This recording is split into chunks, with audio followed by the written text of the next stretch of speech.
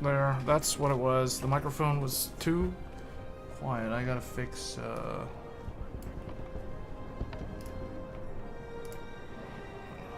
always goes to that.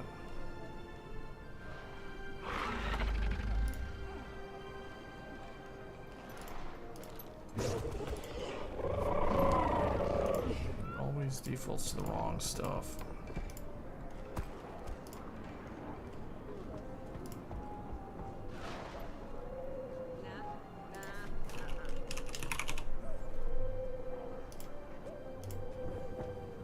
We'll just put it like that for now.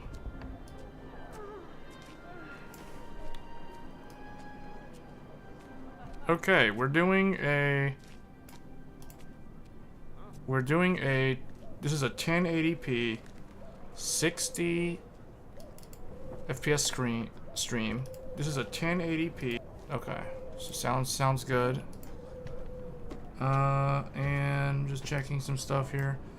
Man, the Intel GPU though, it has got some weird bugs. I don't normally play Guild Wars 2 anymore. Hopefully this doesn't screw up, because earlier on I was doing a test before we went live, and the monitor that I'm playing the game off of kept black screen flickering every now and then, searching for signal. The game would come back, searching for signal. But when I check the XSplit window, it's visible the whole time. So what I ended up doing was I exited the game, I went into the monitor and I turned off adaptive sync. Let me make sure that it's off. Should still be off. DDC CI is still on. Adaptive sync is off. So I turned off FreeSync so that the Intel ARC GPU, and so far that seems to have fixed the problem with the flickering, because I'm playing the game right now and we're not flickering anymore. So yeah, we will be testing esports. I just need to get all the esports games updated. I just don't have them updated right now. I'm trying to update all the clients because I don't really play a lot of esports games. So Smite is up. I'll probably play that. He'll take one look at me across a crowded square. I can hear betting. Let me go out here. Let's test some of the load times. But with adaptive sync hard off, it does seem like it's more stable.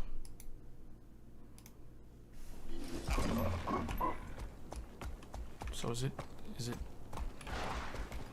X button? Oh, okay, so X button is that. See, I haven't played this game in so long that I forgot how the mount. I mean, I didn't even know they added mounts. So that's cool. Why does the raptor? This raptor sounds like a horse. The feet.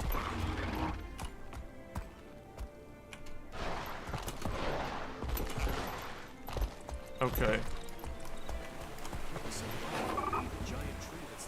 Alright, where is my... Okay.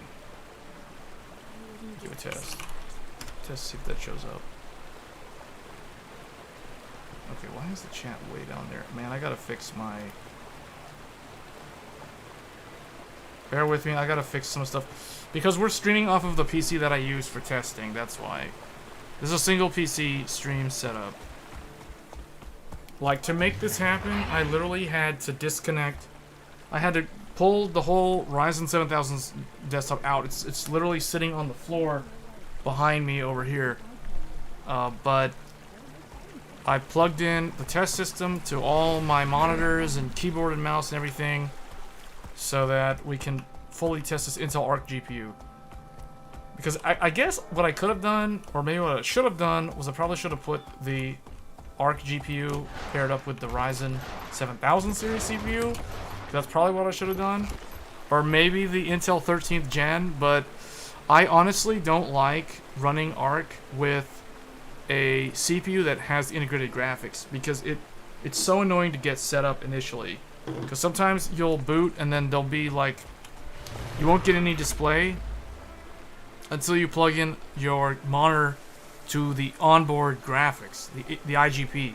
Only when you're plugging to the IGP, then you get the monitor output, then you can proceed to install the drivers. So bottom line is it's really annoying. Like there's a lot of quirks involved in getting the ARC GPU set up on a platform that has integrated graphics. The easiest thing to do is to go into the BIOS and turn off the integrated graphics. It's basically just disable it. It's the easiest way to get it working.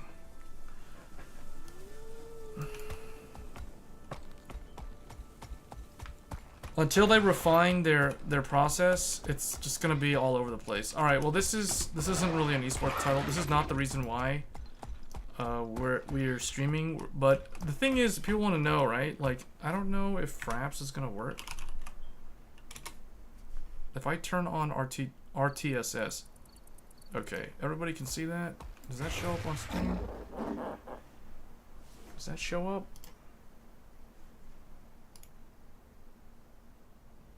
Oh, it does show up. Okay. It's kind of small.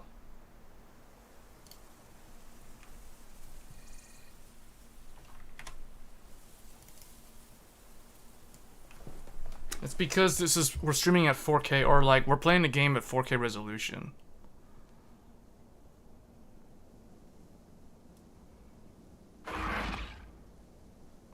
Oh, you know what? I have to get Afterburner, don't I? Let me see. How do you... Oh, there we go.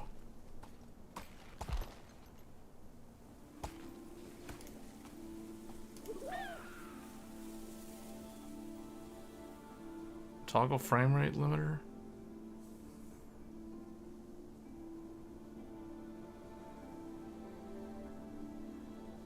Is that showing up, guys? It shows up, but why does it look so small?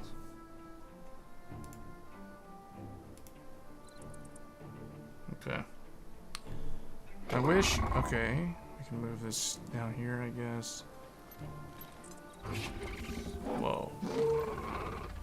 Is that better? Okay. What do I want to show? More. Doesn't do anything.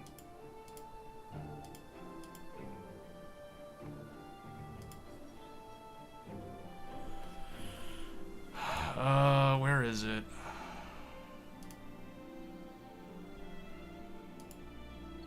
On-screen display.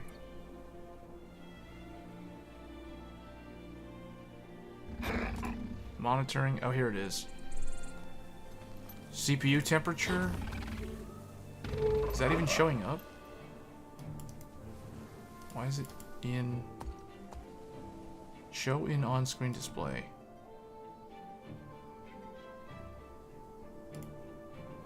Okay, there's CPU.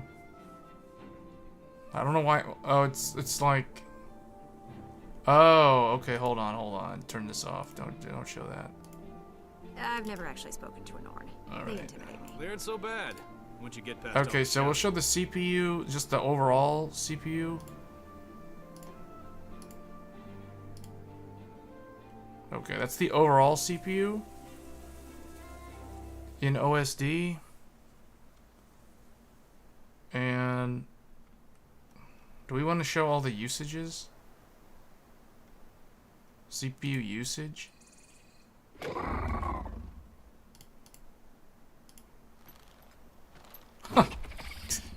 Okay.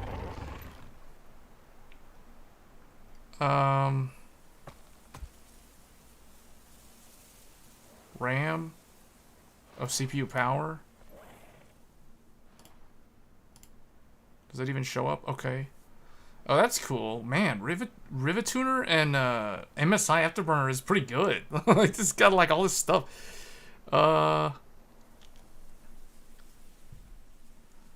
Frame rate. How do you show this? Oh, that doesn't show up.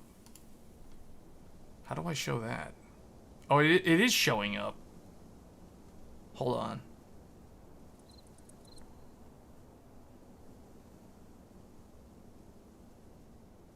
Well, it is showing it, but it's not showing it through... It's not showing it through Afterburner, it's showing it through Rivatuner. So we'll just have to run with that. How do you do that? I should have probably looked into this before, but we're just gonna leave it like this. GPU, where's GPU? Okay, the problem is MSI Afterburner cannot expose the GPU stuff, except the GPU usage. Oh, the GPU memory? No, that's the RAM, isn't it the RAM?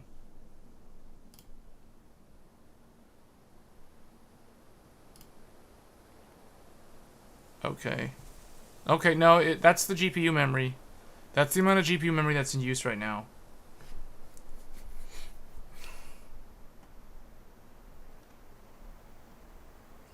Okay. Because we are using QuickSync. We are using QuickSync off of the ARC A770 to stream. We're not using the CPU to encode. Although, man, the CPU is pegged at like 30... Well, you can see it right there. I can't get the GPU temperature, although it does show it in Windows. I can't figure out where it is in Afterburner. So, I guess that's it for this. We'll just minimize these, I guess. What do we want to do? Do we want to uncap this? Let's see what happens when we go unlimited. Unlimited, you can see the GPU now is spiking to 100%. As far as I know, there's no way to...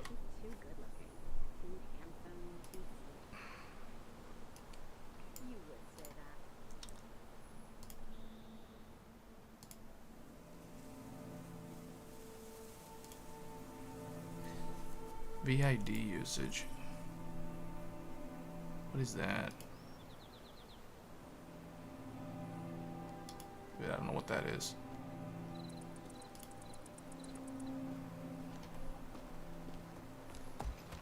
CPU usage.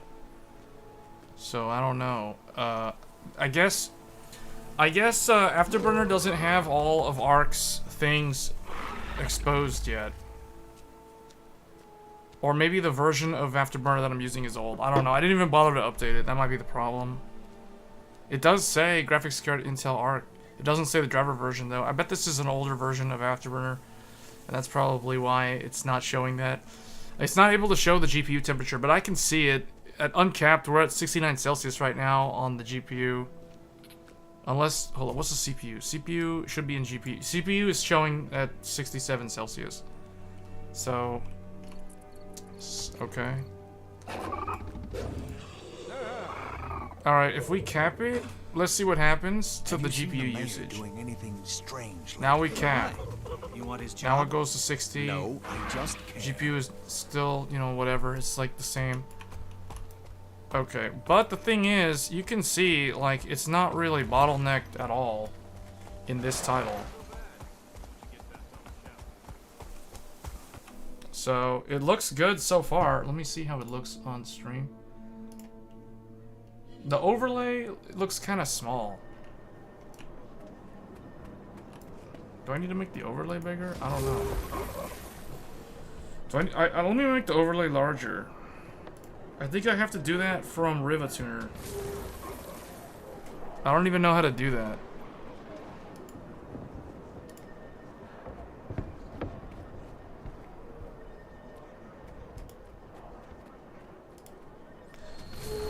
Because I don't normally really use this program that much.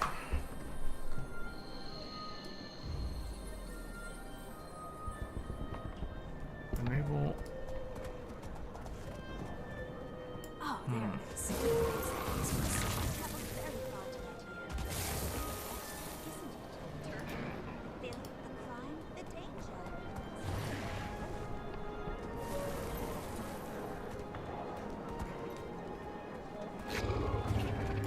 Okay, we'll just leave it like that. It looks small though. I don't know how to make it larger.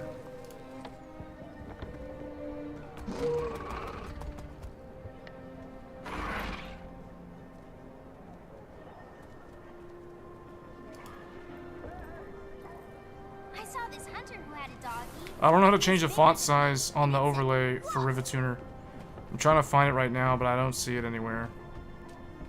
Well, whatever. I'm just gonna leave it like that. It is what it is. Although it's kind of annoying because it doesn't show, like in the video player. Should I just move it to the other side of the screen? Hold on. Just. This is like so hard to do because the stupid window is too small. No, because I can't control. I can't place where it is. I'm just gonna leave it there. Whatever. Whatever. That's all we're gonna get. So. I like how that raptor went to sleep. But that's this game. This game works perfectly fine in Guild Wars 2 or on the ARC GPU. It's fine. And for those that are tuning in, this is not AV1. I bet there's gonna be a lot of people asking, is this AV1 encoding? Is this AV1 encoding? No, because you currently cannot stream in AV1. You can only locally record, and that is not because of the Intel drivers. That is because the streaming service provider, in this case YouTube and Twitch or whoever you're streaming to, they will not accept an AV1 ingest live stream. So that's the reason why it's disabled in the Intel ARC control panel. It's the same scenario for the RTX 4090. You cannot stream in AV1.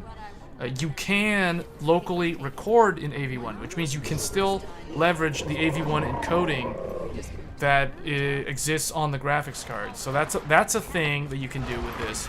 But as far as streaming goes, no, you cannot stream in AV1. I just want to say that at the beginning here because I know a lot of people are going to probably tune into the stream and ask that question at some point. So I just wanted to clear that up ahead of time. So let's do one thing. Let's change the audio here. Alright, so I guess my audio is fine. Oh, wait.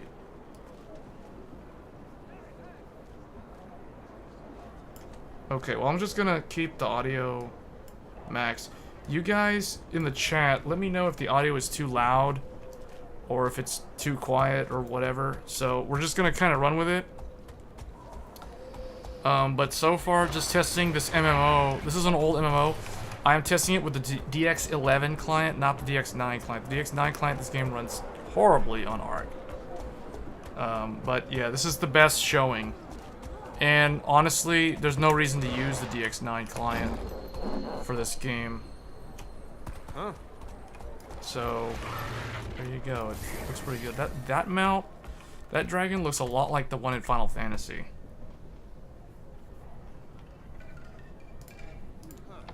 Okay. So, let's, what do I want to do here?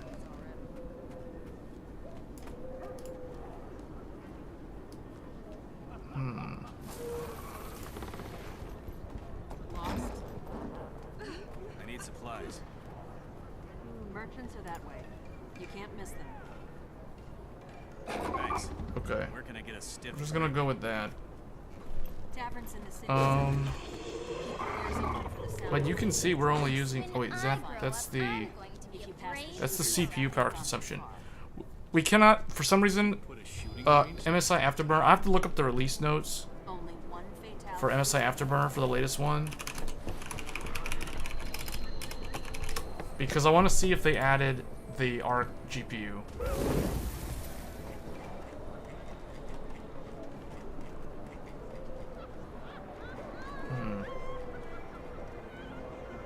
Isn't there like a page to show the... Why does it just download it? I don't want to do that. I want to know the release notes. Okay, well, we're not going to mess with that right now since we're live. So this is all we get for the overlay.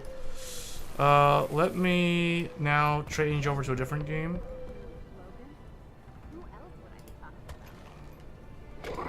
We'll also probably be looking at... well, we're gonna look at esports titles because that's what this title of the stream is. So let's exit this. Let's go ahead and exit out, and I'll load up a game.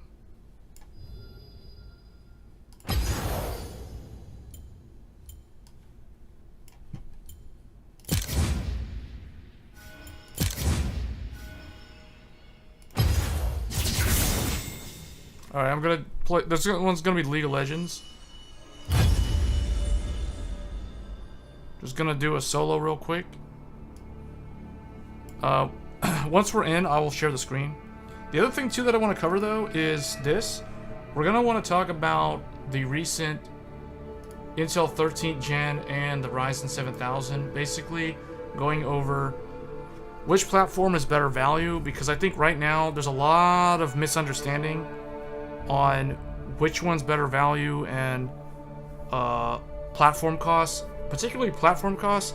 I said this in a recent stream, but for some reason I was reading some of the stuff on Reddit, and a lot of people out there are very confused and don't really understand the difference in value when it comes to Ryzen versus Core.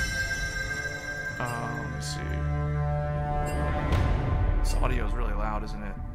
Here, I'll cut it down so that you guys don't get blinded by that. Let me see. What do I want to do? Who do I want to be in this? I guess I'll play a sauna. What masterpiece shall we play today? Okay, guys. Once it loads in, we'll share the screen. It's just because we're in the menu right now. Can I share the menu? Hold on.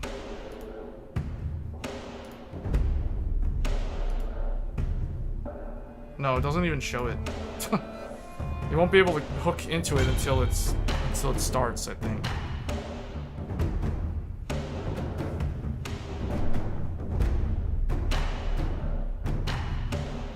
Is that audio too loud? Okay. This is gaming on ARC, by the way. This is the ARC A770.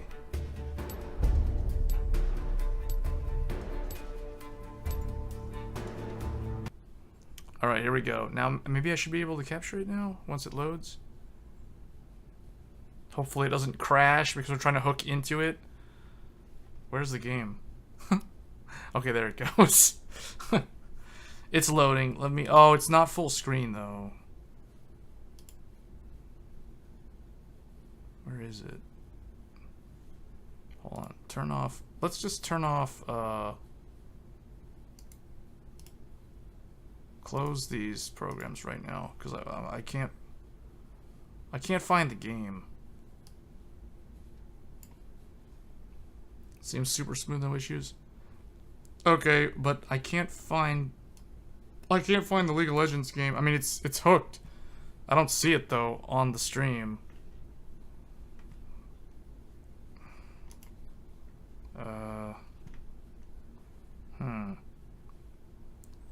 Not sure what's the deal with this. It's loading, so that's why nothing's happening, but I don't know why I can't see the screen. DX11. So League of Legends is running DX11. The nice thing about XSplit is it does actually show you what rendering engine, which API the game's using. So the Guild Wars 2 one that we were looking at just now, that one was DX11.1. League of Legends is just DX11. That's what it says. Hey, Noodles. We're at 100%, but I can't... Okay. Is that showing up? Show, enable special optimization. Not seeing. Hold on. Refresh? Oh boy, these people are gonna probably hate me because I'm trying to do all this stuff. Wow. Okay, I need to get into the settings to fix the video. Hold on. Please don't freeze. Please don't freeze.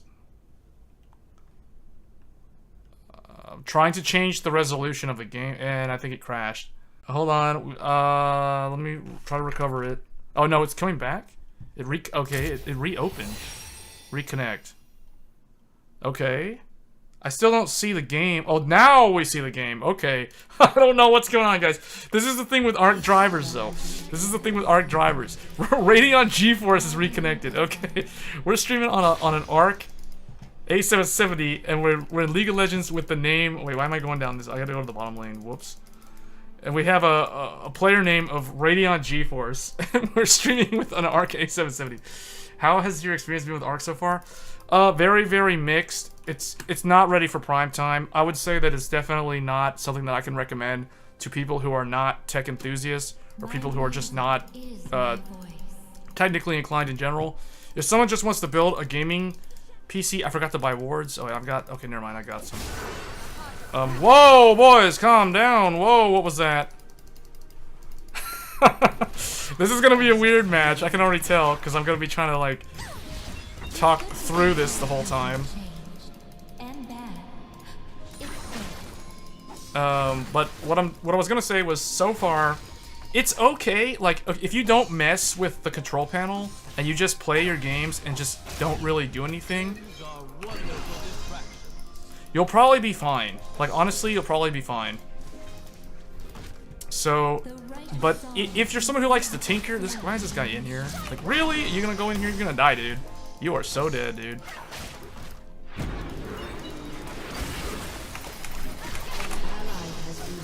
Oh, they died. My ally died. Man, that's not good. You're thinking about A770 mostly watching media and rarely play games in general? Yeah, I mean, you could do that, but my only question to you would be, what would be the reason for getting the ARC GPU then? Because like it's hard to find right now, and no, we have not done CS:GO yet. I gotta load it up. Thanks for reminding me, because I think I have CS:GO, but I don't have it installed on this PC. So right now, what I was gonna do was show League of Legends, Smite, probably Gundam Evolution, maybe Overwatch. I'm not sure. I gotta look at what's actually installed, because this is my test rig. So this is the rig that I used for like random benchmarking, random like testing new products. Essentially, this is not my main computer. I had to move it in here. I had to pull my work computer out of the way. Yeah, so already an issue came up. So right before the stream, right before I was about to go live, I was testing Guild Wars 2 with the GPU. And for some reason, like, Guild Wars 2 randomly started causing the monitor to flicker. Like, it was flickering really bad. So, man, these guys, my ally's not really helping me push. I'll just have to push myself.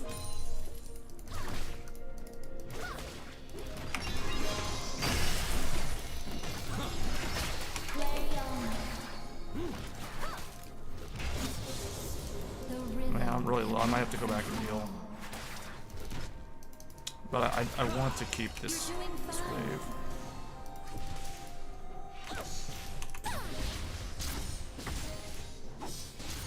Why is this not warded? Just setting up before the next song. If we're pushed this far back, I don't understand why that guy never warded. That guy never even warded the river either. I'll probably have to. So the issue was that the monitor kept flickering intermittently. Like I would get a display, then it would flicker, then it would display, then it would flicker. And I would look at the game capture, and the game capture never flickered. So if I was live while doing that test, you guys would have never seen the problem, but I would be seeing the problem on the monitor.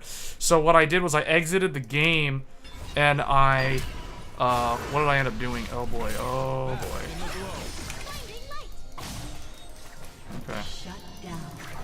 We kind of need to kill one of them, actually.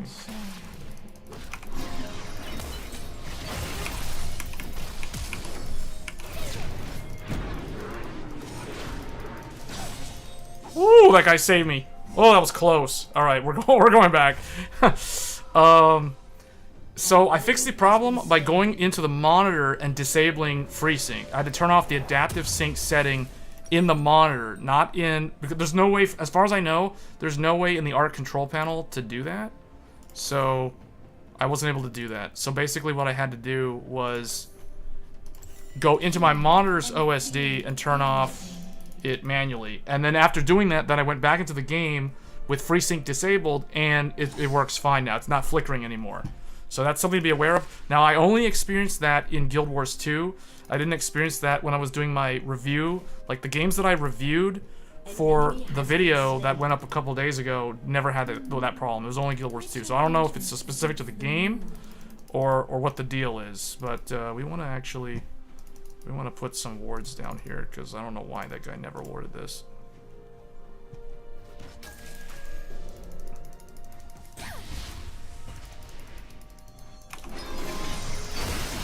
This guy really thinks he's gonna be able to kill me? Like, I don't think that's how it works, pal.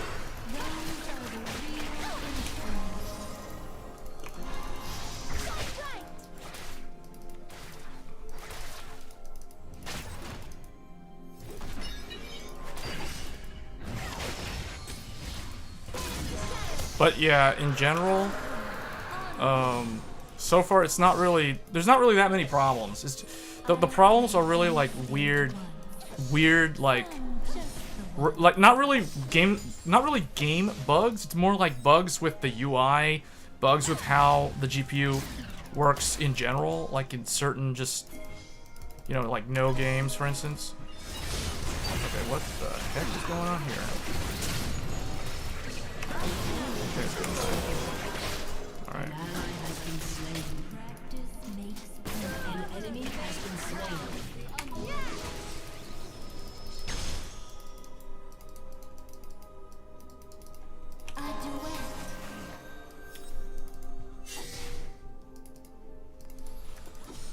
Intel's future, I think they're gonna stick around. I really don't think they're canceled. Whoever keeps saying they're canceled. Now here's the thing though, like, there may be some truth to that in the gaming side, but I highly doubt it, because if they're only gonna stay in enterprise,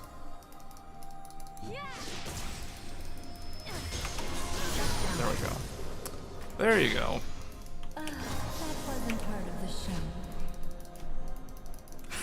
Those guys thought they could get me. Oh man. Alright, I kind of need to get back. I don't have my ult yet, so... And I'm kind of out of mana, so I think I'm just gonna go.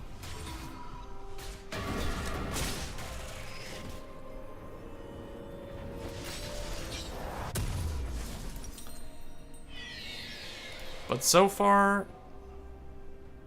Do I want to get this? Hold on.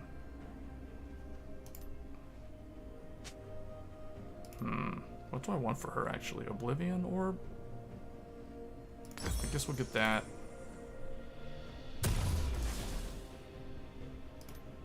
Not sure what I want to get for her, actually. I guess I'll get this thing. I'm not that good at League of Legends, by the way, guys. If you guys are expecting me to, like, get a pentakill, that's probably not going to happen, especially since I'm playing support. Intel should have given away 500 cards to the gaming community in general. I mean, that doesn't, I guess, I don't really see why that would help, because it's, I mean, 500 isn't going to make any difference, to be honest. The world is cruel.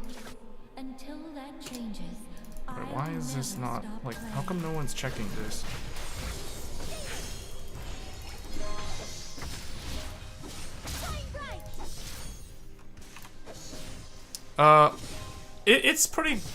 It's not bad. Like, I'm playing the game at 4K resolution right now, by the way. We're playing at 4K, we're streaming to 1080p 60 FPS, and on top of that, we are encoding using the quick sync video encoder on the ARC GPU.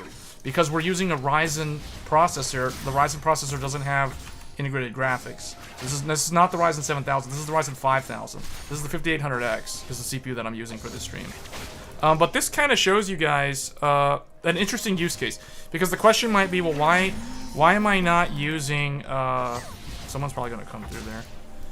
Why am I not using the Ryzen 7950X to stream?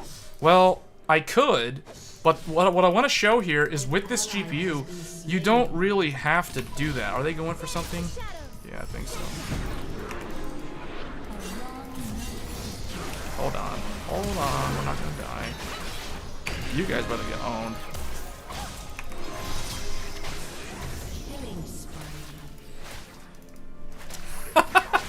Someone keeps getting killed. I think our top is actually winning his fights, which is a good thing. I've got you. they won't be able to come through there. King or commoner, everyone loves a show. Open it up.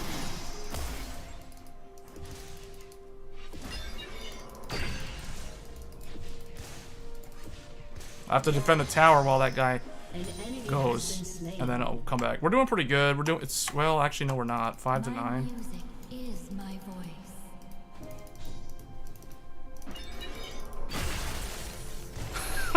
That guy is so noob. Watch, this dude's gonna get ganked. Check it out. The right song can soothe the soul of a nation. Okay. Alright. We need to ward this.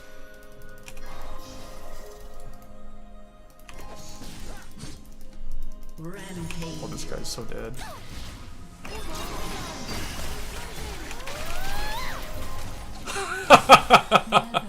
Man, my ally is smart. They're really good at shielding me when I go do squishy, scary things as a squishy character. We are losing a lot of more battles though. Our mid keeps dying, and our top keeps winning, but our mid has died a lot more than the top. Back off. So I don't know. I'll get the damage for this one. What's that guy doing? Need to push this tower a little bit while they're, I don't know what they're doing. They're probably trying to do a gank. Killing spree. In unison. Push a little bit more. Everything in harmony. Alright, let's back up. Unstoppable. The symphony never ends.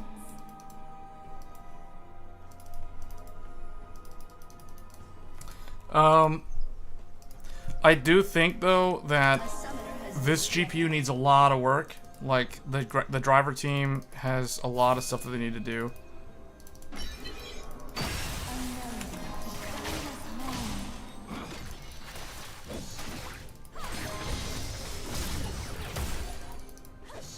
A summoner has been created. Oh, that our top was Rampage. disconnected. That's not good.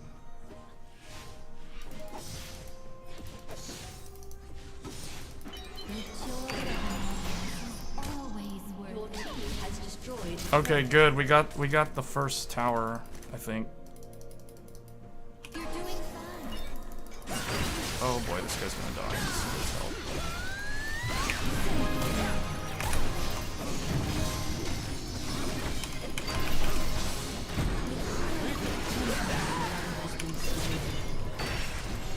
Oh, I'm gonna die.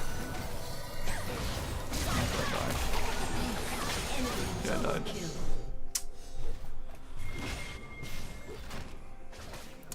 I do think though that for normal, like for 1080p and for 1440p, this GPU isn't really that bad, to be honest. It's fine.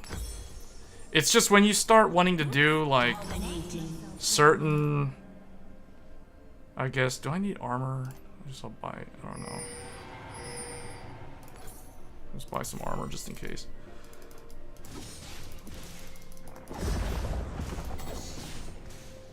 What is this?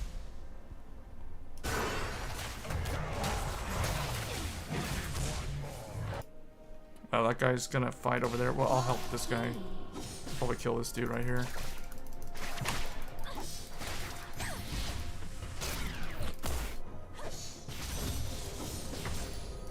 An ally has been slain.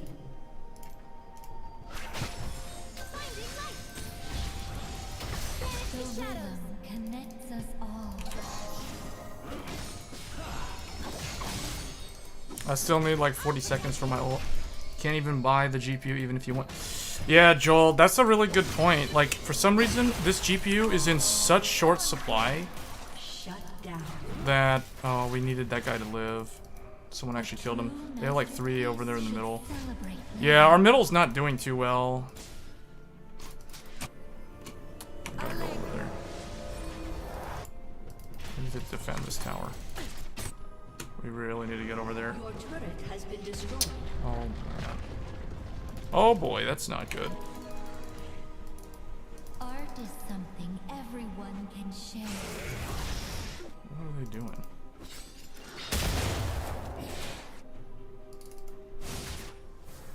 Are they actually gonna fight over here? Like...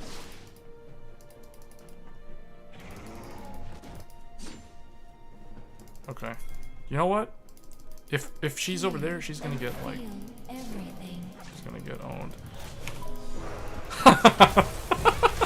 I just walked right past her. I think they need more supply. The problem is they probably didn't manufacture that many of these, to be honest, because they have to pay TSMC. Basically, a lot of people need to remember that the ARC GPUs are just like AMD CPUs and GPUs, and they're also just like... Ooh, that guy... Whoa, that guy died quick. That guy got jebaited? Okay. Oh, no, they don't.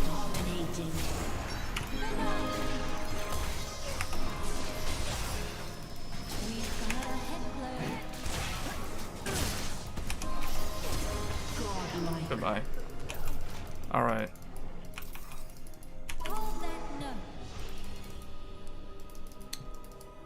What should we do, guys? I don't know what my team wants to do. We need to get rid of the tower.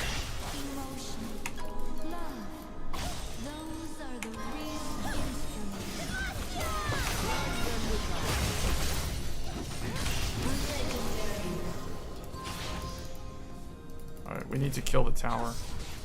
Get the tower, guys. Get the tower. Oh man, that's gonna hurt! Oh! Man, we really need to take that tower.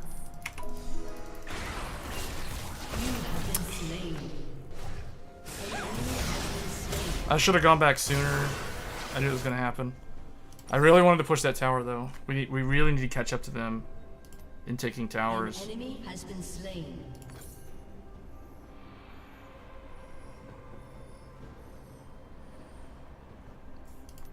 We need more wards, actually. Need to get one of these.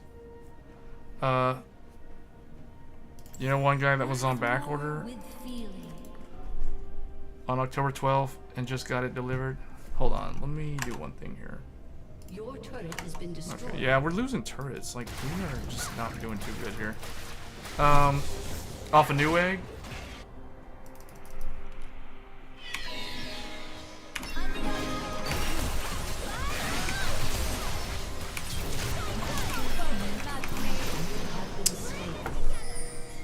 Yeah, I think we're gonna lose.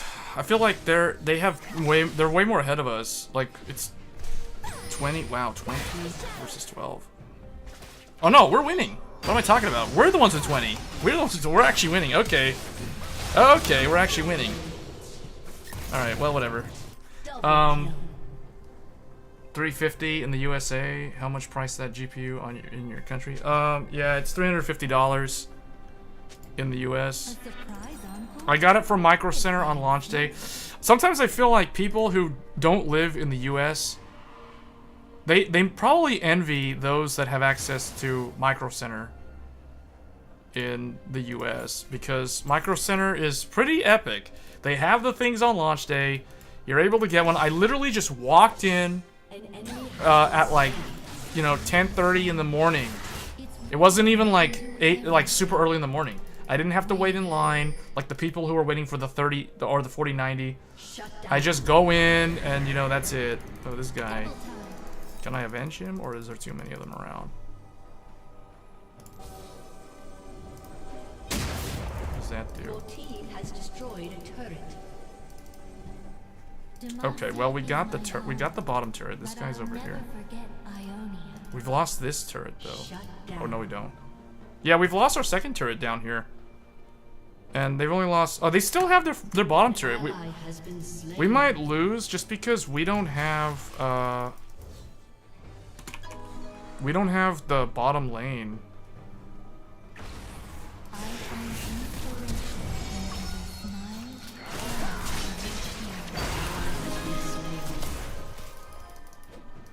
Tried to save him, I was too late.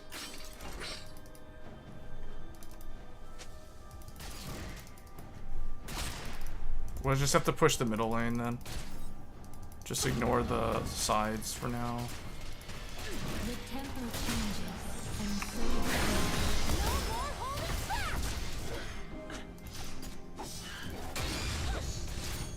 You don't have micro center? Yeah, oh. If you're in the US, then yeah. Yeah, that's... Not being close to one is... It's tough. life is a beautiful ballad. But yeah, that's how I was able to get one. Otherwise, I definitely would not have been able to get one.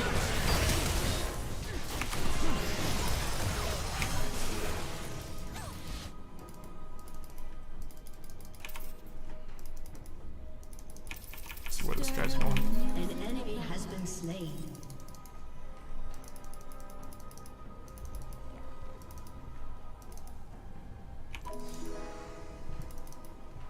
An ally has been slain. An enemy has been slain. A wrong note is just a happy little Should we steal their jungle? Yeah, let's steal their jungle. Your team has destroyed the turret.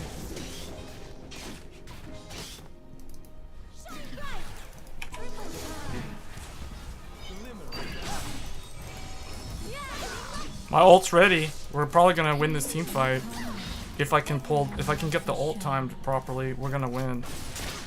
Because now we're at their front door.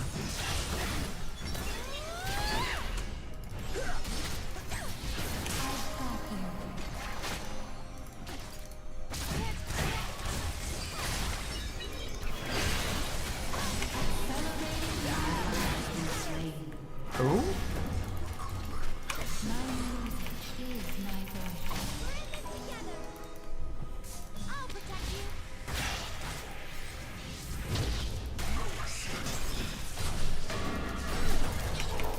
Alright, let's get this dude, let's get this tank.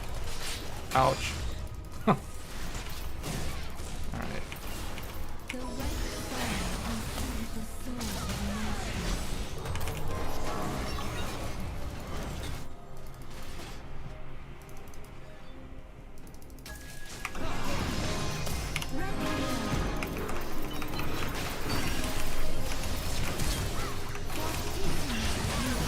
Oh, well, that guy got one of them. An enemy has been slain. This guy.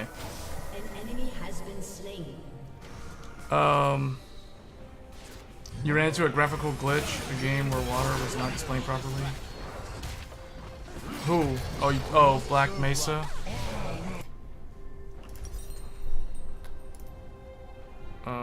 Let's see, let me get this.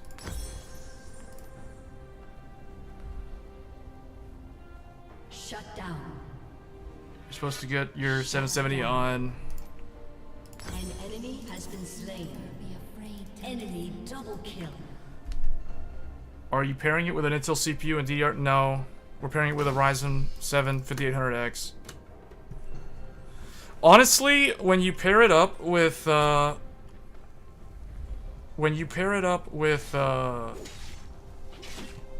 Intel, okay, when you pair it up with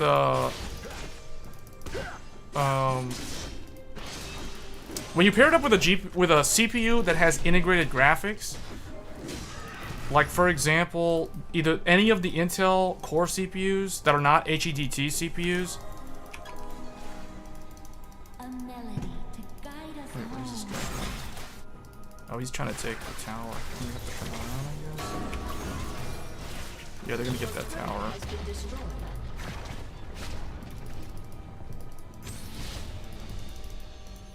Wait, basically, you have a problem when you pair it up with GPU or a CPU that has integrated graphics, because right now the problem is if you don't have the graphics. So basically, if your integrated graphics GPU is or if the Core i whatever or the Ryzen 7000 has the integrated graphics enabled, you typically won't get a display out. Is that guy immune to me? Wow. The joy of an always works. You just won't get a display out. You have to connect to the motherboard with your monitor to get the display, and then from there you can proceed to install the driver and then you can get access to the, man, that guy died? Uh-oh.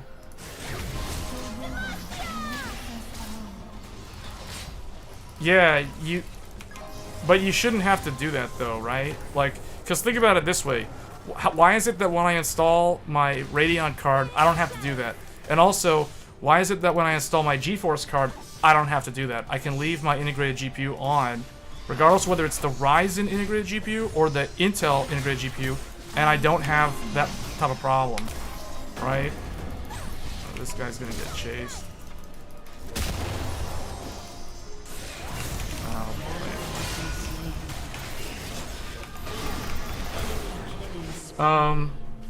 Display issue will soon be patched by Intel. It's too big of an issue for them not to. Yeah. I mean, it's the same either way. You run into the problem regardless of whether you're using a Ryzen 7000 series or any of the Intel Core CPUs. I mean, I know because I've tested it. So that's why so that's the reason why I'm running it with a Ryzen 7 5800X, because this CPU doesn't have any integrated graphics. Now, like you're saying, you can disable it. Yes, that's true, but you shouldn't have to do that, is what I'm saying. Because you don't have to do that with NVIDIA or AMD. Let's see, what else do I need? I guess I should start working on this thing. An enemy has been slain. You ran an issue where you could not turn variable refresh off with ARC until you restart your system. Yeah, I don't... so, I ran into a problem like that earlier, before the stream, while I was testing it. I had to go into my monitor, and luckily, the main monitor that I'm using allows me to do that. Alright.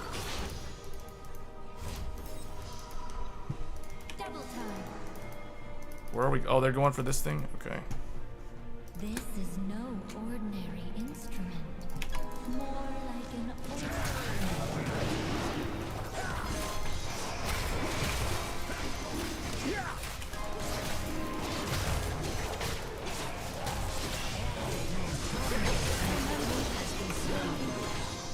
We're gonna get the dragon, so we're probably gonna come back. Let's go, boys. You know what? I'm so far behind, but it's because I've been trying to talk, and I don't really normally do this. I don't normally play games and try to, like, monitor chat at the same time, so...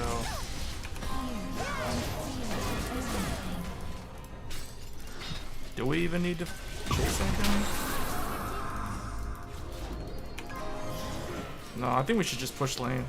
You were wondering if the 770 possible you try out Star Citizen? In another stream I will. I'll definitely do Star Citizen in the future. I don't have it installed right now to do that. Because this is supposed to be esports, and Star Citizen is not an esports title, right? Well, that's funny. Oh, wow. Wow. Okay, we got outplayed there pretty badly. They've actually closed the gap on us. But we have... Let's see, where are we at on the towers? So... They still have their bottom tower. You know what? I'm probably going to kill the bottom tower.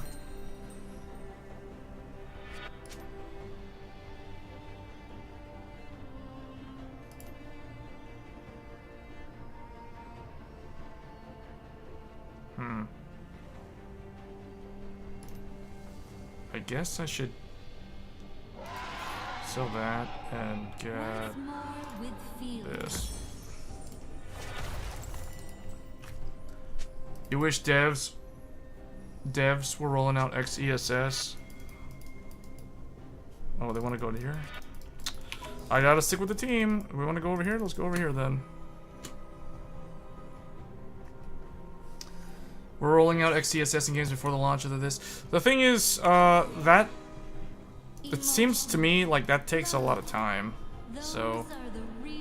And the thing is, I feel like there's not a lot of buy-in at this point. Do I want to get this guy? Yeah, let's get this guy.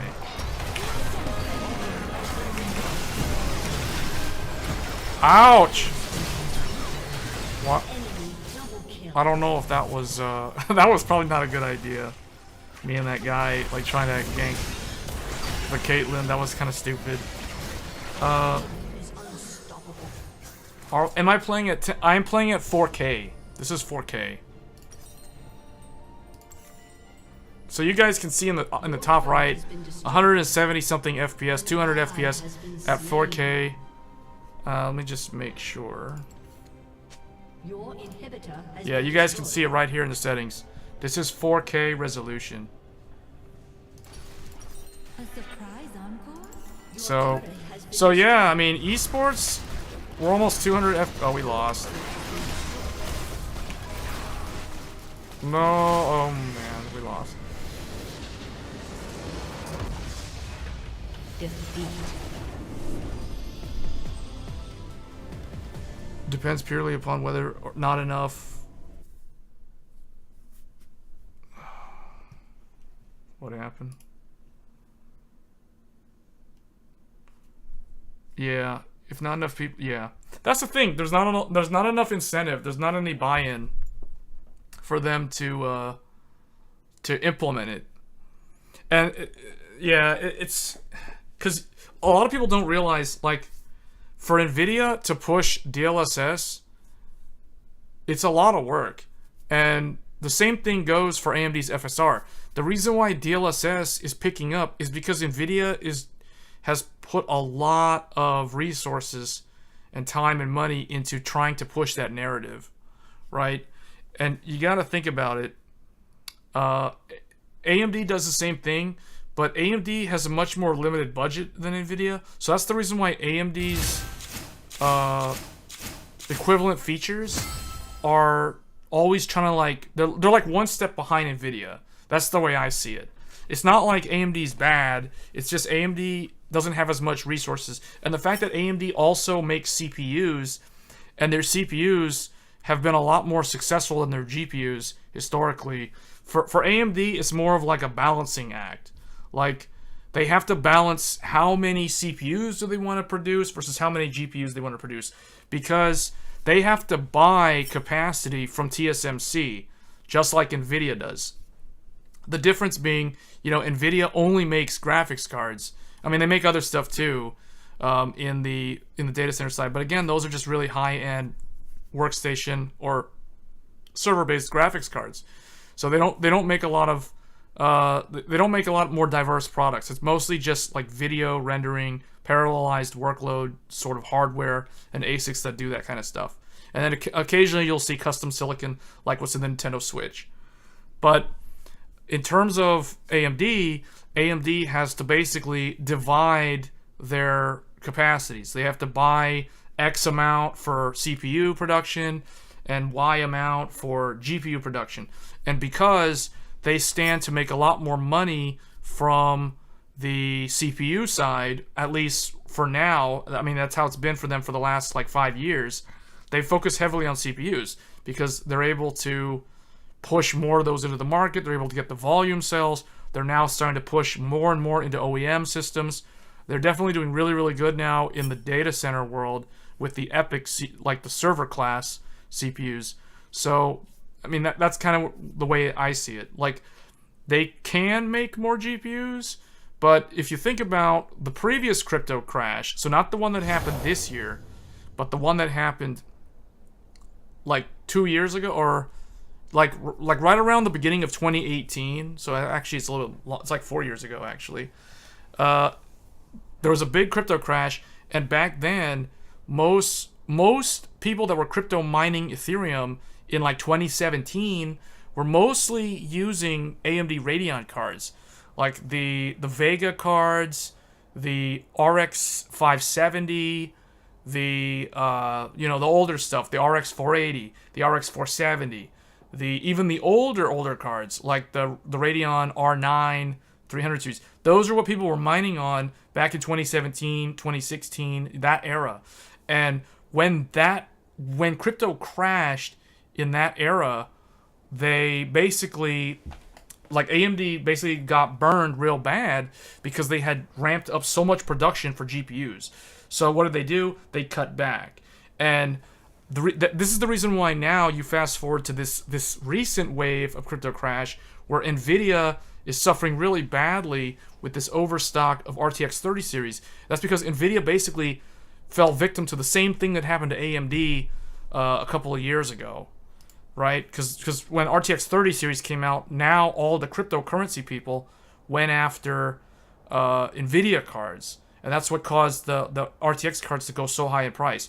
See, the reason why people didn't notice, or the reason why this didn't happen back in 2017 is because most of the people that were GPU mining were buying AMD Radeon cards, and the gamers were buying the GeForce cards. So you had like a split sort of market segment where like one demographic was buying this brand, and another demographic was buying that brand.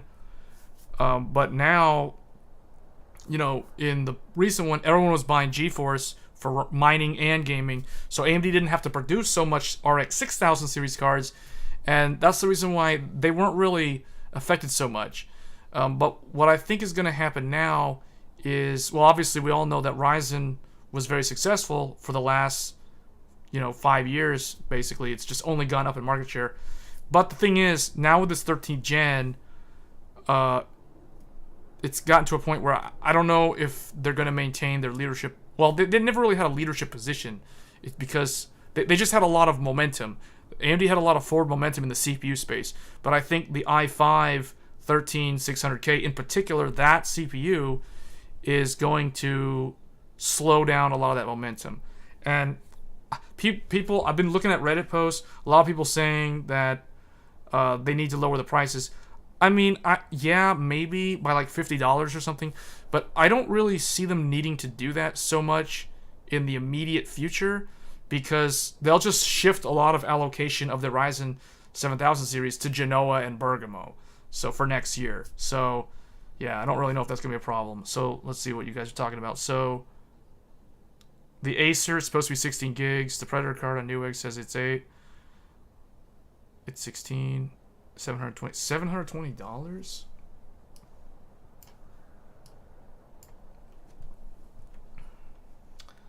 Hold on, let me see. Let's take a look. You guys can see the screen. Okay, Acer A770. Alright, here it is. 700. Oh, but see, it's not sold by Newegg. It's sold by some random.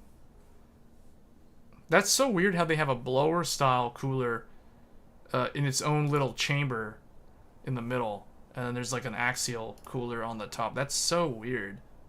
They also went with dual 8-pin, which is different from. It's so weird how it's like that. Like this one is definitely gonna be pre-overclocked because it's going with dual 8-pin as opposed to the standard from Intel, which is an 8-pin plus a 6-pin. Yeah, Acer and ASRock are going to be the AIB. So, here's the thing, like, I wouldn't worry too much about not being able to buy an ARC GPU right now. I don't think these are going to go away anytime soon. Now, here, if I were you guys, and if I didn't have an ARC right now, and if I really wanted Intel's reference card, so basically the card that I'm using for the stream, I would be a little bit concerned because though they did say that even though it's limited edition, they don't plan to make it an actual limited run. I don't really agree with that statement from Intel. I feel that they might actually make it a limited run. They might make the 16 gigabyte model a limited run, and they might actually go with the 8 gigabyte later on. They might start selling the 8 gigabyte.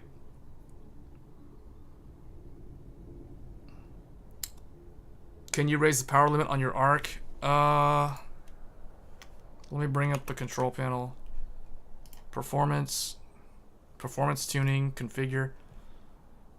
I'm not able to share the overlay on the stream because for some reason it doesn't show up. You guys can see the screen. It's because it's an overlay, it doesn't show up. But yeah, I can raise it. So it gives me 4 settings: performance boost, GPU offset voltage, GPU power limit, and GPU temperature limit. So the temperature limit defaults to 90 degrees Celsius. I don't know what it is with all these companies making everything run at like 90 plus degrees now. That to me is kind of ridiculous, but you know, whatever. I wouldn't worry too much about the 90 Celsius because you got to remember, Intel is saying that the ARC default GPU temperature is 90 degrees Celsius. They're also saying the 13th gen can go to 100 degrees Celsius, which is boiling water, and then it will thermal throttle. And then likewise, also AMD's Ryzen 7000 series can also go to 95 Celsius, and they say that it's not going to damage it. Now, you have to believe that, you have to take their word for it, because in the case of Ryzen and Intel ARC, you got to remember that Ryzen and ARC are both manufactured by TSMC. They're not made by, well, Intel's GPUs are not made by Intel. They're made by the same people who make the AMD CPUs and the AMD GPUs, and they're also now making the new NVIDIA RTX 40 series GPUs. So, and if TSMC says that this silicon is designed to withstand temperatures exceeding 90 degrees, then you have to take them at face value. Temp limits are a BIOS only limit. The temp... Yeah, it doesn't get that hot. It doesn't... I haven't seen it get that hot. What that means is that it will go up to 90 degrees before you'll see it thermal throttle. That's what that control setting means. Can you raise the power limit on your Intel? I mean, I can, but so far, you guys saw in that game just now, we were running close to 200 FPS at 4K resolution, max settings, and we were doing just fine. And you have to remember that we are streaming using the built-in quick sync encoder. So this stream is being done, it's being rendered via the ARC GPU. I'm not using my CPU to stream. It's not doing the encoding. So the X264 is not happening from the CPU. It's actually being done from QuickSync on the GPU. Now, someone might ask about AV1 encoding. So the reason why we're using QuickSync, though XSplit does allow you to use AV1, the YouTube, Twitch, all of the ingest servers do not accept an AV1 encode. They reject the AV1 video, so I can't stream in AV1. I can only stream in QuickSync, or I'd have to use my CPU. Can you test Quake 2? Yeah, I'll do it in a YouTube video. I plan to do RTX in a YouTube video because I have to gather my thoughts on that. I can't just like say everything on the fly. There's just too much there. But let me let me get out of League of Legends.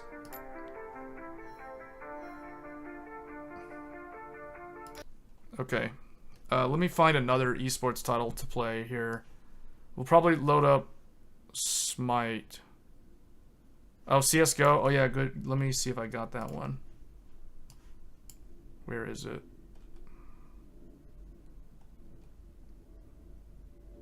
Okay, I've got... Oh, it's not installed. Let me install it real quick. If I install it, it might make the stream lag, though, because it has to download it. Alright, I'm going to try to install Counter-Strike. If my voice becomes mechanical and the stream gets really, really laggy, you know, you'll know why. It's because we're downloading a game. So we'll see. You got the XSplit Premium? Yeah, I'm using XSplit Premium. Yes, it's... I think it's Premium. I mean, I think it's perpetual. Like, it's permanent. I don't know. I'm using it, too, and it's... The thing about XSplit... The nice thing about XSplit is you already get the AV1. You don't... Like, if you're using XSplit, all the AV1 encoding, everything is already... like baked into the software. You don't have to go and find plugins. You don't have to go and download like third-party things and try to push DLLs into the install directory. Whereas if you're on OBS, as far as I know with OBS, I haven't really looked at OBS for ARC yet, but OBS might be able to do AV1 local record, but I think you have to download a specific beta version of OBS for it to work. So... yeah, just keep that in mind if you're using OBS. Otherwise, XSplit is definitely the way to go if you're wanting to use ARC. I've been using XSplit with ARC and I haven't had any problems.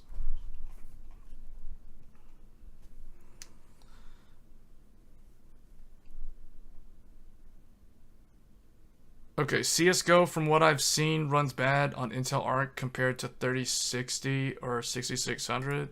Hold on, I'm trying to bring up CSGO. Okay, this is not CS. Okay, do I even have CSGO? Hold up.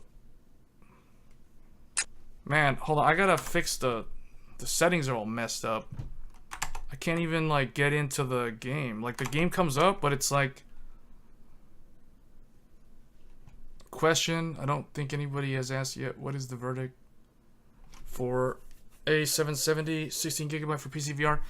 So, 16GB versus 8GB, let's just get that out of the way right now.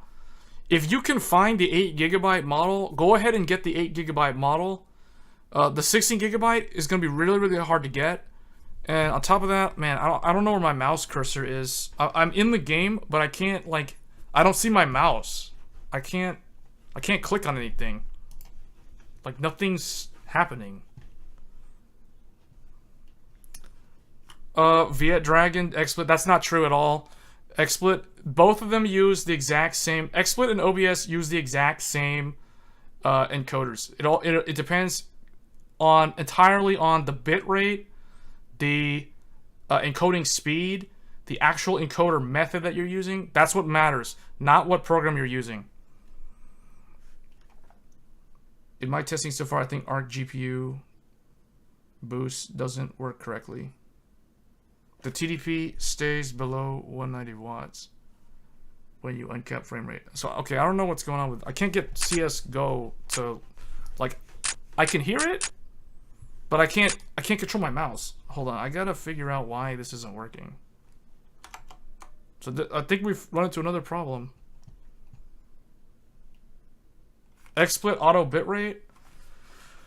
I mean, I don't know. I'm using XSplit right now, and I'm streaming at 8,000 kbps using Intel QuickSync on the ARC GPU at 1080p 60 fps.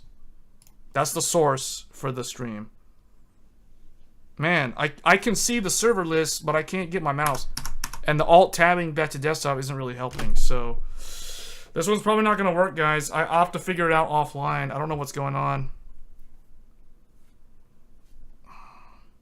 It doesn't depend on the video card. It depends on the method that you're using.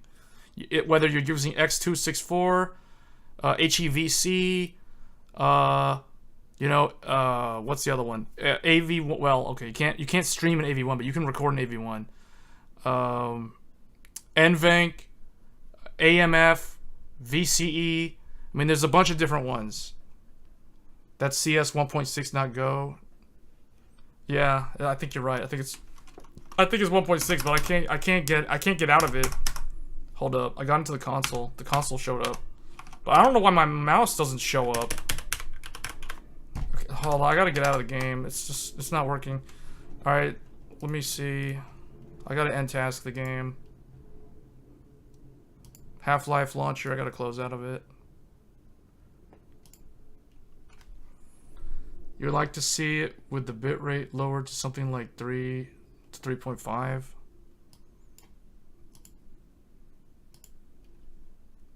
Hold on, let me find a game first, and then we'll do the bitrate, because XSplit allows me to dynamically adjust the bitrate while live. So we can definitely do that. We can definitely show you what a 3K stream looks like. Yeah, I know, but his videos are basically just repeating what I just said. You can do local record in AV1 with ARC. You cannot stream in AV1 with ARC. And that's not because of the GPU, and that's not because of XSplit, that's not because of OBS. XSplit actually shows me the option to stream in AV1. The reason why I can't stream in AV1 is because YouTube doesn't allow it. Twitch doesn't allow it. They do not accept AV1 streams being sent to their servers. They will reject them, and they will not allow you to go live with AV1. It's not ready yet. They just don't allow AV1 yet. At least as an ingest, not as them transcoding. So I don't know where they're at with the transcoding, because YouTube allows you to. Yeah, I got it. I exited out with a console. YouTube allows you to play back videos in AV1, but they don't allow you to stream in AV1 because I think they have to do a lot of like post processing to make a transcode available in AV1, but they don't accept an inbound AV1 that's live, as far as I know. Because I know because I've tried it. That's why I know that. You've never heard of that before? I always thought it had to be restarted to change bitrate. No, OBS you have to. OBS doesn't allow you to change dynamically. XSplit does allow you to change it dynamically. All right, let me get into a game first. Let's do Smite, just because that's one that's considered an esports game. All right, I'm loading up Smite.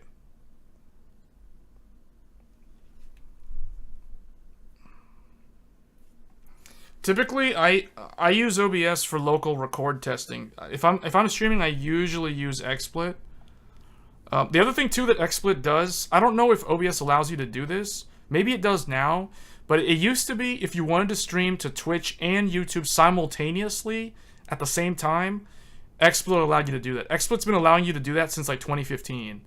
OBS might have recently allowed that, but when I used to use OBS for streaming, I never had the ability to do that.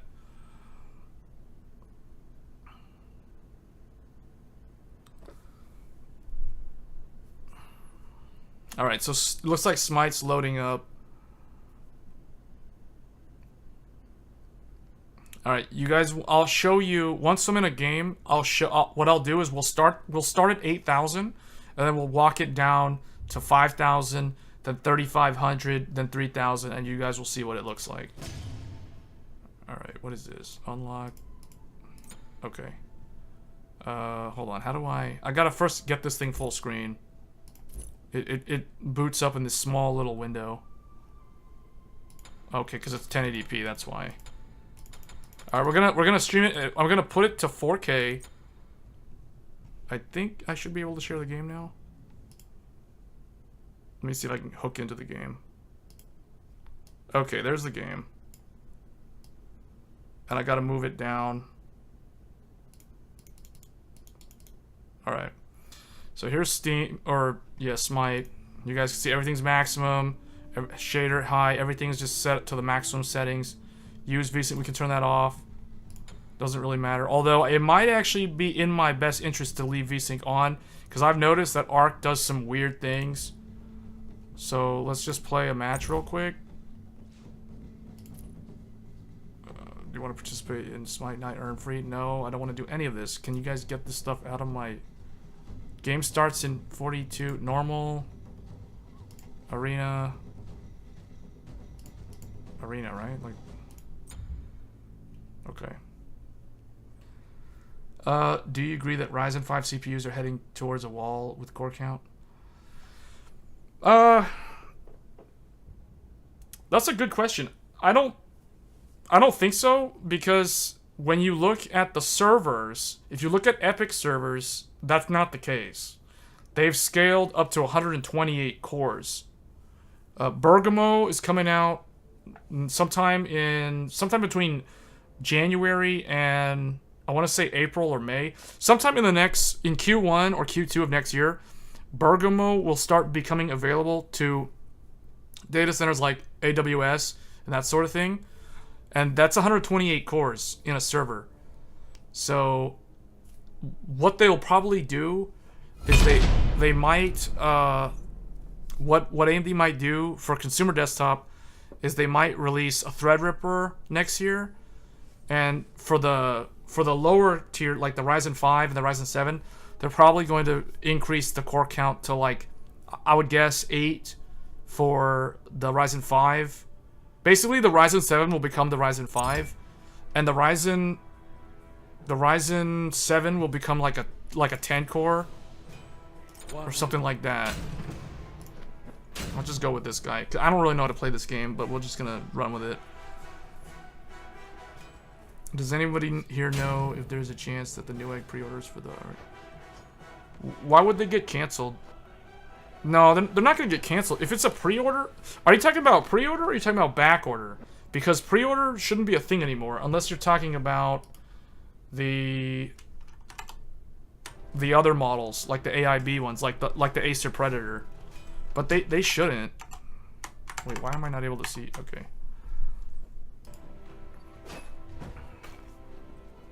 Oh no, they're not gonna get canceled. The thing is, Intel's not producing that many of them because you have to remember that Intel doesn't make the ARC GPUs. TSMC makes the ARC GPUs. So Intel's literally competing with AMD and Nvidia and Apple and whoever else for assembly line capacity at TSMC when it comes to making ARC. Now when it comes to making Intel CPUs, Intel makes their own CPUs. Unlike AMD, which has to rely on TSMC. So that's the reason why Intel can like flood the CPU market with a whole bunch of CPUs, and it's never really a problem for them.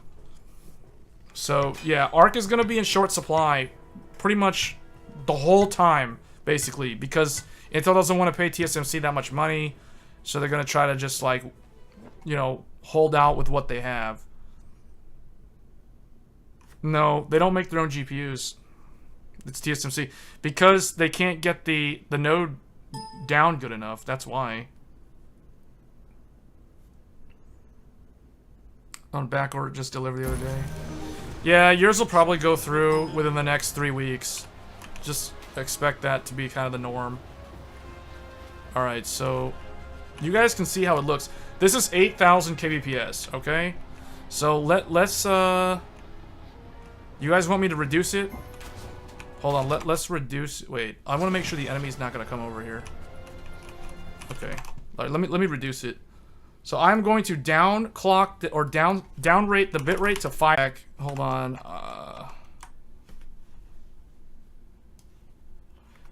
Yeah, I lost the hook. I lost the game hook.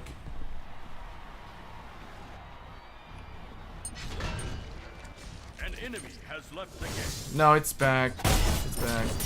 So sorry about that, guys. So for some reason, when I went to apply the settings change, the game didn't close, but like it froze the client, but the game was still open, which is really weird. You guys can see me, right? Yeah. Okay, but the thing is, it should be able to do that dynamically. I think because I know I've done that before with GeForce and Radeon. I've never had that problem. So that might just be an ARC thing. I think maybe I shouldn't, if I'm gonna change the bitrate, I probably shouldn't be doing that while the game is hooked in from the graphics card. That's probably what happened.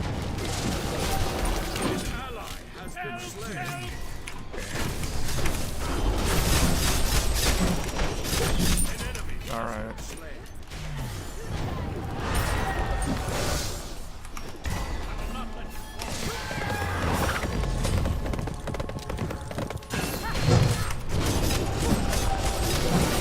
Well, I'm gonna die myself.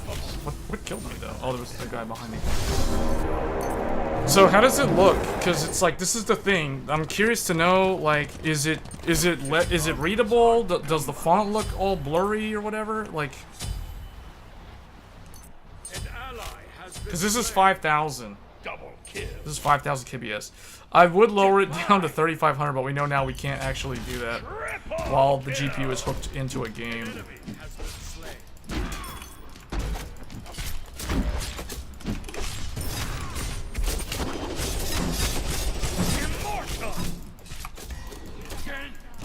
Oh, I'm taking too much damage from these guys.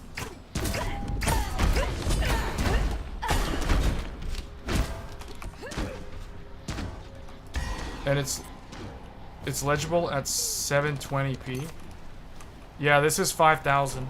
This is 5,000 kbps. Or 5 megabits per second, so 5,000 kbps.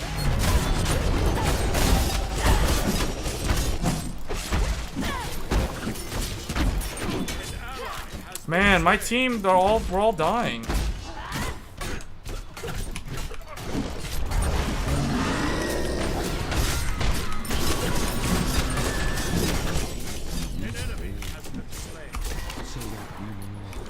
I need to go back and heal. I'm gonna clear this creep wave.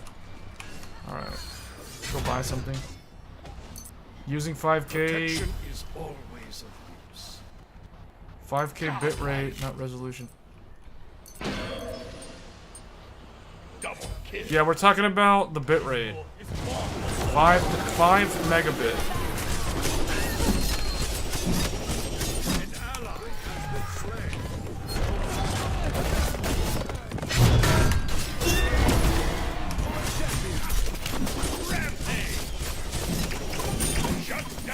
Oh, this guy.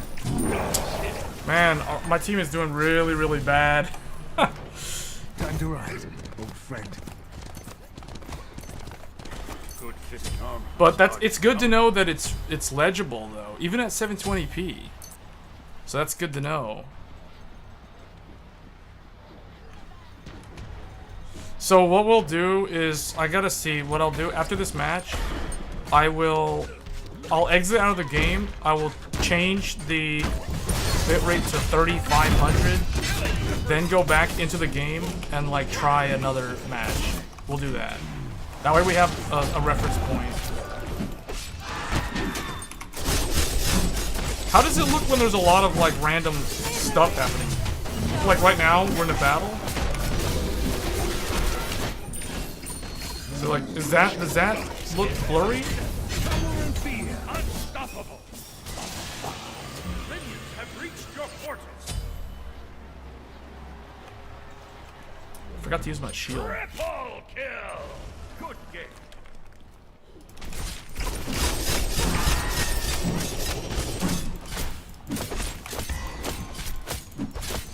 An ally has been slain.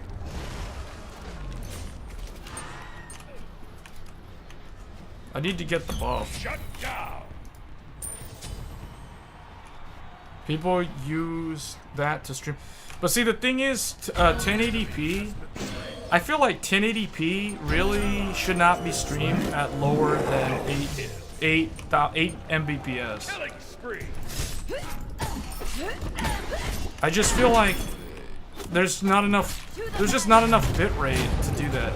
And even if you were to, at some point, get it to be very legible, it's still just not going to look as crisp as a higher bitrate stream with the same encoder.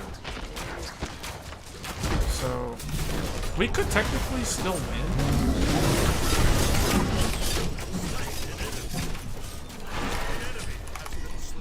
Alright, we could still win. We just have to not lose the creep waves. Save, heal that guy. Okay, I don't know what all this is about. Like, I don't know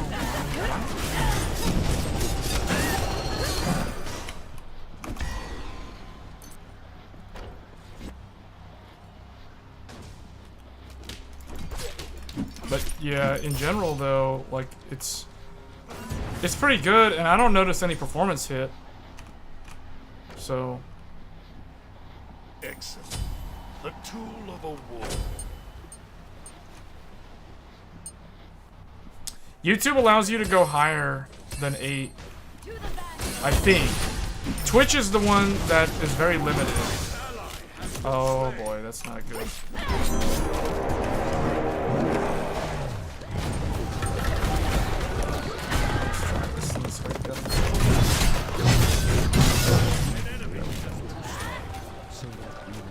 Alright, I want to see if I can get... Is there like a buff over here? Okay, good. I want to get this buff.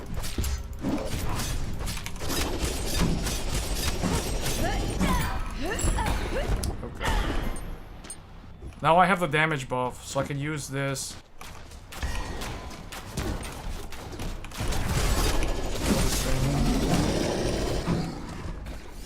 Why is this guy running? Like, I don't understand what that is about.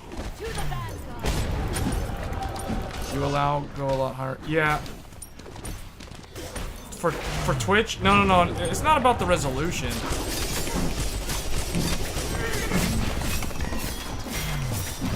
Oh boy. I got stun locked. Twitch allows you to go up to 5. Or no, I think Twitch the maximum is 6 Mbps. And then if you're partnered, obviously it's much higher. But I think YouTube, the max is... I don't even know what the max is. I know it's higher than 8. It's definitely higher than 8. See if I can get this attack speed. Defeating the largest creature in the jungle. The attack buff increases your basic attack speed. Unstoppable.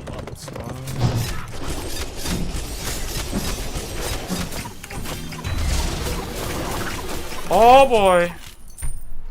You have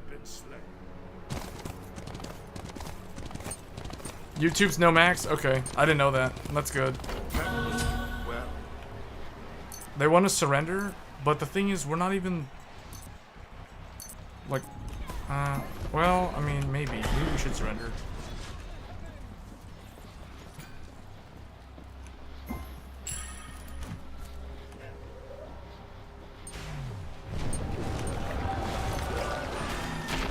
Yeah, I think we lost though because we're so far behind.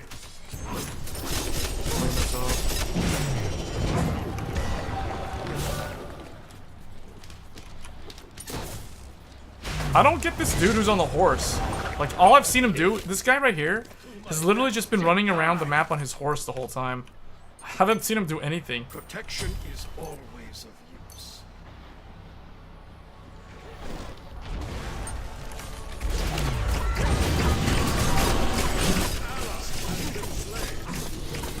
Wow. Yeah. He doesn't get burned by magic damage. The guy with the beam.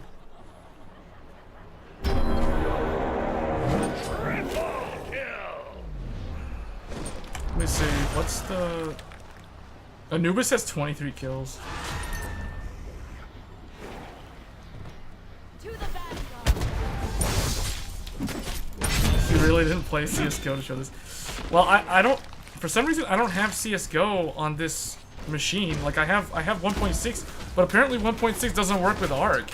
Because I can't do... Like, the game loads up, and I can see the server list, and I can bring up the console, but the mouse cursor doesn't do anything.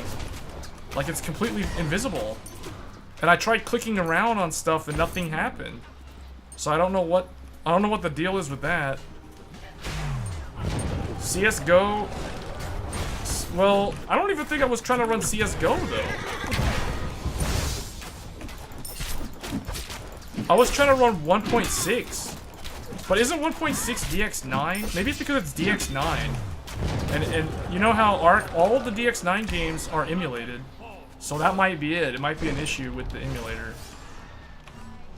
An ally has been slain. Yeah, I think we're gonna lose. Double kill. Is that up? Okay, he's up. Let me get the damage buff. Shut down. Alright. Let's ride out. Double kill.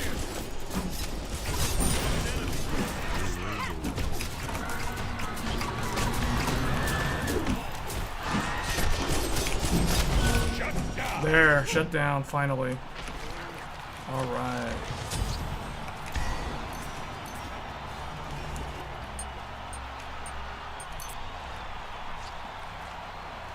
We just have to make sure that none of the enemy creeps go into our base. And we can still actually win. This is gonna be pretty close. It's just, I need my allies to just not die. Like this guy right here, oh, see, like, oh man. Double kill. I have to play defense. I don't know what they're doing. They're just like running up and getting themselves killed. Wait for the creep wave. Oh, there's 4 of them. I'll get killed. Okay, okay. Alright, let me see if I can stun lock. Okay, we lost. Somebody went in the base. 4090 is constantly being scalped, guys. You know, let me tell you something. When I went to Micro Center to get the 13900K, I witnessed a scalper manage to sneak 2 4090s through the store. Like the guy at the front desk was telling me, like, we just sold a second 4090 to someone who should not have been allowed to buy that 4090 because he was already there like a week ago. Because Micro Center made a rule, like, Micro Center, basically, during the pandemic, what Micro Center did was they basically, like, if you bought a graphics card from Micro Center during the time when the supply shortages were really, really short, and there was a lot of people scalping, this was back before the crypto crash, this was back when a 3080 was like $2,000 on eBay, or more. At some point, it was a little bit more than that, right? And a A 6900 XT was like $1,600 on eBay. So during that time, what Micro Center did was, if you were buying a graphics card, unless it was like a, you know, like a cheap $100 graphics card or whatever, like, you know what I mean? Like if it was one of those entry-level ones, like a GT 1030, if you were buying a 3060, a 3060 Ti, 3070, you know, 3080, the AMD 6700, the AMD 6600 XT and above, if you were doing that back then, when you go to the checkout, the guy at the front, like the clerk, he asks you for your driver's license, or he asks you for your ID, and they take a picture of, they basically like scan in your driver's license so that you can't buy another graphics card from them for the next 30 days. That is what Micro Center did to fight against scalpers, because literally for the last year and a half, they had well, actually it's more like 2 years, almost two, like it was a year and a half, because September of 2020 was when the RTX 3080 launched, and then, you know, like 18 months later, up until that point, they were taking a picture of people's driver's licenses and putting them on a list, so that in the database, so that if that same person tried to buy another graphics card, they wouldn't sell it to them. They wouldn't allow them to buy it. They would just deny them. Just straight up denied, like a firewall. Denied. Access denied. So they literally took those type of measures. But you know what people did to get around that? Is they would send their friend. They'd send their friend to go buy it for them. And then their friend would get put on the list. Then they'd go ask their another friend to go buy one. So then they would get a third one. And, you know, like, it became a thing where, even though they were doing that, it would create this problem where people were still getting around it, right? So it didn't really work out. But that was how it was. Like, that's how Micro Center handled it. I don't know how Best Buy handled it. Best Buy was doing this thing where it's like, in order to get access to buy the Founders Edition cards, you had to pay like $200 for a year to subscribe to the Best Buy. I forgot what it was called. It was like Best Buy Plus or Geek Squad Plus, or some. It was some kind of subscription model that they had. It was crazy. Like, buying graphics cards for the last 18 months, about 2 years, was pretty awful, pretty terrible times. Like, if you were someone who wanted PC hardware. And it was the same thing for the AMD cards. It wasn't nearly as bad, but the problem was the AMD cards were never around, because, like I said earlier, AMD allocated most of their budget to having TSMC assemble Ryzen CPUs, so they didn't really assemble that many GPUs.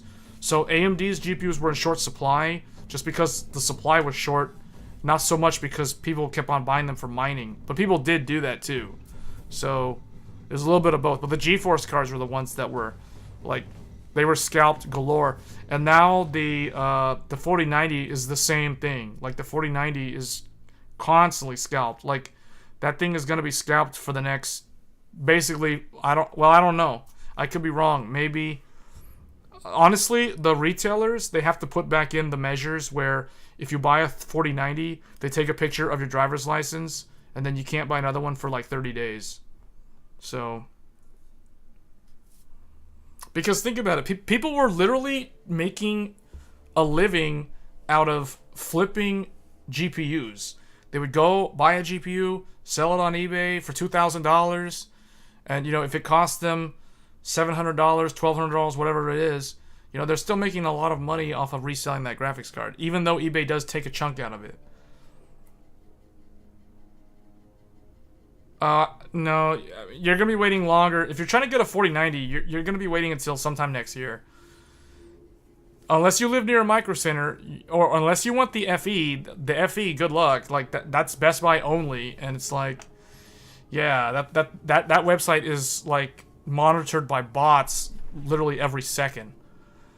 It wasn't just the CPUs, it was the Xbox Series. Oh yeah, Joel, you're right. Yeah, PS5 Man, PS5 only started becoming more easy to buy like in the last month. It's ridiculous. Like Sony, buying it off of Sony Direct is the best way, but even like without the Sony's Direct website, like PlayStation.com, like without that, it's still hard to get it from Best Buy. It's still hard to get it from like other places like Ant Online or those sort of things. They buy and sell exactly. It's called scalping. They're basically flipping the they're flipping the thing. PS5. So I got my PS5 on launch day. You know, the way I got my PS5, literally you had to watch people on YouTube who were live streaming the drops. There's a guy on YouTube, I forgot his name, Jake Randall. You had to watch Jake Randall if you wanted a PS5 on launch day. It was ridiculous. I'll never forget the PS5 launch experience because you basically had to watch Jake Randall stream 24/7, have all the tabs, all the websites, Best Buy, Walmart, Target, Newegg, GameStop, you know, all of them, Costco, all of them ready to go. You literally had to have all of them ready to go. So, I got mine off of Ant Online. I don't even remember how it was because somebody in the chat, someone in the YouTube chat on Jake Randall's live stream randomly said antonline.com has them in stock. So I was like, man, I've never heard of this website. Is this some kind of scam website? Is this some scammer website? So I clicked on it and I did About Us. And it's like Atlanta Network Technologies. So it's like a legitimate company out of Georgia in the United States. Atlanta, Georgia. So anyone who's not familiar with the U.S., Georgia is a state in the southeastern part of the country. And the capital is called Atlanta. So there's a company based out of Atlanta, Georgia, that had PS5s for sale on launch day. So I literally clicked add to cart, check out, you know, I put all my info in, and order was confirmed. I got the email, everything, and I was like, wait, what? That was so smooth. And like people were complaining that Best Buy sold out, bots constantly monitoring all sorts of. The thing is, the bots weren't monitoring Ant Online at the time because it was the launch day. They didn't know about it. So, yeah, okay, let me see, here, let's exit the game. Let me exit the game, and then I want to try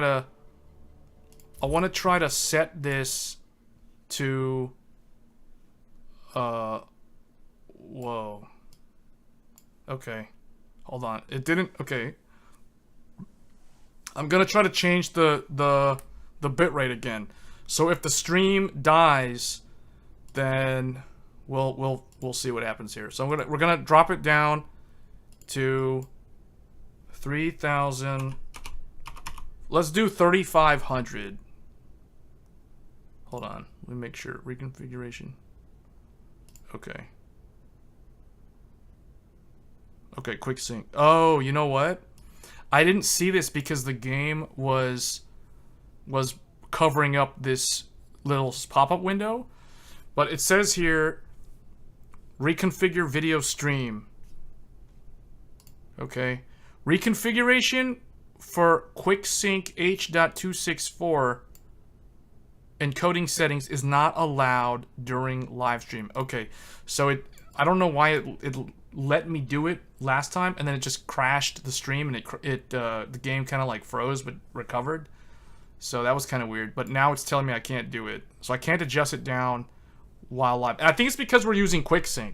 I think the reason is because we're using QuickSync. Because normally when I do this sort of thing where I dynamically change the bitrate, it's because I'm using CPU encoding to do that. So I guess it might be a limitation of using QuickSync on the ARC GPU. It might not have anything to do with the ARC GPU. It might just be that's how QuickSync works.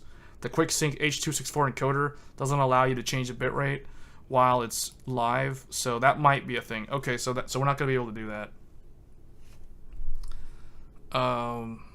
Yeah, the PS5 is pretty good. Like, and that's the reason why. So I did some videos on capture cards on my channel. So I recently did a video on the Live Gamer Bolt, which is a Thunderbolt 4 external capture card, which can capture 4K 60 HDR.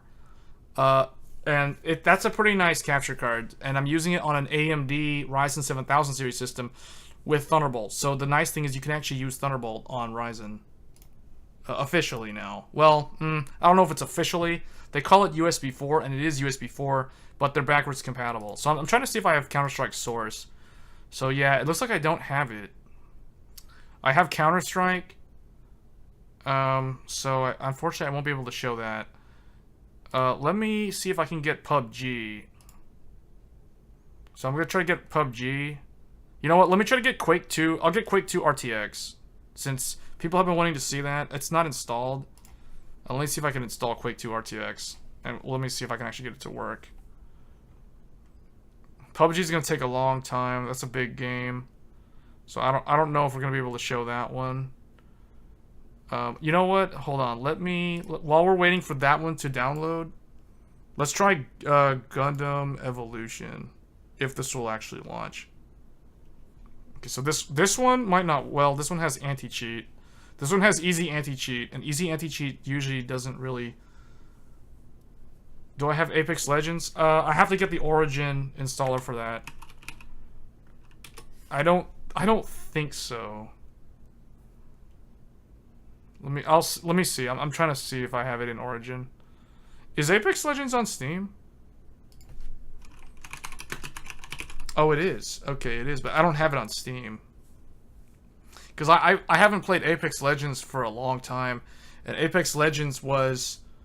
it was only available on Origin, as far as I know. Originally.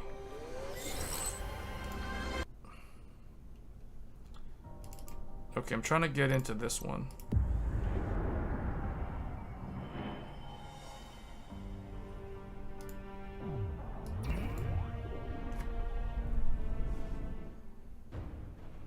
Okay. Let me do something here. Where is...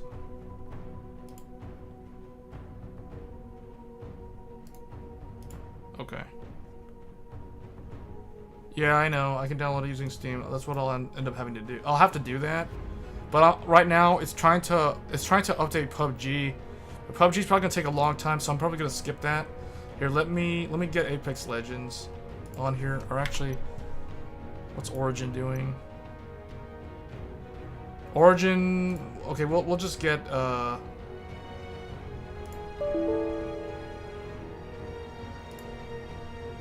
Okay, I'll just have to get it from here.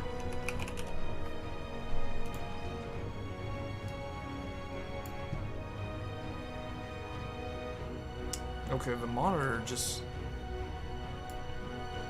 The monitor, when I drag the Steam window over to the main monitor, it messes up, like it goes black.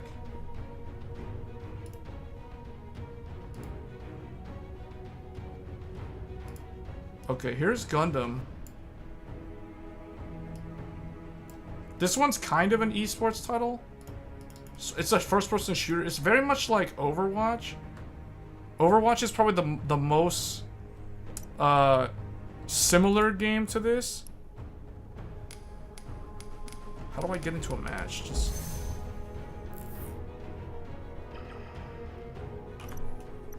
another one is Multiverses. Alright, I'm gonna install Apex Legends. That's probably gonna make me lag. But, well, let me see. This is a domination mission. Okay. Alright, I'm downloading Apex Legends. I don't know, it's probably gonna make me lag. Well, I don't know if it's gonna make me lag, but the thing is, I am streaming to Twitch, trying to download the game, and then play this game at the same time. So I don't know if it's gonna cause me to lag. It doesn't really matter, whatever. Alright, we're downloading Apex Legends. That might take a while. So, but we'll see. Select the suit you wish to pilot.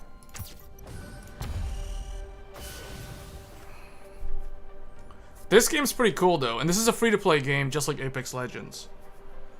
So it reminds me of Overwatch 1, because you know how Overwatch 2 restricts you to 5 versus 5 unless you play like that legacy type, like game type.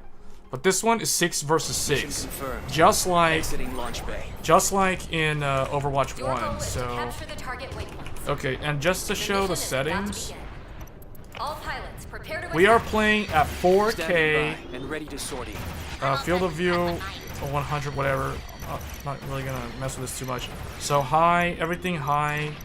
We could turn it up more, but I want to just keep it as is because we're at 4K, and like I said in my review, I don't think ARC is designed to be a 4K GPU. So we're gonna leave it like this. But so far, it feels like it's subs. It's like, I feel like this is 60, but then if I go out here, like it feels kind of. Oh, okay. So let me follow this guy. We're gonna go around. We're gonna follow Guntank. I'll follow Guntank. I'll cover him. We're going to C, boys. Capturing objective C. Captured objective C. All right, let's get C. Someone's behind me. Someone's behind me. Yeah, the game doesn't feel like it's 60.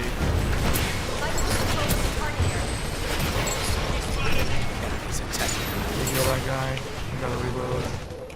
Check over here. Is it dropping frames? Hold on. I'm trying to make sure I'm not dropping frames for you guys. I don't think so. How does the stream look?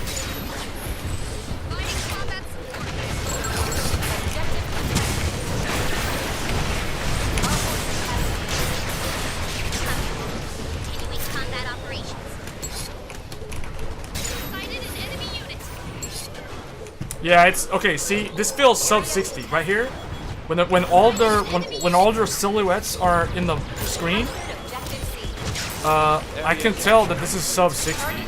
So I need to lower the graphics settings, or I need to drop down to 1440p, because we're playing at 4K right now. But it seems playable, but it doesn't feel smooth. Like, see, I'm trying to shoot this guy.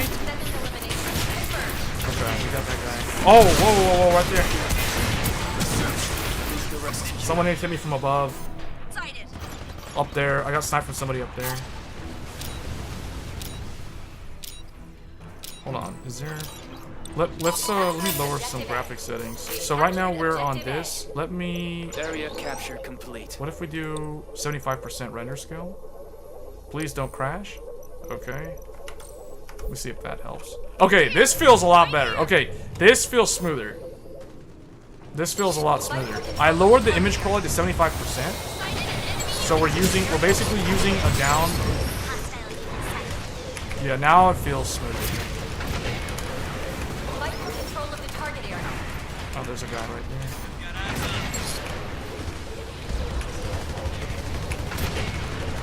Heal that guy, heal that guy.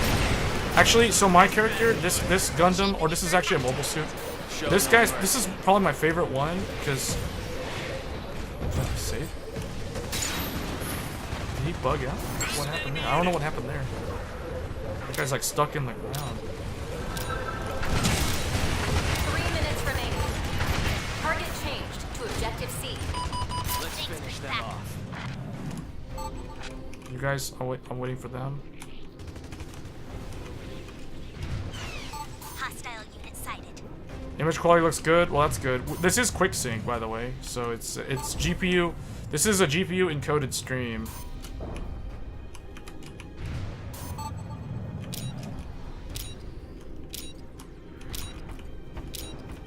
Securing the area. Oh, we gotta hold this. We gotta area capture. Oh, they're coming. Oh, he's in mobile armor mode. There we go.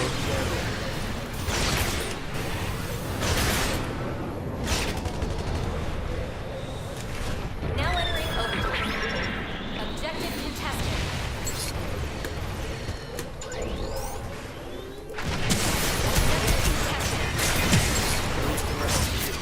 Seeing at least one hostile flyer. The enemies use their G maneuver. We've captured objective C. Round complete. Alright, we won. But it's good to know that the image quality looks good, because this is going to be similar to Apex Legends. Like, Apex Legends right now is still downloading, but this looks pretty good. It's nice to know that the game is actually pretty playable at 4K resolution. And here's the thing that I like about this GPU. Even though it feels... I feel like you have to sacrifice on graphics settings if you want a game at 4K, but you're never going to be VRAM limited with this GPU. As long as you go for the 16GB model, like the one that I'm using here, you don't have to worry about... Like, if you want to play at 4K... It's definitely doable. You don't have to worry about VRAM limits with 16 gigabytes. It's very good. Because the upcoming RTX 4080 will have the exact same amount of RAM as this ARC A770, which is pretty crazy considering the price point on this card.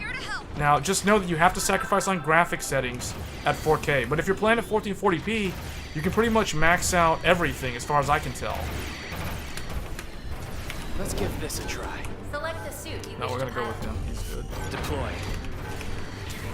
But this is where XESS could come in handy in the future, because Combat in progress. Deploy at once. it could make playing the game at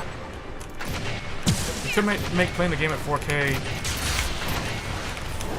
Try this on for size. It could make playing the game at 4K more doable, like more feasible.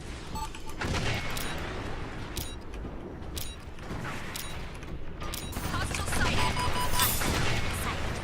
There's a guy like somewhere over there. Capturing objective B. Area contested. All right, I'm gonna take it. I'm gonna take this. We've captured objective B. Area captured. Oh, that's probably a stupid idea. I just ran right into all of them. I didn't know they were all in there. They were literally all right there. That was dumb. Have I tried VR? Control of the target. Redeploy. I have not tried VR yet. I could. I don't really have a lot of VR games. I have Beat Saber, so I could try Beat Saber. An ally's mobile suit has been destroyed. I don't know about VR. Like VR, the thing with VR is, I'll probably try it and I might do a review on it on VR performance. I got stunned badly. The enemy forces have the advantage. Let's give this a try. Target change to objective A. Whoa, this guy's got armor. That guy's got super armor.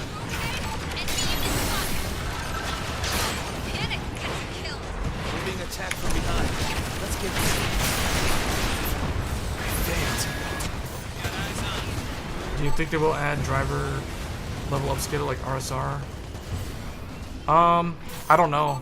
Honestly, I don't know. Get me this time. I really think that if I were at Intel, Capturing objective if I were the product manager and I had to decide what features to Area capture prioritize, complete. something like RSR would not be the priority right now. If I was at Intel, the priority would be to fix bugs. I would want to fix the driver and make it as stable as possible, because whoa. Let me save my ally. Just like in Apex, you can revive your allies. So you can save your... See, that guy was trying to save him, but I got him. capturing objective Area captured. The shield won't help. A. I expected nothing less. You guys can see, like, this is kind of what the performance looks like. Oh, I got shot mid-air, wow. I got melee to death, I think. Do I have overlay? In-game? Yes, I can bring up... I'm looking at the overlay right now, but you guys can't see it on stream. It does not show up Target on 3 stream. minutes remaining. Allied unit down. This on for size. Attack. Enemy unit destroyed. Oh, they saved him. They're gonna revive that guy. They got him. That was good teamwork right there. Yeah, so the overlay works, but it doesn't show up. I gotta say though, I am impressed that I'm actually able to play this game at 4K resolution. And this isn't even a game that was on their list. Like, they never tested this game. Because this is relatively new.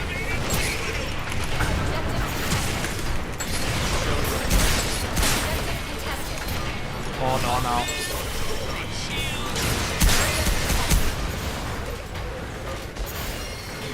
Here, let's try a different Gundam. Let's try Sazabi. They won't get me. What FPS have I tried GTA? I don't have GTA on here. Area contested. Hold on. I don't have the FPS counter up. I don't even know if this game has an FPS counter.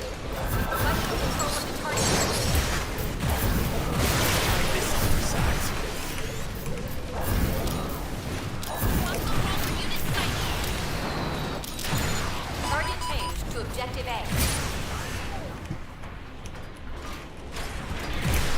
Enemy unit destroyed. I got him back. This is the guy who killed me earlier.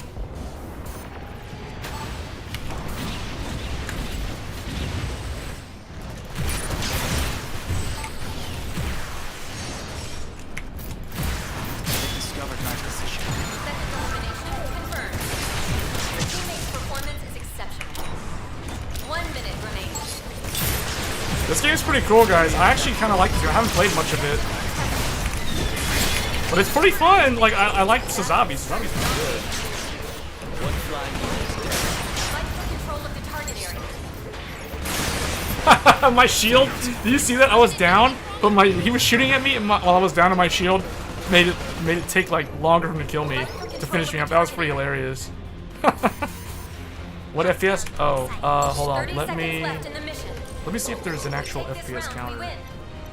It's Frame almost rate. over. Okay, here we go. Watch for On. a counterattack. Let's see. There you go. So you can see in the top. Okay, so we are. Well, we're way down. Area contested. 50, 40 something. 50 FPS. Oh, let me see. 60. 40.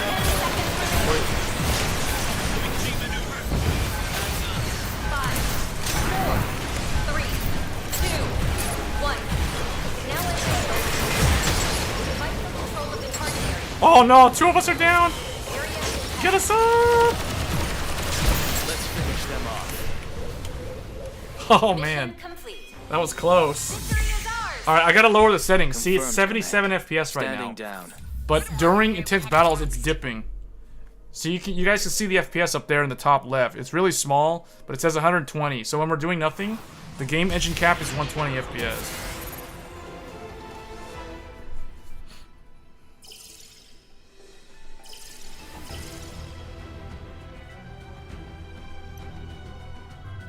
All right, let me. This is DirectX 11. The nice thing about XSplit is it tells you what it's rendering in. So this is using DX11.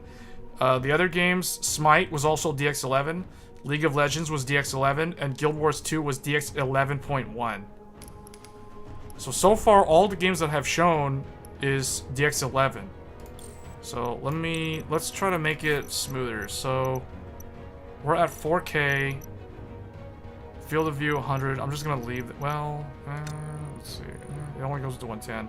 I'll just leave it at 100 for now, because I don't know how that's gonna affect things. So let me see. What can we change? Like medium post-processing. I don't think post-processing does much, so I'm gonna leave it high. We'll try shadows.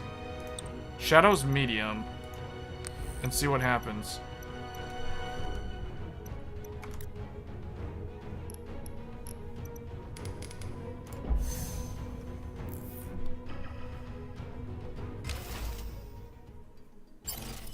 But it's This is pretty a quiet. disucssion Like, mission.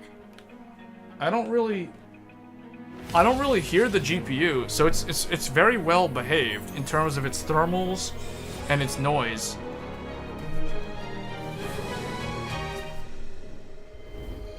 It's very much like a 6700 XT. You are playing at high resolution, maybe try lower NT. Okay, that's a good idea. Okay. I don't have CS:GO on here, unfortunately. I got 1.6 and it wasn't Select the working. suit you wish to So pilot. actually, I'm gonna try Rick Dome again. Dome is pretty good.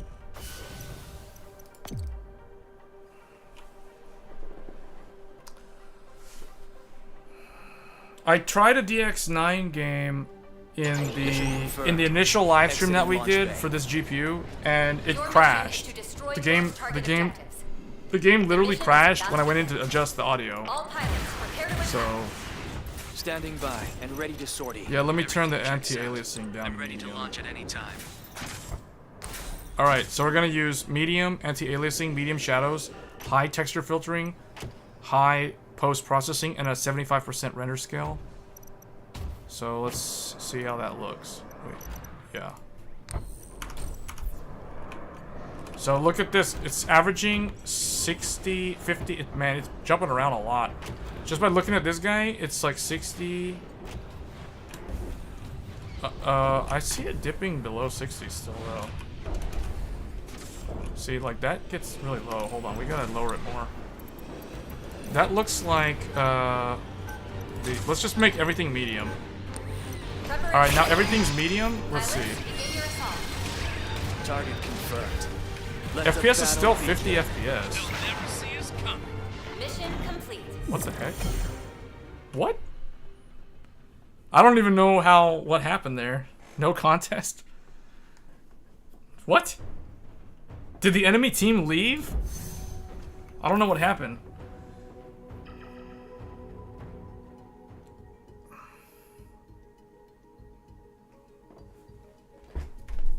So when we're in the menu, it's going to like 120 FPS. But when we're in the game, it's like 60.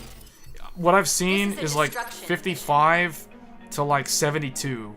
It's like in that range at 4K. So if we do 1440p, then it's probably gonna be, it's definitely gonna be playable. Probably gonna be in like the 80s, 70s, 80s at 1440p. What I've noticed, and this kind of was shown in my review of the graphics card, when you go from 1440p to 4K with the ARC, you typically lose like 20 to 30 FPS. But when you go from 1080p to 1440p, you don't lose that much. You lose like 10 FPS. Sometimes you don't lose any FPS, which tells me that they definitely have a driver overhead problem that they have to work on for this GPU.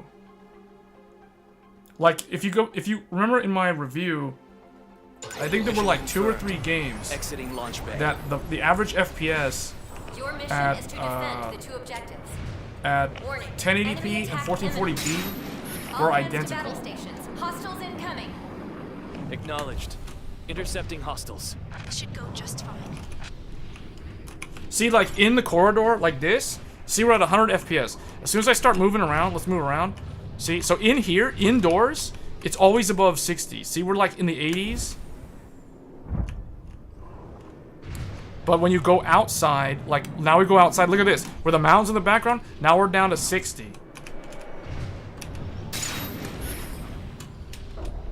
So it's, yeah, see look, now we're down to 50 something, 52.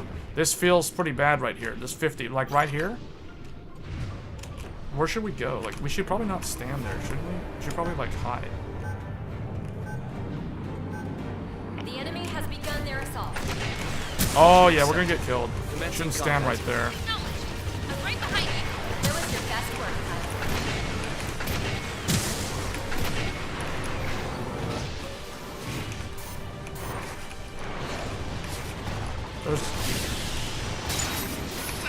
Oh wow, the range on that's insane.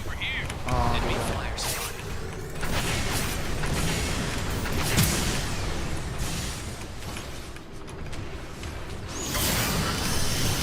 Enemy unit. Got him. Shoot. Oh! Oh man, that guy's a melee. That guy's like using the sword in Halo. Oh, almost died.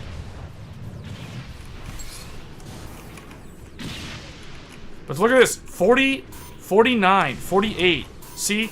When the draw distance is really, really high, that's when this GPU is struggling. But again, we're playing at 4K, so you know it is what it is.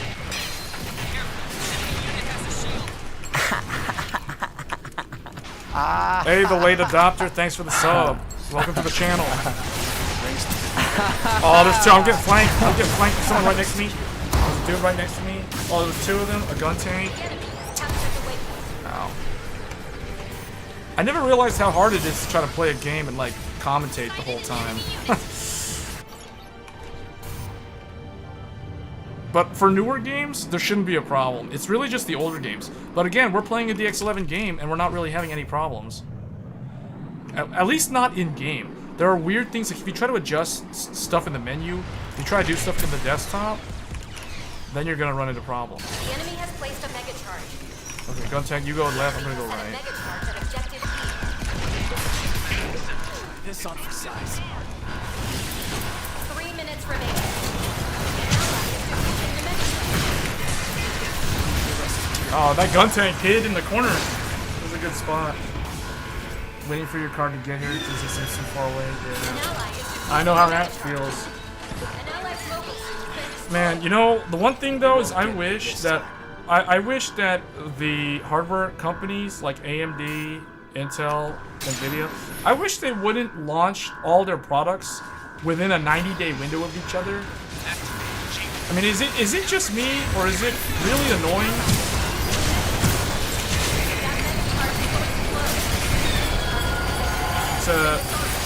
First you had AMD with the Ryzen 7000, then you had Intel ARC and the RTX 4090 on the same exact day. Then you had Intel 13th Gen, and then next up we have the Radeon 7000 series, and then after that it'll be RTX 4080. We got a zip. Here it comes.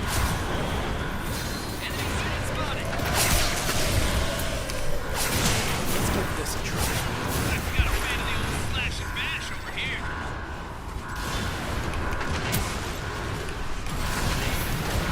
Oh, don't take that over. That mega charge is going slow. Disarm it.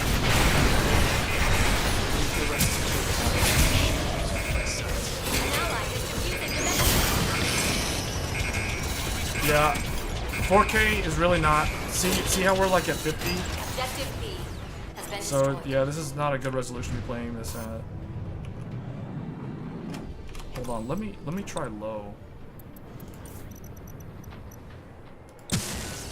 Let's try low. Everything low. 50% render scale. All right, let's see how that looks. Okay, now we're doing. Let's see if we drop below 60.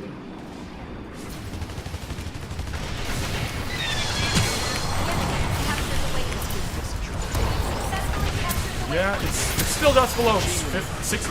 See, I'm still 45. So it seems like the FPS seems to be. It seems like it's a game, almost like it's a game problem. Like it's just the driver optimization. So you guys notice, like we're still dipping below 60. Like, and these are big dips too. Like it'll be at 100 like right now, and it'll drop all the way down to say.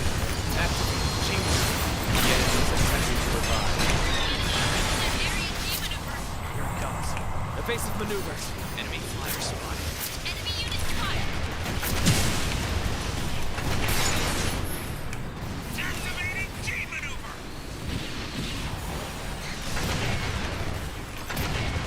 Hostile units confirmed. Yeah, I felt that. I felt the dip. Yeah, but you see, in heavy firefights, let's see if I can get this 3 guy out. minutes remaining. Need a revive? I'm on it. Sighted an enemy unit. Oh, he went down again. We gotta get this guy out of the way. There's like two of them. Whoa, that guy's doing his ult. I'm reloading.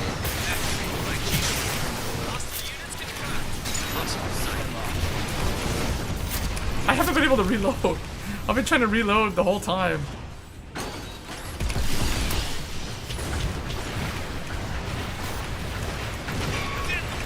Somebody revive me.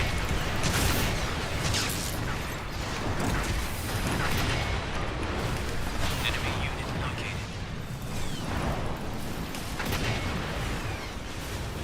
Here.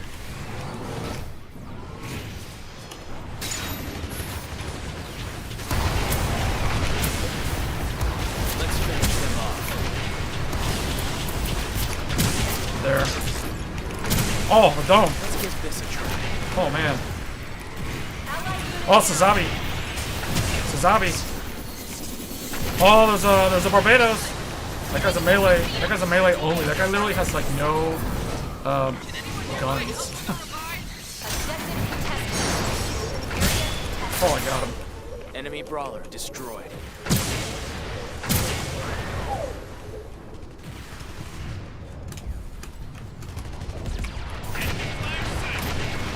I'm reloading.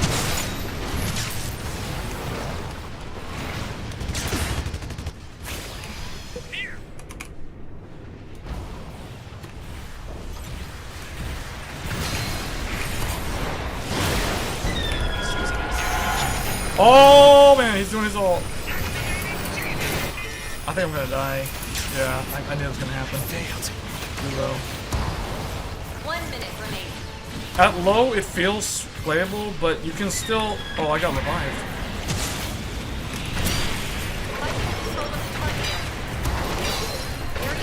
That dude has the same armor.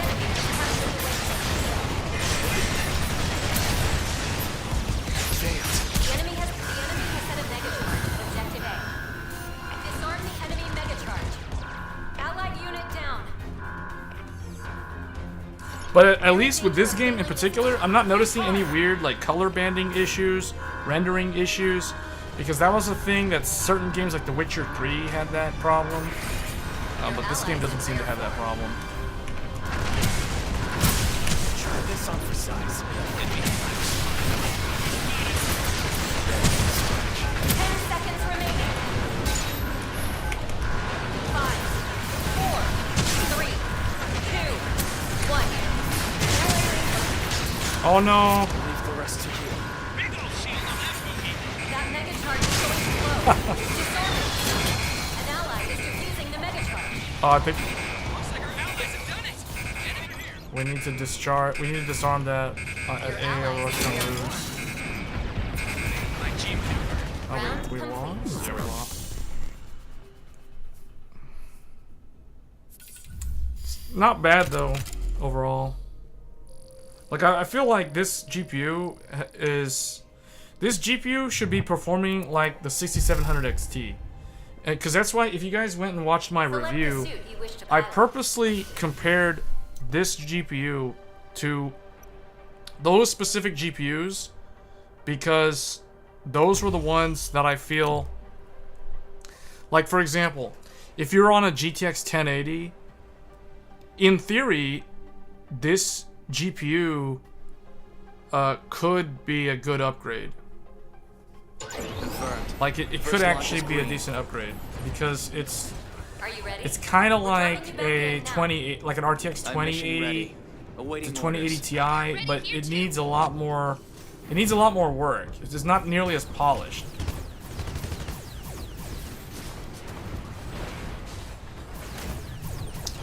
We already see above 2070 performance on this GPU. You need to go back and watch my review. So, to put things into perspective, in my review, one of the GPUs that I compared this GPU to is the RX 5700 XT. The RX 5700 XT has always been faster than the RTX 2070. So therefore, by process of elimination, this GPU is faster than the RTX 2070. This GPU, at worst, is like an RTX 2080. At best, is a 2080 Ti. Preparations complete. Pilots, begin your assault. Roger. Deploy. Because I'm telling you right now, you couldn't play this game at 4K, 60 FPS or above. There's someone behind that guy right there. There's someone behind him. We're gonna flank him. Request received. Here. Hostile units confirmed.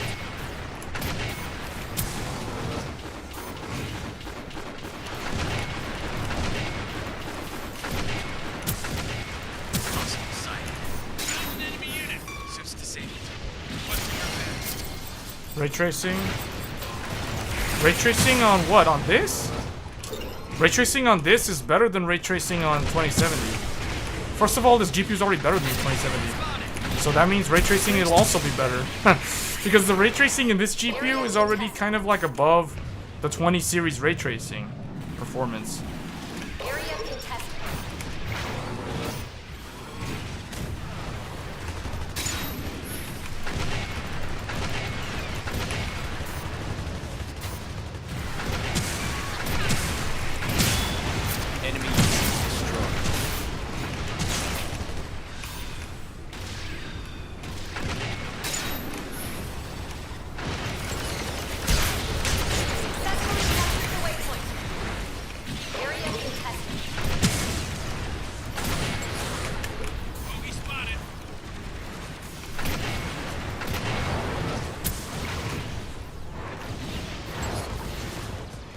As good as 30 series RT? I don't know.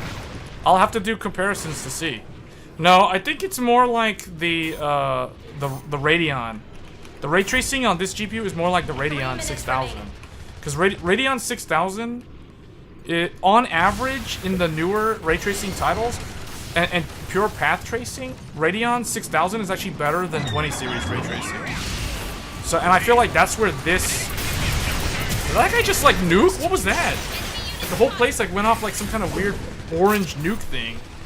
And I stood inside of it and exploded. That was weird. No, I don't think it's as good as 30 series ray tracing.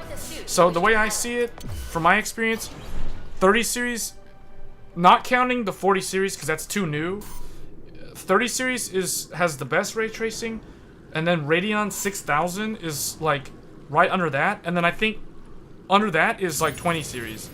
And then Intel, from what I can tell, is kind of like the 6000, like from AMD Radeon 6000, is kind of the same.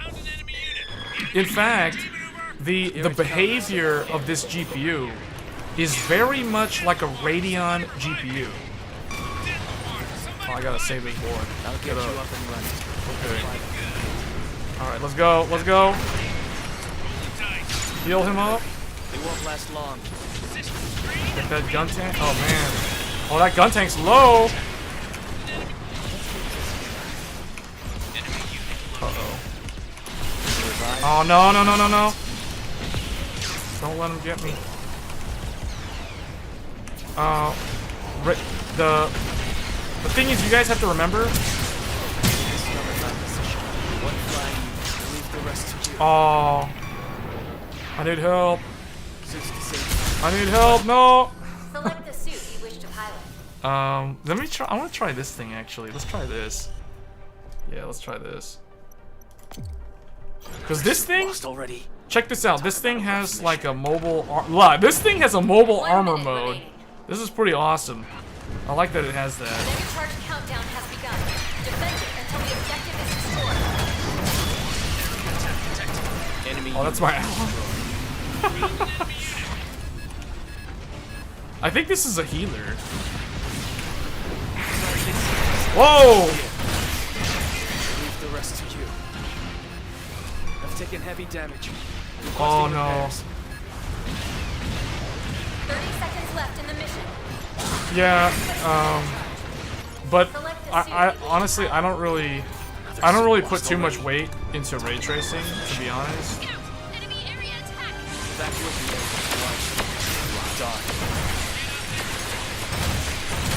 Like if a game doesn't feature ray tracing, I don't really care. 10 seconds remaining.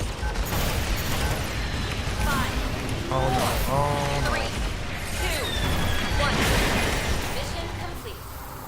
We've been defeated. We lost. You bought a 13600K for 400. Man, I really think the 13600K is gonna be a problem for AMD, and I'm not exactly sure what they're gonna do to counter that. Because that's the only one that to me seems like because if you go up the stack, the Intel CPUs aren't nearly as, they don't look as good as they do at the i5 level. Like the i5, the 13600K is it's what, six performance cores plus 8 efficiency cores. So man, what I find interesting is Raptor Lake fixed all the shortcomings of Alder Lake. All the weaknesses that Alder Lake had were fixed by Raptor Lake, which is very, very interesting. But I guess that's the benefit of going with a, like, basically what I'm saying is Raptor Lake was an improved version of Alder Lake. It was not a new architecture. It was literally the same. It's the same architecture, same structure for the P cores, same layout for the E cores. And the only thing that changed was they literally added they literally doubled. Yeah, they doubled the E cores across the entire stack. So it's like in the past, the i5 and the i7 were 4 E-cores. So when you double it, it becomes 8. And then on the i9, you had 8. So they double it, you get 16. So that's where they get these new numbers from, which I find fascinating, because the other thing too about Raptor Lake, and I think Raptor Lake fixes the problems that Alder Lake had in gaming, because or even in like applications where if the Windows scheduler didn't know how to properly allocate the cores, like it could have put things on the wrong core. Like for example, if it put something on the E core, you would see your minimum FPS be worse, right? Now, I feel like it still does that with Raptor Lake. However, the difference now is with Raptor Lake, the E cores are clocked higher than they were on the Alder Lake CPU. So now it's like the E cores run at 4.3 gigahertz, and at that speed, you know, the impact to game performance is not as bad. And I feel like that's the reason why it literally closed the gap. It basically like allowed an unoptimized scheduler, like for example, if you're on Windows 10, or even in the case of Windows 11, not really knowing what to do, and it puts stuff on the E-cores by mistake, like it's because the E-cores on Raptor Lake run faster, it's less of a bottleneck. It's less of a problem. But there are a couple things that I don't agree with, like a lot of people out there who I think are vastly confused when it comes to talking about the value of like Ryzen 7000 AM5 versus LGA 1700, because a lot of things that I've heard people say is, oh, you know, AMD's new platform is too expensive. Well, not really, because if you are to compare it directly to Intel's platform, if you strictly look at the motherboards, ignore the cost of the CPUs first, if you look only at the motherboards are exactly the same price across the stack. People, for some reason, are saying that the X670E motherboards are so expensive. Well, have they looked at the Z790 motherboards? Because the Z790 boards are exactly the same price. Case in point, I bought an Z790 Aorus Master on launch day, and then for AMD, I bought an X670E Aorus Master on launch day for Ryzen. And both of those motherboards cost $500. Both of them have the exact same price. So people are gonna say, well, you can pair it up with Z690.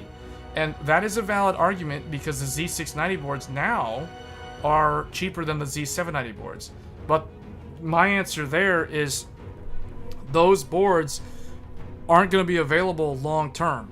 Like, those boards are going to be gone, you know, like 6 months from now, because they're going to be phased out. People have already bought all of them, and Intel's not making them anymore. They're only selling the the Z790 chipset to the manufacturers for the motherboards. So that means that the Z690 is going to be phased out. It's already end of life.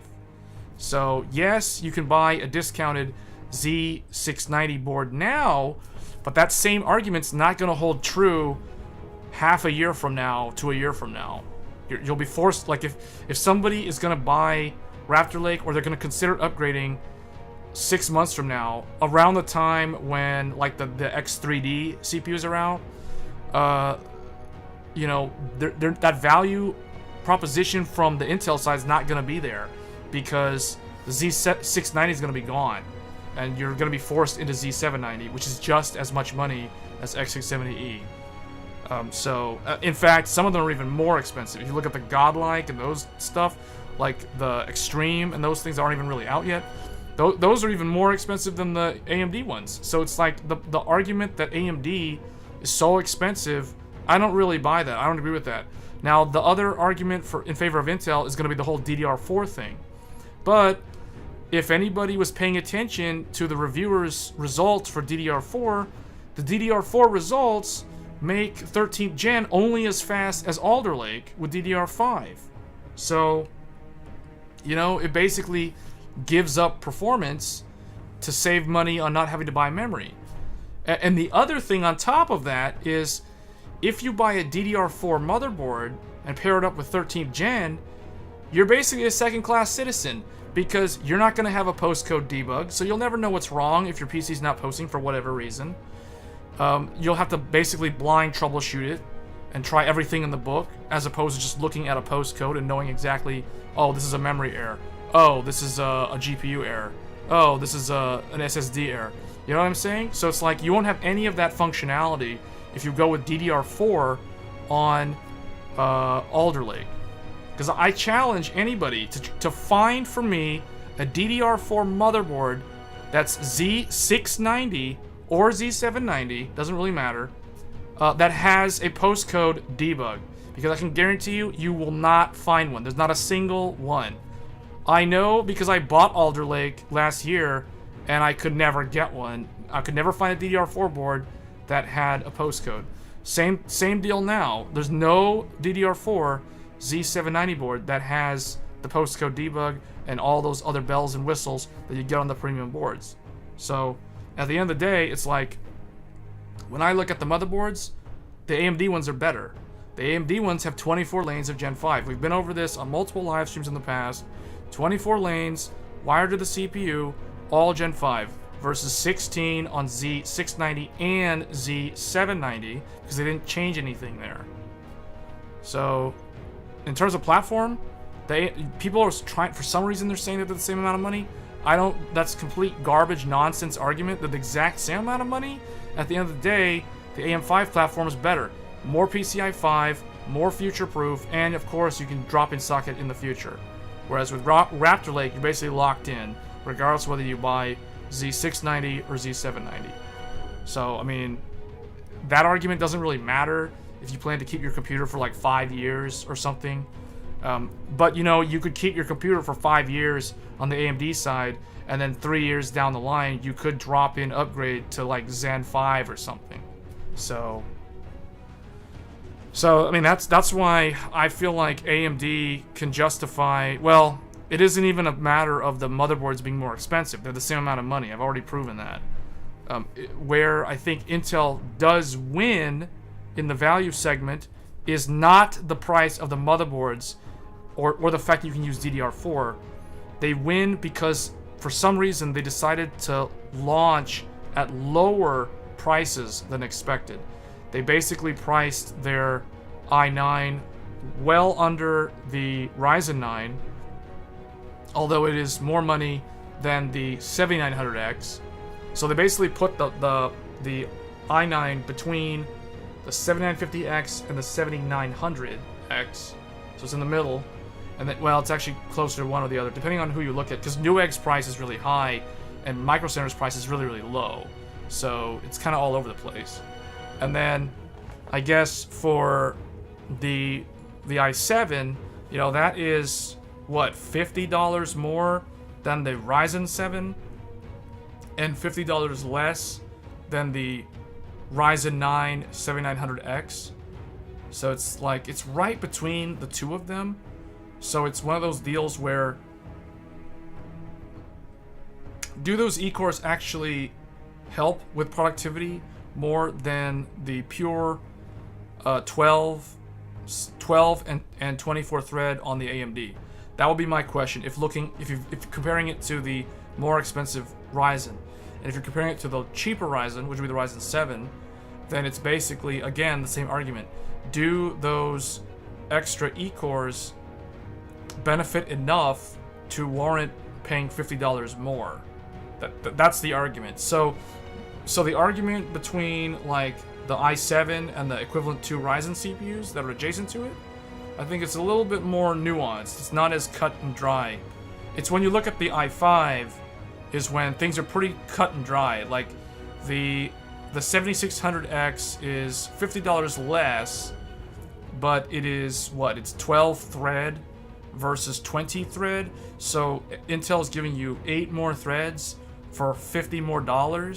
So, you know, it's a strong argument to be made in favor of Intel in that regard. And then in the real world performance, you know, the 20 threads technically is still more threads than the Ryzen 7, which is $50 more. So it's one of those deals where I can see AMD responding in terms of a price cut, but the reason why I don't think they're going to be so quick to price cut is because you have to remember, unlike Intel, AMD already paid TSMC a lot of money for capacity to manufacture those CPUs. So if AMD goes and has to cut the prices on the Ryzen 7000, you know, that really can negatively impact their margins because they've already bought the manufacturing capacity from TSMC. So that can create a problem for them economically. This is the advantage Intel has of being vertically integrated and being able to create their own CPUs or manufacture their own CPUs. So I hope that makes sense for people who are wondering, like, well, AMD needs to lower prices. Well, it's not really that easy. But I do think, though, that despite 13th gen, AMD's Ryzen 5 and Ryzen 7 have been slow sellers. But I don't think that's because of 13th gen. 13th gen is too new for that to be a thing. I think what really was negatively impacting the sales of the 7600 and the 7700 is the 5800X3D. That's number one. And then number two, it was the existing Alder Lake. So people buying the 12400F, for example, you know, or people buying like a discounted 12700K or a 12600K. You know, those were the CPUs that were already kind of making it hard to justify the Ryzen because, you know, those CPUs you could go DDR4. On the old AMD, you could go DDR4. So, and the nice thing too about the AMD is, unlike Intel, where if you buy a DDR4 motherboard on Intel, you basically end up with a subpar product in terms of the motherboard. If you're buying the 5800X3D, you're either doing a socket upgrade off of your old Ryzen, or if you're upgrading from something that's really old, like an old Intel Skylake or an FX processor, you're buying a much better motherboard for either the same amount of money or less money, because X570S is pretty well discounted now, all things considered. It's DDR4, so you can reuse your DDR4, and on top of that, you're getting a good motherboard that actually has the useful features that you need, and it's better to have them than to not have them when you actually need them. Things like a postcode debug LED. You know, things like that are on the X570 boards, and those are not on the Intel DDR4 motherboards. So, I rest my case on that, because I feel like there's a lot of talk online about, oh, AMD's Ryzen 7000 is too expensive, and Intel is so cheap. Intel's not so cheap, first of all. Z790 is not cheap.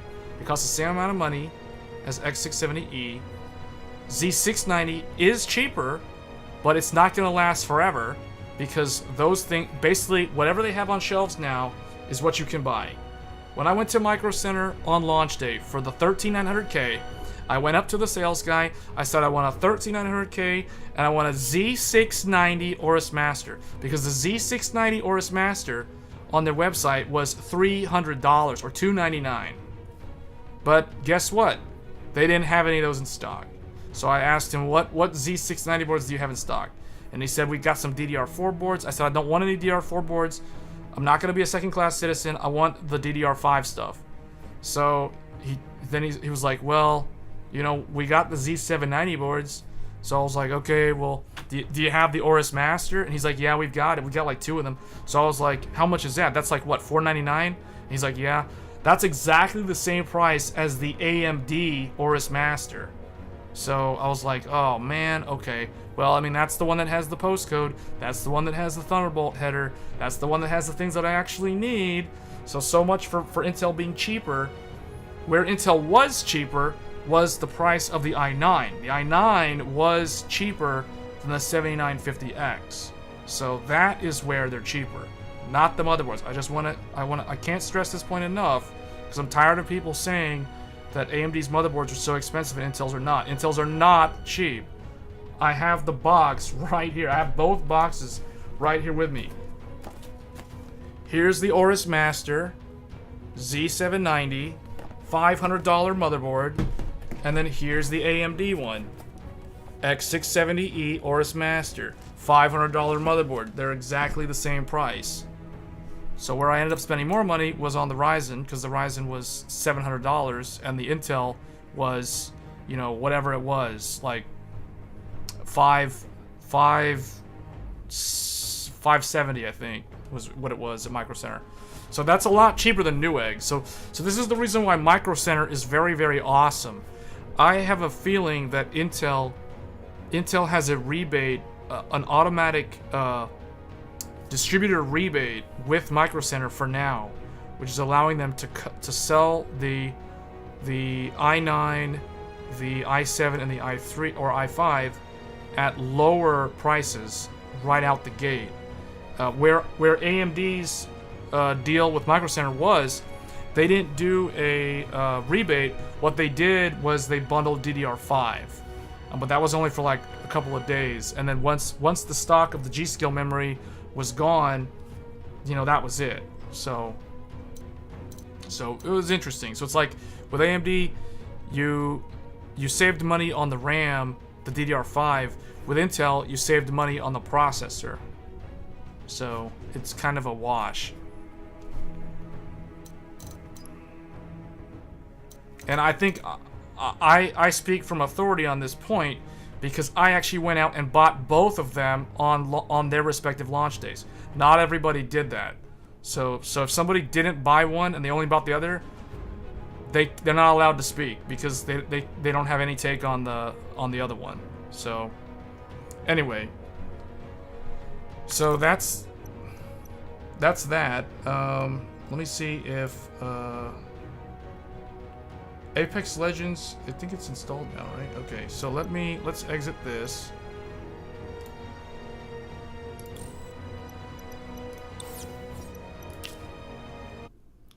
Alright, I will test Apex Legends next. So that screen kind of froze because why did it freeze? Okay. It shows up as a weird game. Yeah, I'll do it. Wait, launch error. Service update failed. Launch error. Apex Legends. Hold on, what's going on? Okay, it looks like it's starting now. Yeah, I'll enable the frame counter. We'll have to test the settings. It might force me to do the tutorial because I didn't, whoa, what happened? Removed everything. All my stuff is on the wrong. Hold on, I'm trying to get back to the... I gotta fix the settings first. Oh, it's telling me I need to register. The thing is... Linking your EA... What? Why can't it let me, like, change the graphic settings first?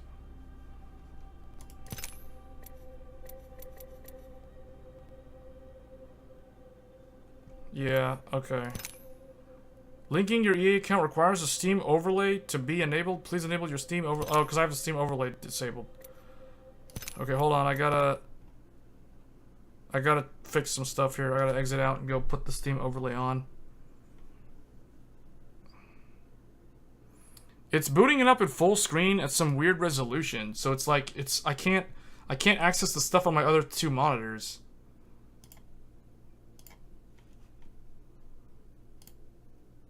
Okay, I've enabled the Steam overlay. So let's try this again.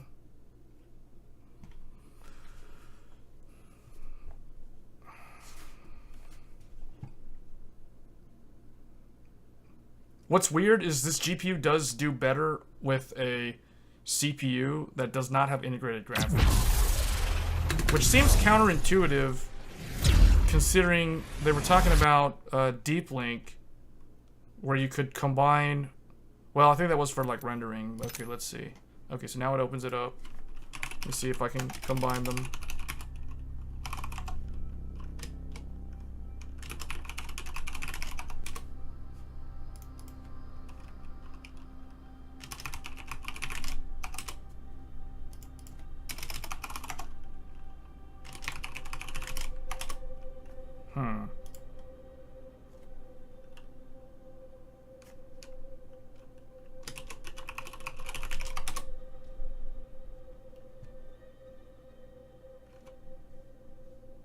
Did it work?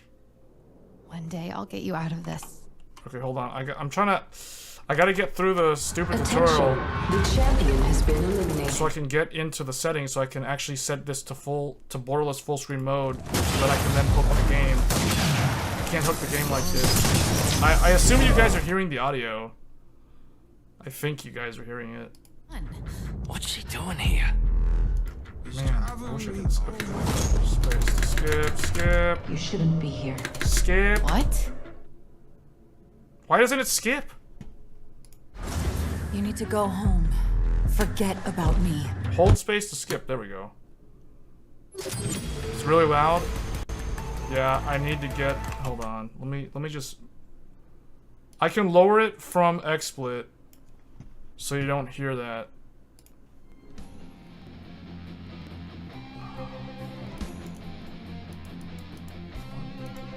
It's ridiculous. Where's the...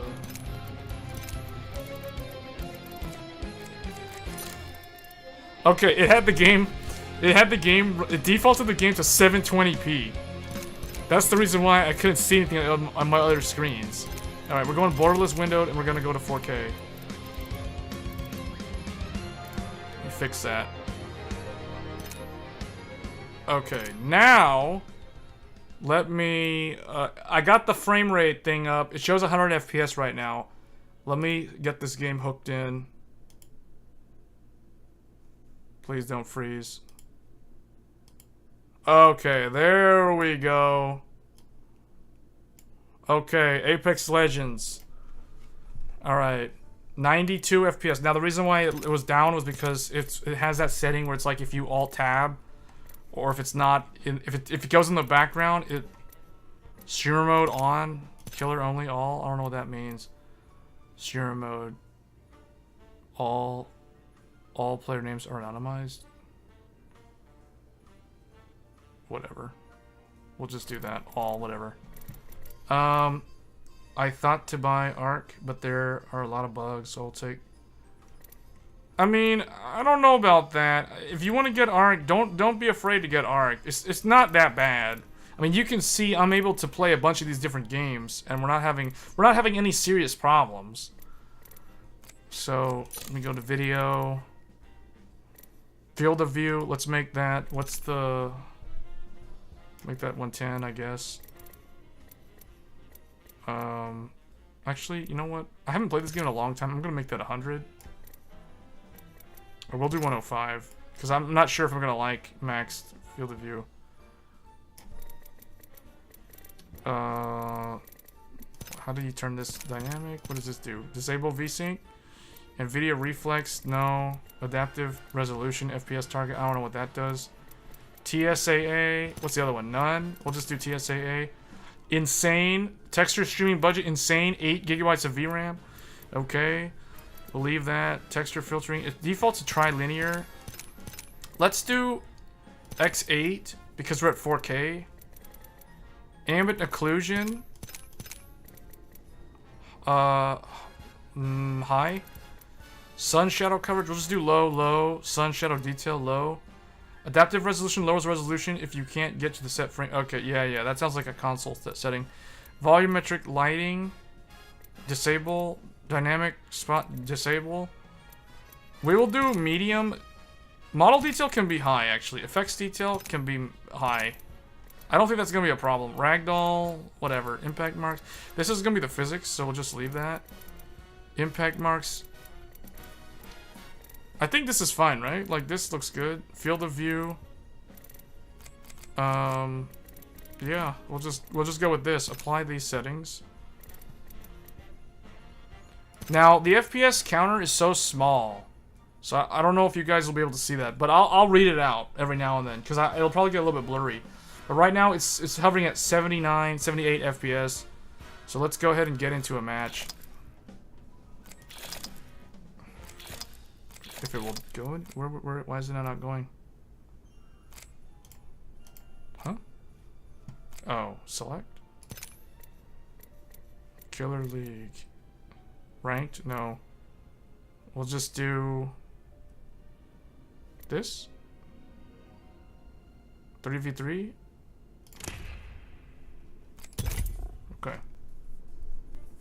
Until December, I think the ARC will be better overall if I play newer games. Yeah, long term, and I said this in my review, I do think that ARC is only going to get better. It's not like it's going to get worse. It can only get better. Do you play... It depends on what you play. If you're only playing newer games, like if you only play DX11, DX12, you'll be totally fine. The people who I think are going to have problems with this graphics card are the people who are playing legacy DX9 games. Because so far, DX9 games are the ones that have a lot of issues. Like, when I tried to play Final Fantasy XII, the Zodiac Age, just opening the menu to adjust a setting crashed the game. And that was a DX9, as far as I remember. I think there was another one, too, that was a DX9 that I tested in the launch stream, and it also crashed, or didn't really work, or didn't even start. So, is this even doing anything? Okay. I haven't played this game in a long time, so this looks really like this map looks different to me.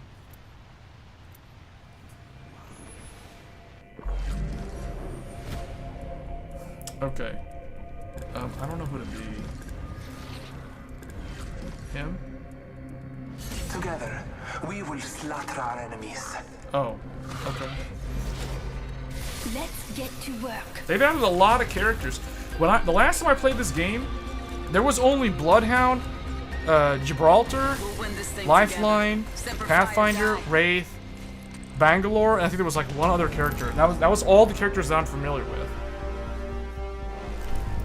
The best revenge is cold as steel. Battlefield, etc., Uncharted, etc., not all. The hunt begins. What is this? What am I supposed to do? Prey. Am I supposed to do something? I don't remember this. I don't know what this is. Buy the weapons? I'll just go with this. I don't know. I have no idea what I'm doing. Okay, wait, hold up. No. Oh, man. Okay. Oh, that was buying the weapons. That's like, they made it like Counter-Strike? Because it used to not be like that. I haven't played this game. Okay, right now, 66 FPS at 4K. 62 FPS, 65 FPS. Got materials. But we'll see what happens when we get into a battle.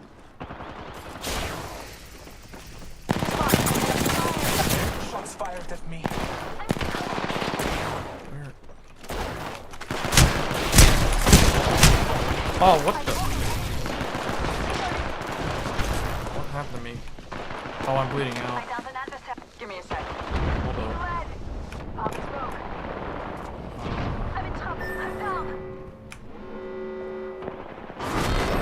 Oh! After every round, you get more points. I gotta say, though, this so far seems pretty smooth. Oh, this is only 3v3. I see. Okay. It's like...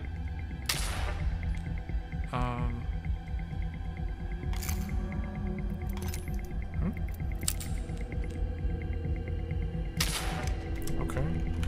Okay, so it's only 3v3. I should have done Battle Royale one. Because I didn't know this was gonna be how this plays. Team Deathmatch, you can change to Battle Royale in the lobby. In here?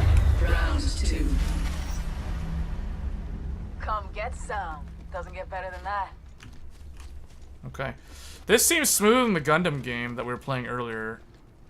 From what I can tell. But the thing is, there's less players. We have to go to a Battle Royale to see. Hostile spotted. But so far, it's not really going... It's...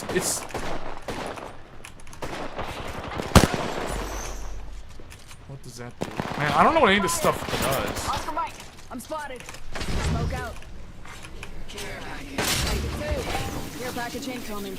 Y'all learned this. Just watch your backs. Should we go up the stairs?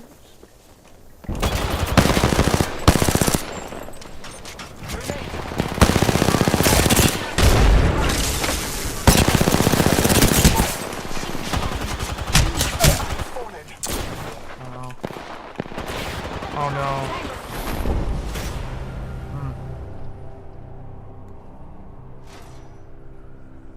Oh, really? Well, I think the arena, the more players, the more heavy it is on the CPU. So, do we want to test GPU? This is a good GPU test.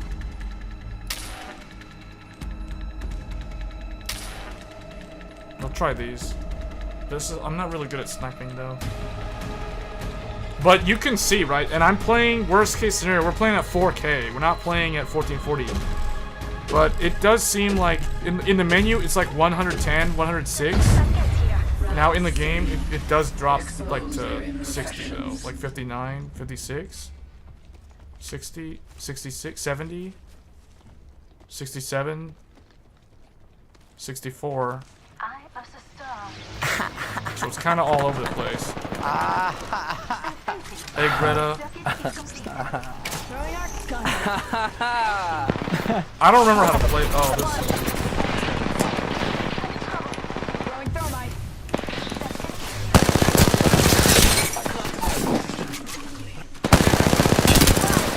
A broken enemy shield.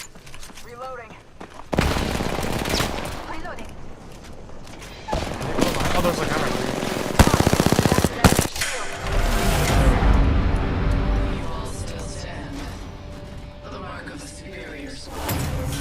Well, we want it to be more heavy on the GPU, and I think the less players there are, it's really going to be GPU bound, right? Because if you go into arena, you're opening yourself up to a CPU bound scenario. But I don't think the Ryzen 7 shouldn't have any problem with this game in terms of CPU bottleneck.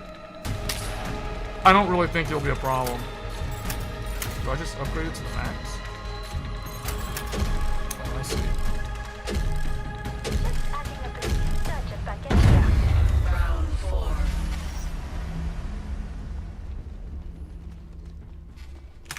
Oh, I forgot how to do the slide. Now I remember how to do it. Okay.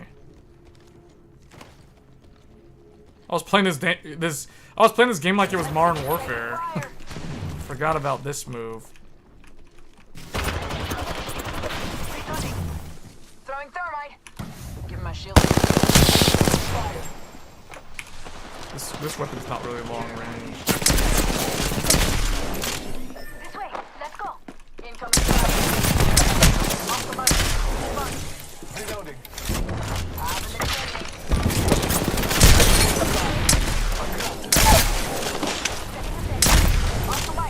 Got him. Oh. Should have used a syringe instead of reloading. Safety's out, folks. Enemies here. Guess I'll stay down here.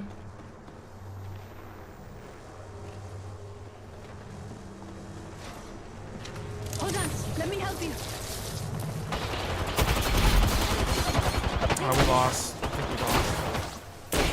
I'm still up. No, they're gonna kill me. I'm gonna die to the thing. Yeah, definitely though, if you want to get this GPU for 1440p, I think it's good. I recommend it for 1440p. I said that in the review.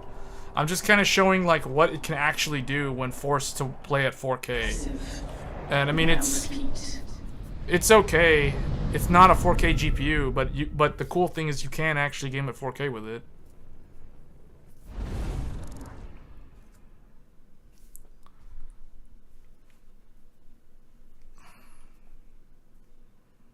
Okay, you want me to show you want me to show Battle Royale? We'll do Battle Royale and that'll probably be it for this game.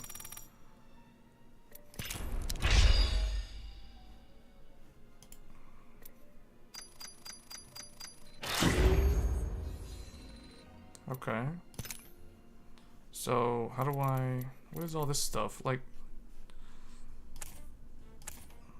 Oh. Just keep spamming me with all this random stuff. I will fight with honor. Ready? Oh, wait. No.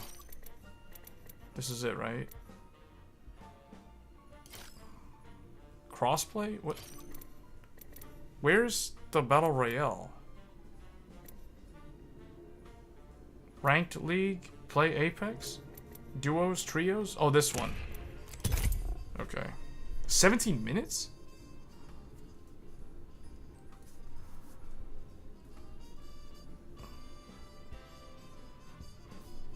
Okay.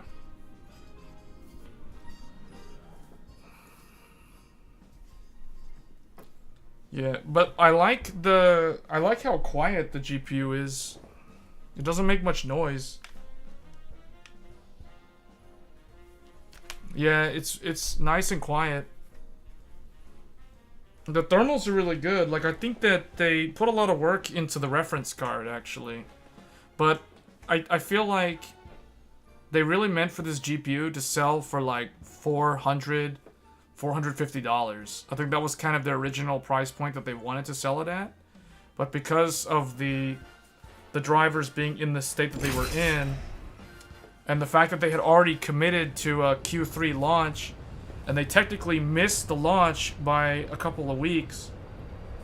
Because technically October is Q4. So, and they said, if you remember the trailer video, it said launching summer 2022. Well, then they said late summer. Now it technically launched at the like outside of summer, but they had to do it basically. They couldn't afford to push it out again after delaying it so many times.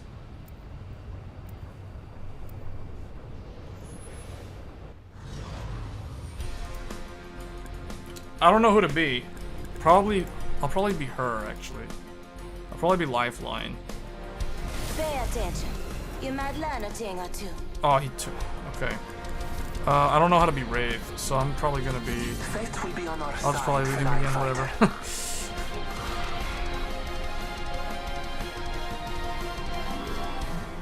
Wait, we don't have a third person? Okay. This is your champion. Run fast, hit fast, win fast.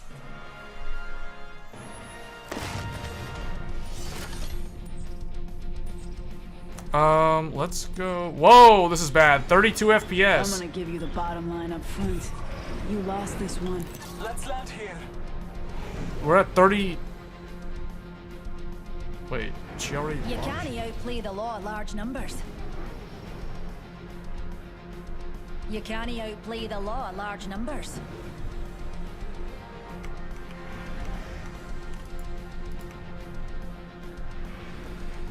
Huh?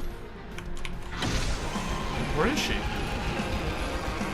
Where's my ally? I don't even know where she went. Hey, we're doing 50 FPS while skydiving. Where is she? Oh, she went over there? Okay, I'll go over there.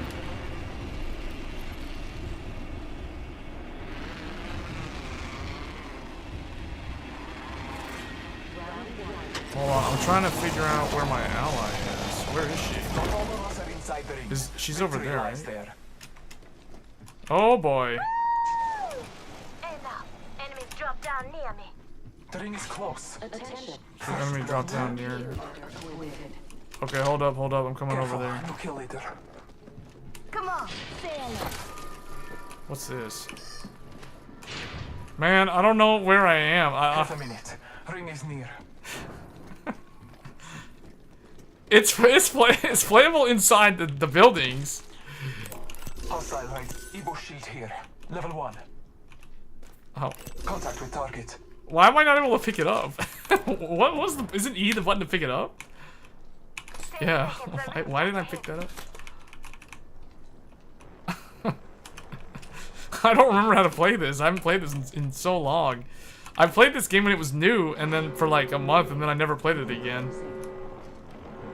The ring is moving for life. Yeah, no, I gotta find a weapon. I don't have anything.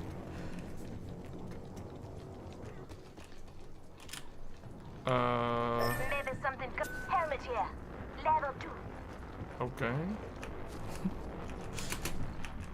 R301 here.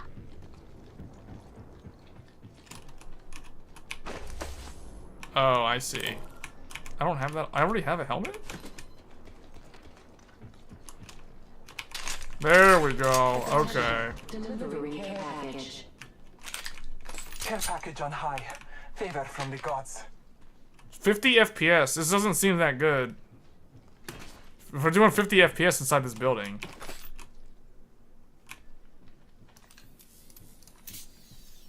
Where is my ally? Oh.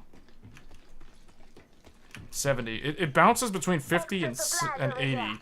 Well, now it's like 85. So it's kind of random.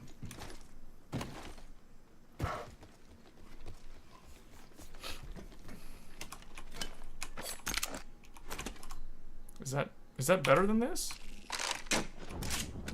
Is this better? Oh, this is like the Halo weapon, isn't it? Like Halo?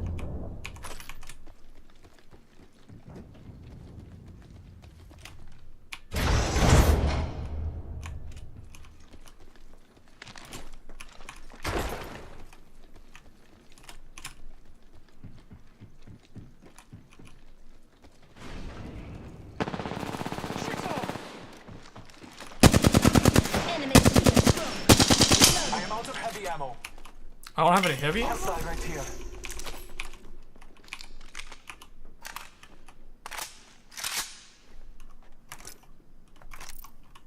Listen up, I'm getting shot at. Reloading. Air drone if you need it. Throwing thermite grenade. I'm out of heavy ammo. Oh, great. Okay, I need to get... Where's my other gun? Recharging my shields.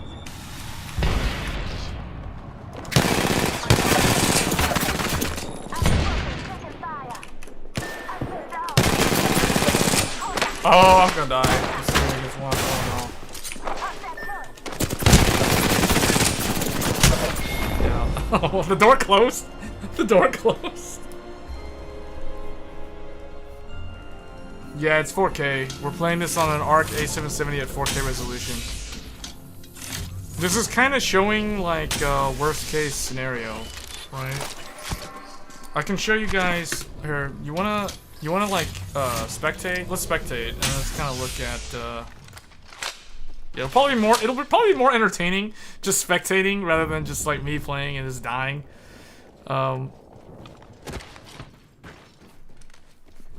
So spectating, I can tell you guys the FPS. It's 63 right now at 4K. 55.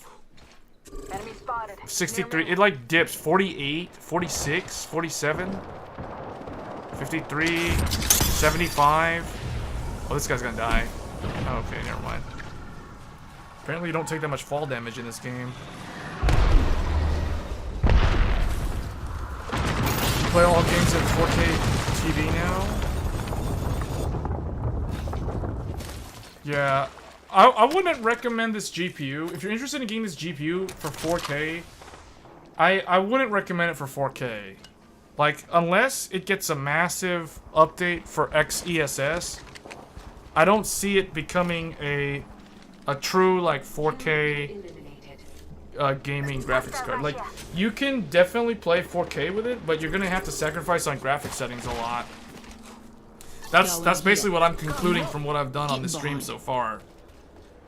But in terms of the clarity, in terms of, like, how it looks on the stream, I think it looks pretty good.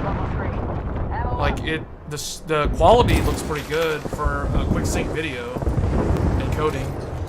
So this is GPU encoded too, so.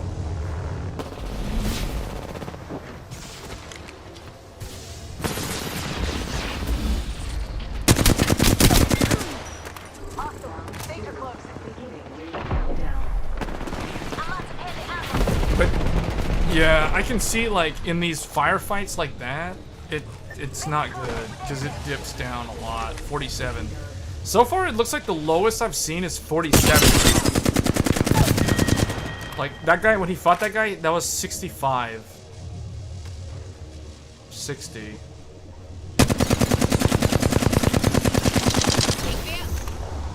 Yeah, if you play RPGs, this will probably be fine, to be honest. Like, I don't really see it being a problem for those type of games.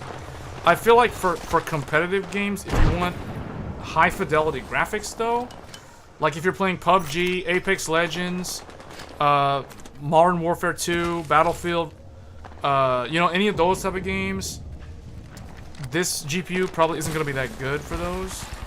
But I think from what I have seen, I mean, assuming you can actually get Counter-Strike sources to work, it's probably going to be pretty decent in Counter-Strike, because Counter-Strike is an old game. But again, I could be completely wrong when I say that, so...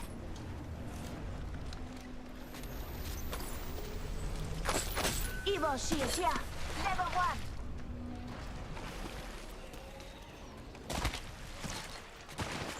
Extended light magazine here. Level 3. Looks like it always drops the frames when you have to render a scene that's far. Yeah, and that has to do with the draw distance. So that means that there's a lot of driver overhead when it comes to rendering a lot of different things. Basically, draw distance, depth of field, level of detail.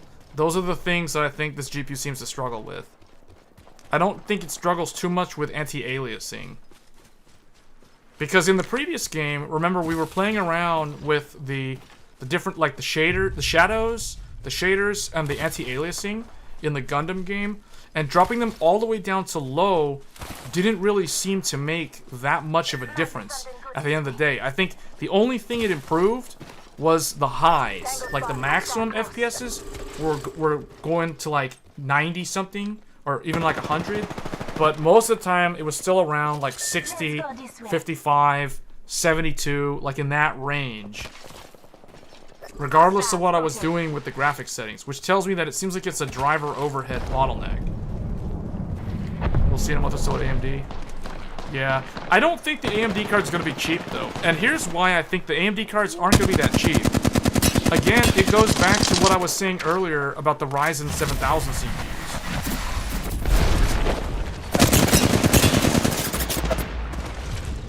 You know what? I completely forgot that in this game, the characters have special moves. They have special techniques. Man, I completely forgot about that when I was playing earlier. Oh, this game looks pretty fun. I mean, I just never really gave it that much time when it was new. But I think AMD's GPUs aren't going to be any different from the way they're priced right now. And the reason why I say that is because, again, it goes back to TSMC. They have to rely on TSMC. TSMC increased their prices to both NVIDIA and AMD. So it's like, what ends up happening is they're going to have to scale up their prices. Or, if they want to be the good guy, they're going to have to keep their prices the same as they were last gen. Because... and accept slightly lower margins. That's what's gonna have to happen, right? Like, you just want to buy an ARC for gaming history reasons? Yeah, that's a decent enough reason too, right? But I don't think they're gonna cancel it though. Like, I don't think they're gonna cancel it. But still, I can see where you're coming from. It is nice to have it as like a collector's thing to show that, hey, this was the very first true discrete graphics card from Intel. So I definitely get why that's a thing for a lot of people.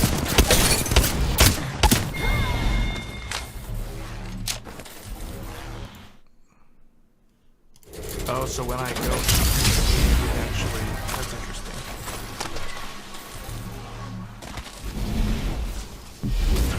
You have 3090 Ti? Yeah. But I mean, it's still cool to have the ARC card to play around with it and see what they're trying to do. I need shotgun ammo. Let's explore this way.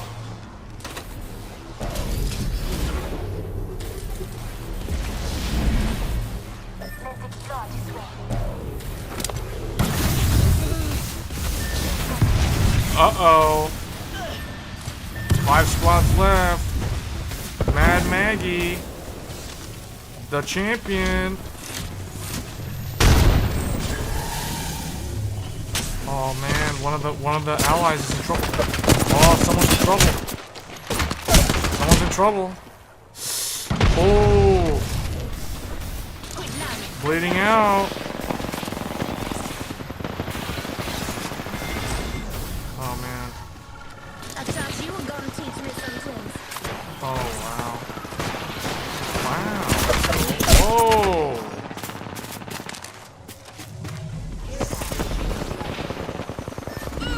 Wow. Attention. Kill has been eliminated. You currently have a GeForce 1660. We must go here. Rooting for Intel, so another competitor bring. Oh, well, so you think you might get driver sorted out? Ericsson? No, definitely not. That is not realistic. I would say it's gonna be like a year, maybe even 2 years for the drivers to get. Well, okay. In terms of sorting out the problems with the UI, the control panel, the overlay problems, all those kind of bugs, I can see them fixing that over the course of like 6 months.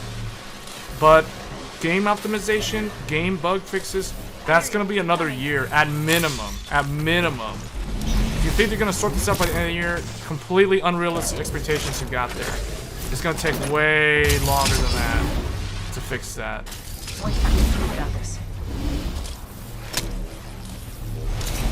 So, yeah, no. I would say give it a year.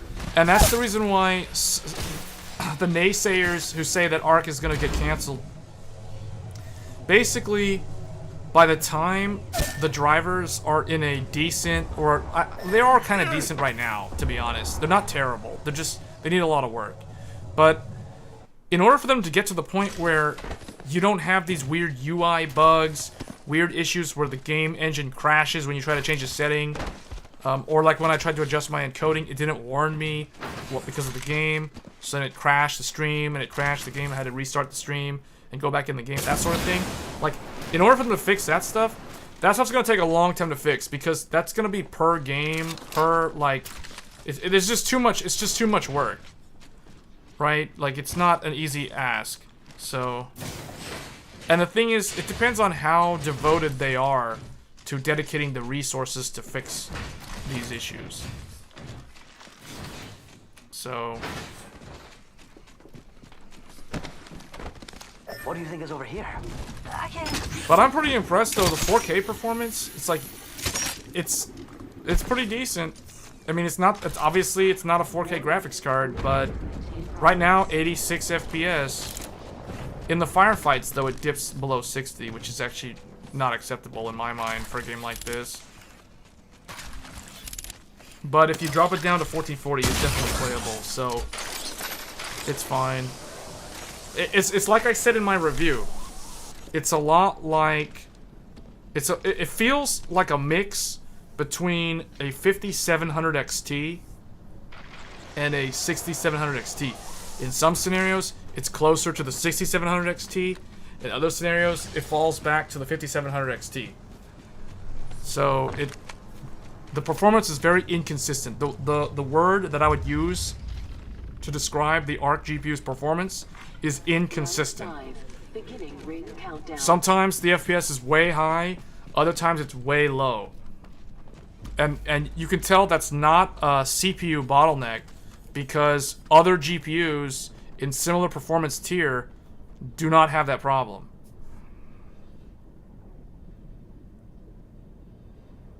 DXVK and game compatibility for DX9 will improve dramatically. This dude that used DXVK on GTA 4 and went from that to that. I need to look into DXVK because I don't know. I'm not too familiar with that. I know that the way DX9 works on ARC today is that they use the Direct 3D for 9 to 12. So that they basically load up the game in a DX12 wrapper or container, and they basically emulate DX9. They translate all the DX12 commands into DX9 commands. There's an abstraction layer. There's basically a translator made by Microsoft to emulate the DX9 layer from DX12 commands. That's how they do it.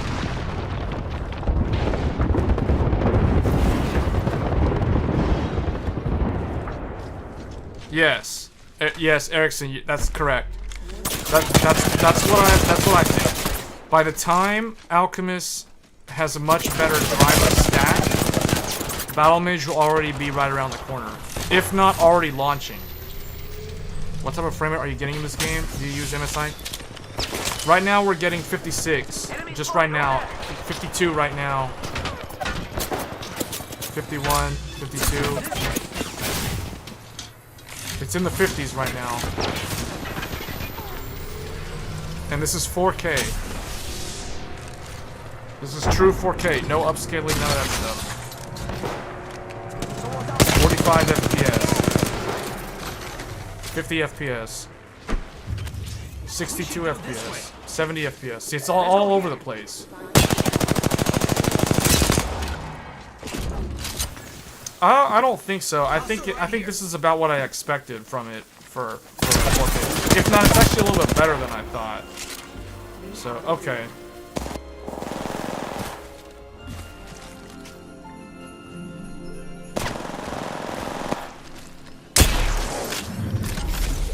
We have our Apex champions. Still no improvements to the ARC control? No, not from what I can tell. Not yet. Alright.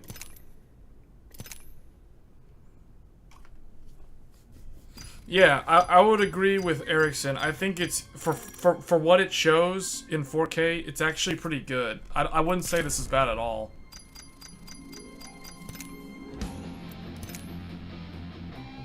So... Okay, so that's Apex Legends. So we basically proved that that's playable.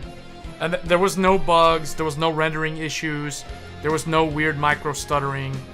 You know, it showed what it could do, and that was basically it. So that's good enough for me.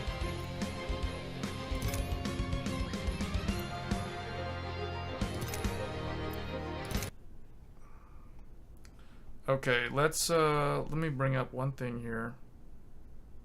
Wait, where is it at?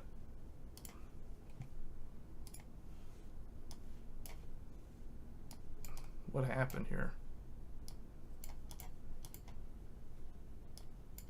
Man, I can't even move this thing.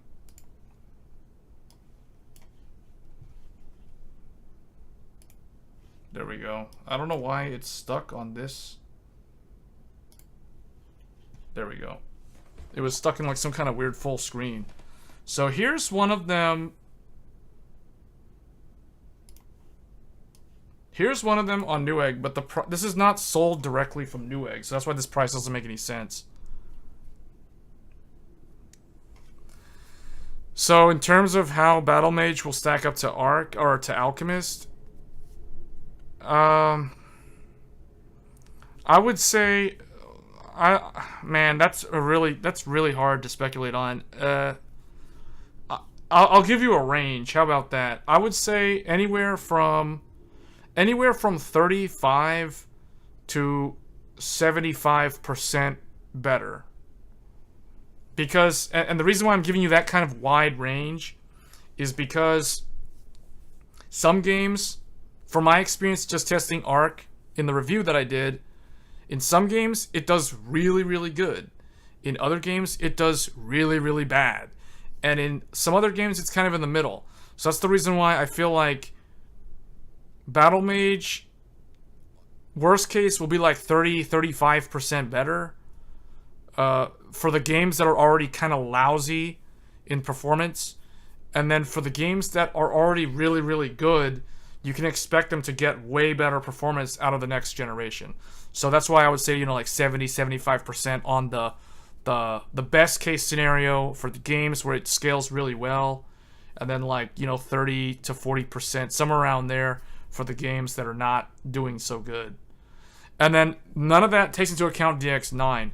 So that metric that I'm giving you, like 35 to 75% improvement from Alchemist to Battle Mage, is based off of DirectX 12 and DirectX 11 performance. That's where I'm getting those numbers, just in my head, from my own time playing around with the GPU. Now, DX9 is a completely different story, because that is, I don't know what Intel's going to do with that, because as I said before, DX9 is emulated in DX12. So, and any sort of optimization for the emulation will not come from Intel. Meaning Intel's driver team will not work on DX9. Any sort of DX9 optimization will have to come from Microsoft. Microsoft will have to create the fixes and the optimizations for the code paths, for the translation from DX12 to DX9. It'll not be up to Intel to do that. Intel is basically pushing all of that work over to Microsoft, and they're washing their hands with that, and they're not going to deal with that. They're only going to focus on DirectX 12, new games, games that aren't even out yet, games that are in development, you know, things that are in the future, not things that are in the past. So if you don't like what I just said, I mean, that's the sad reality of what ARC is. That's Intel's roadmap. That's what Intel plans to do, and they're already making steps to do that. You heard from Rumorville that Alchemist isn't as good because there was a big problem on the hardware level. That was... I don't know about that. When you say hardware level, I'm not sure about that, because so far the hardware itself is very good. The hardware itself is extremely solid. The GPU cooling solution is very quiet. The temperatures are very good. They never really get above like 82 Celsius, and I can't really hear it. So, and it's got the good RGB, all that stuff. So I don't really think the hardware has any problem. It's all software. It's all drivers and software. Vulkan runs well as well, though. Yeah, Vulkan they will work on. Vulkan, so Vulkan, DX12, OpenGL, DX11, those are the things that Intel's driver team will work on. Intel's team will not work on DX9. They do not do any work on DX9. That's going to be Microsoft. Something on the silicon? For what, though? Like, because from what I understand, from my own testing with the GPU, I can't tell anything wrong with the silicon. Like, to me, it seems like when the FPS is tanking to like 40-something FPS, that's due to some kind of driver overhead problem. Because like the way I see it is, when I'm seeing 47 FPS, it doesn't matter if I'm at 4K, 1440p, or 1080p. The fact when you're at low FPS on the ARC card, you can be at 1080p and be at 60 FPS. Then when you go to 1440p, you're still at 60 FPS. That tells you that it's some kind of driver bottleneck. Have I tested FirmArc? No, I don't use FirmArc. I don't like to use Power Virus software because it's like all it does is generate a lot of heat. It's not really necessary.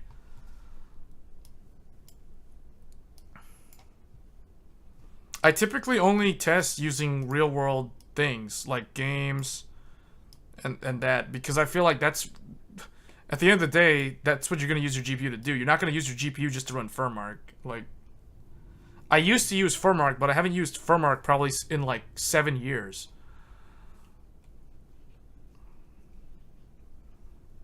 But like if we do like Intel, look, Intel ARC. Let's see. Man, why do they show all these A380s? Like, out of stock. ASRock has a 8, is this 8 gigabytes? 8 giga, what? 8 GO, that's weird. And this one.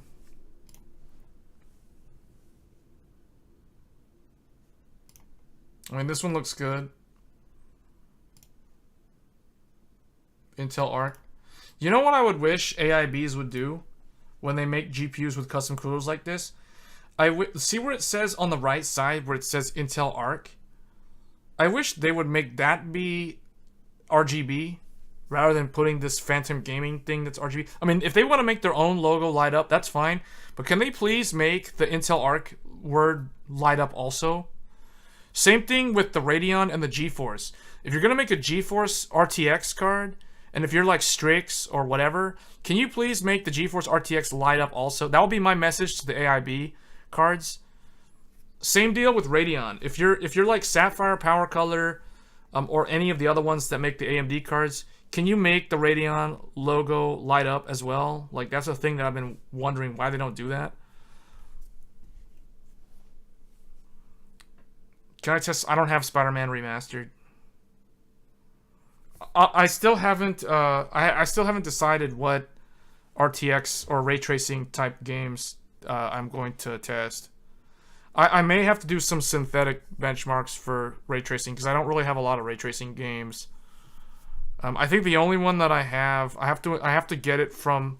Well, I don't know. We'll see. I have like a couple of them. I think I have like Shadow of the Tomb Raider, but I have to install it, and that's a big game. So if Intel's going to forget DX9, they have to donate to the DXPK developers. But donate what though? They never did anything for DX9. They have nothing to donate.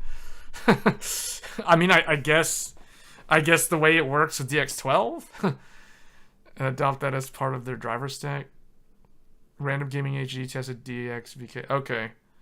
Yeah, I'll look into that. I might do some testing with that as well. But I'm not familiar with it, so I haven't really... Quake 2 RTX is the best game to test it on since it... Okay, let me see if I can get that game running. Yeah, let me see if I can get...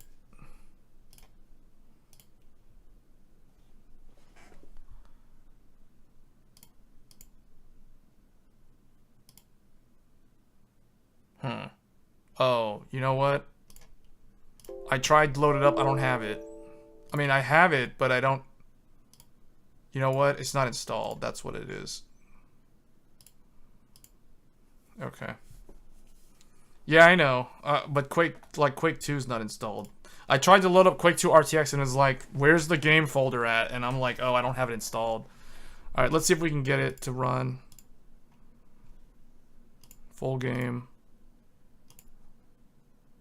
Alright, I'm trying to get it for you guys. Quake 2 RTX. See if we can show that off. If it'll run. Oh, it's starting. Yeah, it looks like it's starting up. It's starting up with this weird... Oh, there we go.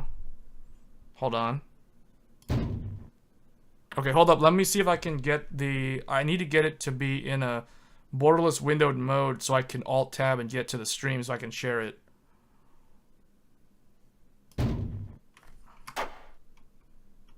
Okay, yeah. Let me... I might have to run it in a windowed mode then. Hold on. RTX. Okay, renderer. I can either do RTX, which is probably not going to work because I think that's NVIDIA proprietary. Then there's OpenGL, which... Or maybe it has to be... Okay, no. I'll just leave it on RTX. I need to figure out how to fix the resolution. Video mode. Hold on. I'm trying to fix the... Oh, boy. Okay, I'm bringing it down. We're going to probably do 1080p. I'm trying to get it down to 1080p. This is horrible old school command line. What is up with these weird refresh rates? Man, don't they have like a thing to just... This is horrible. Man, it's... Okay, there's 640 by 480. Windowed. Okay, now it's windowed. I got it windowed, but I want to get it to 1080p.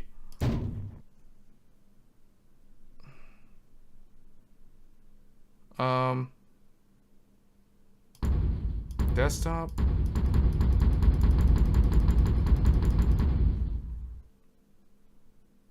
It'll run on any DXR GPU. Yeah, I know it's an old game. I'm just trying to figure out how to get it so that it's not just this one tiny little window. Well, anyway, let's see if I can hook into the game.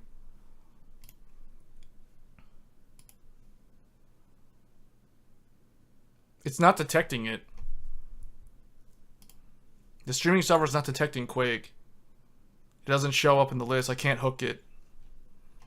Alright, let me try, I'm trying to get the resolution set. I'll just do 1440p, 144. Oh, but see, that full screens. Then when I Alt-Tab, it goes away. It's not... I can't hook into it, so I can't show you it for some reason. And the thing is, I have to run it like in a full screen, like in a exclusive mode.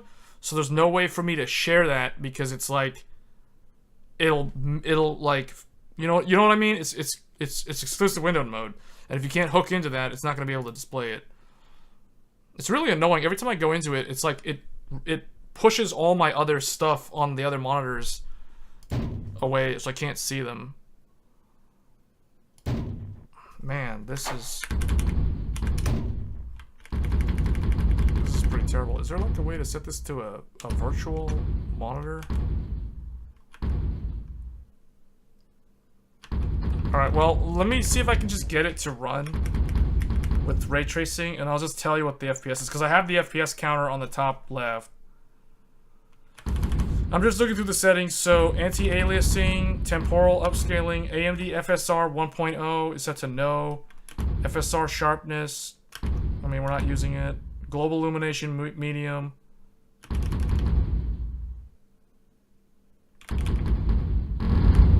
I'd rather run this in window. Man, this is horrible. The fact that there's no drop down to change the resolution. What happens if I do desktop? Then what does that do? That's weird. That's really weird. Okay, does that allow me to capture it? No, it still doesn't detect it. Alright, well, I'm gonna try to run it.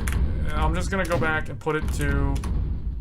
Man, it always defaults to 4K. It's super annoying. Okay. I have it in windowed mode. And it still doesn't detect it. I keep on refreshing the stream to see if I can hook into it. It doesn't show up.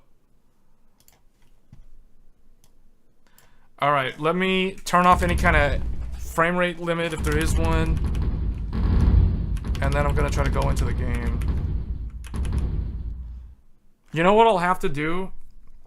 If I realize now, if I'm going to run into a problem like this, in order to show this in a video, I'm going to have to use that capture card that I did a video on recently on the channel. I'll have to use dual PCs. This can be done, but it requires 2 PCs for this to work. The streaming PC will have to capture the monitor output or the video output from the ARC GPU while it's playing this game. That's the only way I'm going to be able to capture footage of this game. So I'll have to use the Ryzen 7000 desktop as a streaming PC, and I'll use this Ryzen 7000 desktop as the gaming PC with the ARC GPU. That's how it's going to have to work. So kind of like what I did for the launch live stream, I'm going to have to do the same kind of janky setup to get this to display for people to see it, or just to capture video game footage of it. Okay, so those are the settings. RTX is on. Alright, we're going in. Game. Let's go. What happened? Did it freeze? Uh-oh. I think it froze, guys. This is a DX... No, this is DX9. Oh, no. It's, okay, we're in. It's a small window, but it's doing ray tracing. It's doing ray tracing. I can see it. The lighting looks really good. Let me go try to find water. Yeah, it looks good. 77 FPS. 80 FPS. It looks pretty good. 80 FPS. I'm in a firefight, and it's going down to like 70. I'll try it at a high resolution. I'll try it at 1440p. Oh, it's Vulkan. Okay, that makes sense. So, yeah, it looks good. The ray tracing in this game does look good for such an old game. But I mean, I already knew that. I've tested it on the Radeon cards.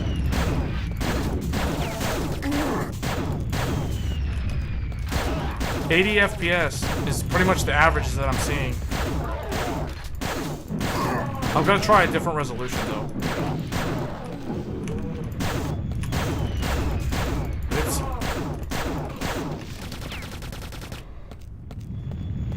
It looks pretty good. Hold on, I gotta get away from these guys first. Alright, let me check. It is, it says windowed, so I don't know. Let me try a higher resolution. I'll try 1440p.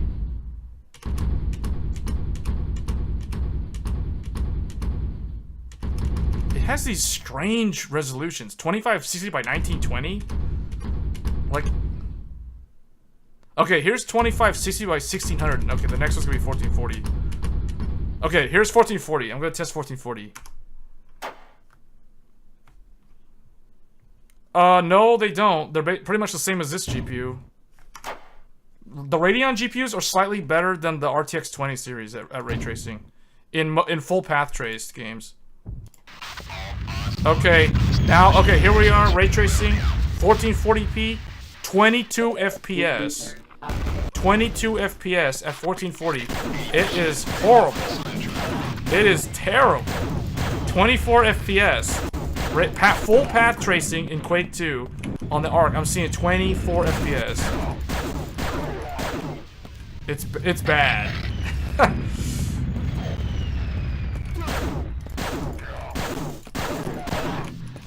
It depends on the game. So I've played Resident Evil Village. Resident Evil Village with ray tracing on the 6900 XT is very good. Also, I've played this game, Quake RTX, with the 6900 XT, and it's perfectly fine. It's basically like 90 FPS, but it's such an old game. But still, but this is full path tracing, so they're not that bad at ray tracing. Ray tracing on, I feel like they're basically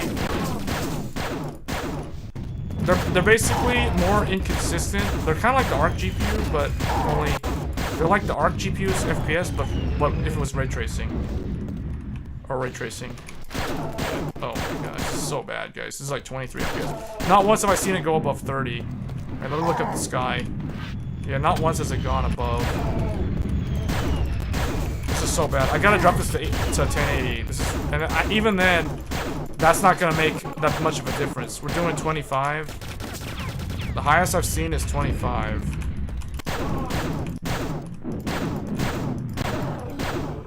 24. It's bad. Even the audio, I can hear the audio like stuttering. Yeah, the audio even stutters when I walk around. Oh man. Try 1080. See if I can get a 60. Okay.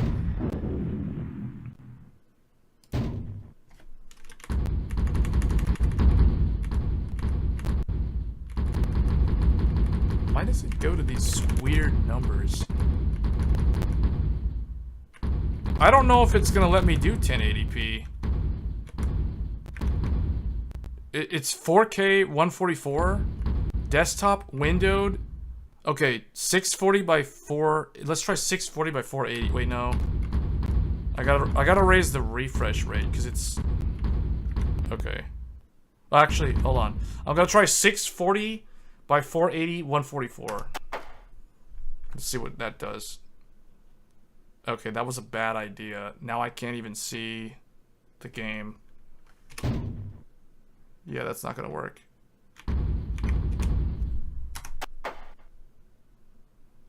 Okay, guys, the game is like on 2 monitors. It's literally like it's surround. I can't see the.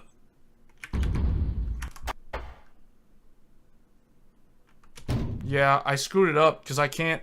This is a bug with ARC. I can't see the resolution. It's like above the other monitor. It's cut off, so I can't see what resolution I'm currently at. I'm just blind guessing, and it's not fixing it. I mean, it keeps on. Yeah. Okay, so that's not gonna work. I can't get back. It's like. Okay, I got it back. It says it's 3840 by 2160, but it's now like 3/4 of the monitor, so I don't know what it's doing. I'm just gonna try to get back to 1080p. and hope that it doesn't cut off the screen again.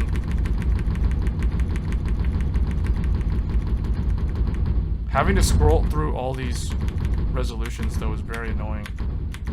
Okay, this one should be it. There we go. 1080, 144. Why does it cut it off like that? I don't know why it's... The game is like... It's like... The game is on the main monitor, but it's zoomed in and to the upper left. And then the second monitor is basically showing, like... It's like the top part of the second monitor is showing the bottom of the game window, where like the health is and the gun, and then it's like nothing else is underneath that. And this is supposed to be 1080p, and the frame rate counter says 24 FPS, 25 FPS. So I don't know, somehow I feel like the resolution is broken right now. I probably have to quit the game and like restart the game, because this is just straight up not working for me. Like, all right, let me quit out of this and see if I can recover this, because this is pretty bad. Okay, so I close out of the game. Let's try to relaunch it. But this gives you an idea. Like, these are the sort of bugs. Okay, we're back in. I'm at 1080p. Okay, that's good. And it shows 60 FPS, 62. Let me make sure that I have any kind of like frame rate limit off.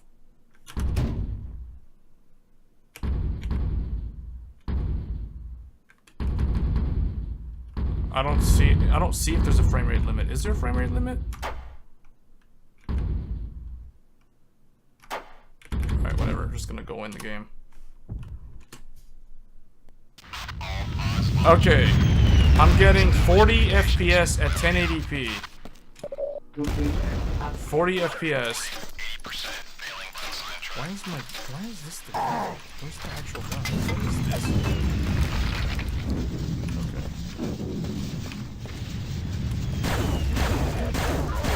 Yeah, this is more playable, but this is still only like 37, 38, 39, 40, 37. Okay, so it's 38. Not doing anything. 41. 40. That's basically what it idles at. That's about the same as the 6700 XT. Okay, I'll be able to verify those things because I'll test ray tracing with the same GPU. Which raises the question, like, what happens if you try to run Quake RTX on an old GTX 1080? Will it actually work? I want to try that. Because those GPUs in my review, I still have all those for testing. So I'll be able to test this game for all of those. But see, if I had to guess, that's what I was saying earlier. I feel like the ray tracing performance of this GPU is basically like AMD. Another thing that people need to realize is that the vast majority of the people who developed ARC came from AMD. Most of the people, the head of the Intel ARC, Raja Koduri, he was the head of Radeon Technologies Group. So he went over to Intel at the end of 2017. Then he started pulling people from Team Red over to Intel to work on this GPU. So, like I said in my first impressions video, this GPU, from my first, like, playing around with it, before I even played any games with it, just setting it up, like, the fact that the monitors, the way the monitors are numbered in Windows is exactly the same as the way Radeon does it. Meaning, monitor number 1 in Windows is the first monitor on the GPU. That is the complete opposite of NVIDIA. NVIDIA does it backwards. If you have 3 monitors, the first monitor plugged into the graphics card, like port 1 on the GPU, will be the 3rd monitor in Windows. For some reason, NVIDIA does it backwards. I don't know why. But Intel and AMD are basically the same in the way that their display controller behaves the same. So, and the other thing too is, I know when we're talking about NVIDIA, NVIDIA uses, it's almost like NVIDIA, in their driver, they spawn almost like a virtual display in the software, and then they project the rendering engine to that virtual display. Then they take the virtual display, once it has the frame drawn, and then they output that to the monitor. That is different from the way AMD does it. AMD directly pushes the video feed from the frame to the monitor constantly. So, and I have a feeling that ARC functions the same way. So, a lot of ARC is basically very similar to Radeon. So, people who don't like AMD for whatever reason, and they like ARC for whatever reason, to me that sounds really, really stupid, because ARC and Radeon share a lot in terms of the way they function at a fundamental level.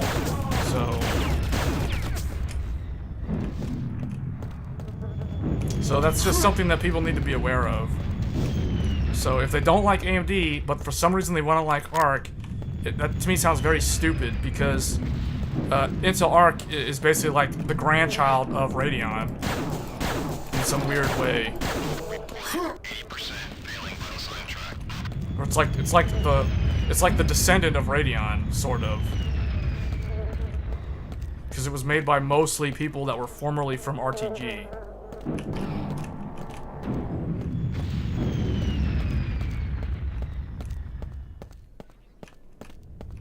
Okay, but this is, I mean, 41 FPS, right? Like, I don't see it going below 37, and I don't see it going above 41. And I know this makes for a very boring stream because you guys can't see what I'm showing, or see what I'm doing, so it's like, Well, that's Quake RTX.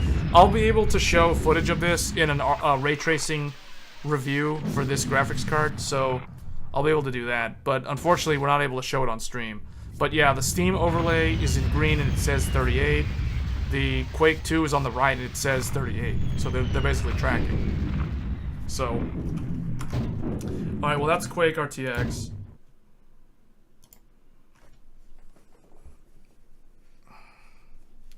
So a lot of work needed, and they don't have all. I mean, I would say I'd give them like 6 months to fix a lot of the UI and stability issues, and then like I would give them about a year to clean up a lot of the optimizations needed for the games. Minecraft RTX would also be good. Yeah, I don't have Minecraft. And I don't have Game Pass either. I'll try to look at what I can show. I know I have some games, right? Like I've got Shadow of the Tomb Raider. I've got Resident Evil. I don't know if Devil May Cry 5 supports ray tracing. I'll have to look at the list of all ray tracing games, and then I'll have to look at like what I actually have from that. And I'll try to pull like 5 or 6 titles. No, I don't have Control. Yeah, I don't have that. I mean, I just don't play a lot of ray tracing games. Like, that's the thing. I have Hitman Absolution. I don't even know if Hitman Absolution does ray tracing. I have Metro 2033, Metro Last Light, Portal 2. Apparently I have the game called Prey, Resident Evil 2, Vanquish, Wolfenstein 3, The New Colossus. So I'll have to look. I mean, I have a pretty extensive game library. Most of these first-person shooter games, I never actually bought these games. These games were given to me by AMD, like when I bought a Radeon graphics card. They typically came bundled with the AMD graphics card over the years. Metro Exodus, I don't have Metro Exodus. I only have Metro Last Light and Metro 2033. So I've got the older games. Let's see, I've got Age of Empires 2, Definitive Edition, Age of Empires 4, Civilization, but I mean, I already showed Civilization in the review.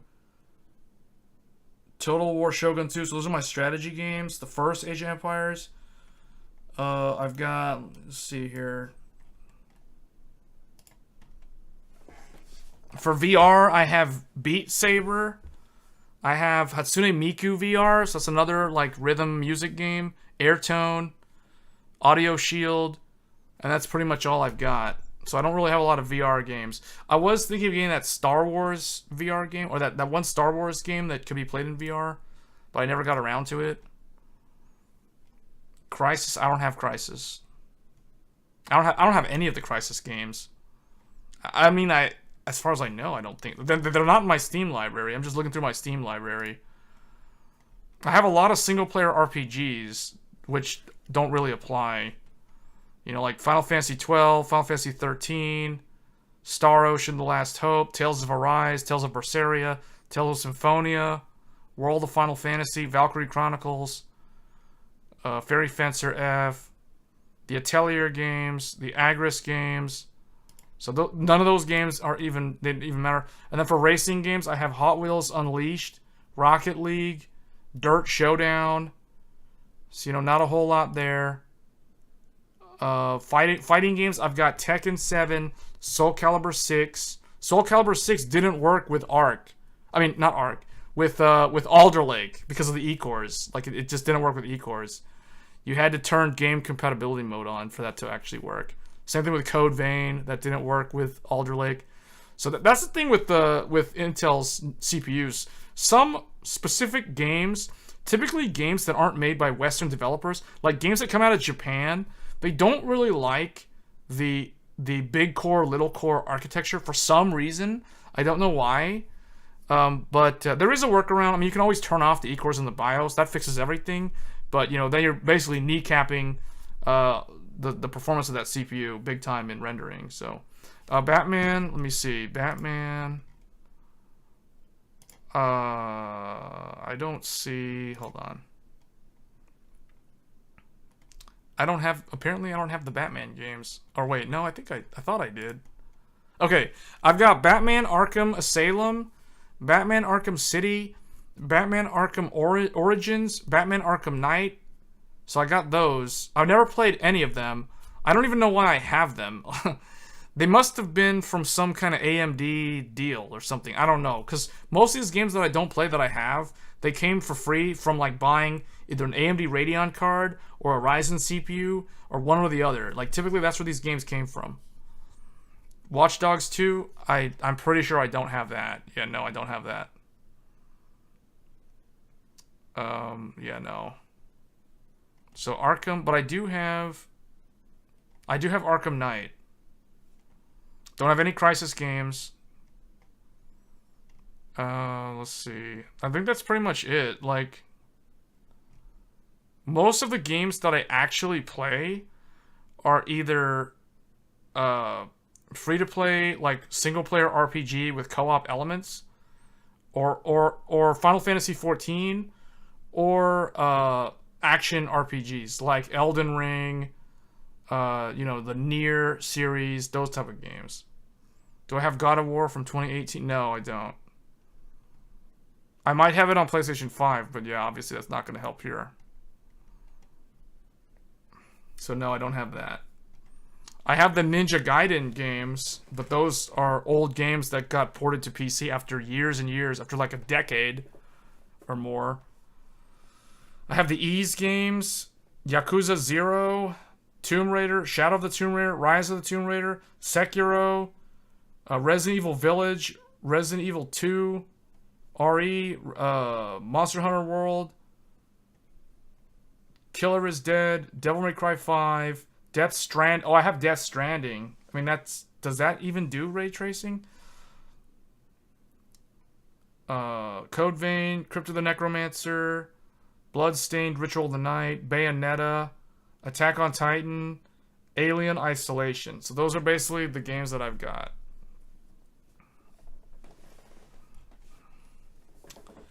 So yeah, I mean, like I said, I may have to resort to synthetic ray tracing benchmarks if I don't have the games. But I think Resident Evil Village does have ray tracing. Like I said, I'll have to look. So I got Quake RTX, and Resident Evil, and I think there's like another one somewhere in there that. Oh, Shadow of the Tomb Raider. I think Shadow of the Tomb Raider has it. Yeah, I'm pretty sure Shadow of the Tomb Raider has it. So I don't know if the older Tomb Raider games have it, but I know that one does. I got BioShock Infinite. That's too old though.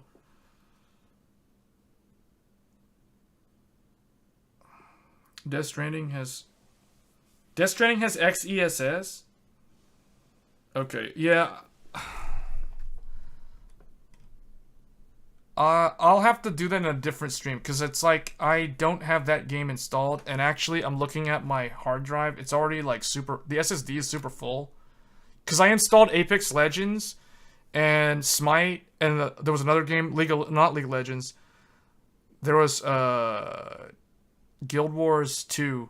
I installed like 3 games just now over the course of the stream, and now I only have like 6.5 gigabytes of free space left on the SSD.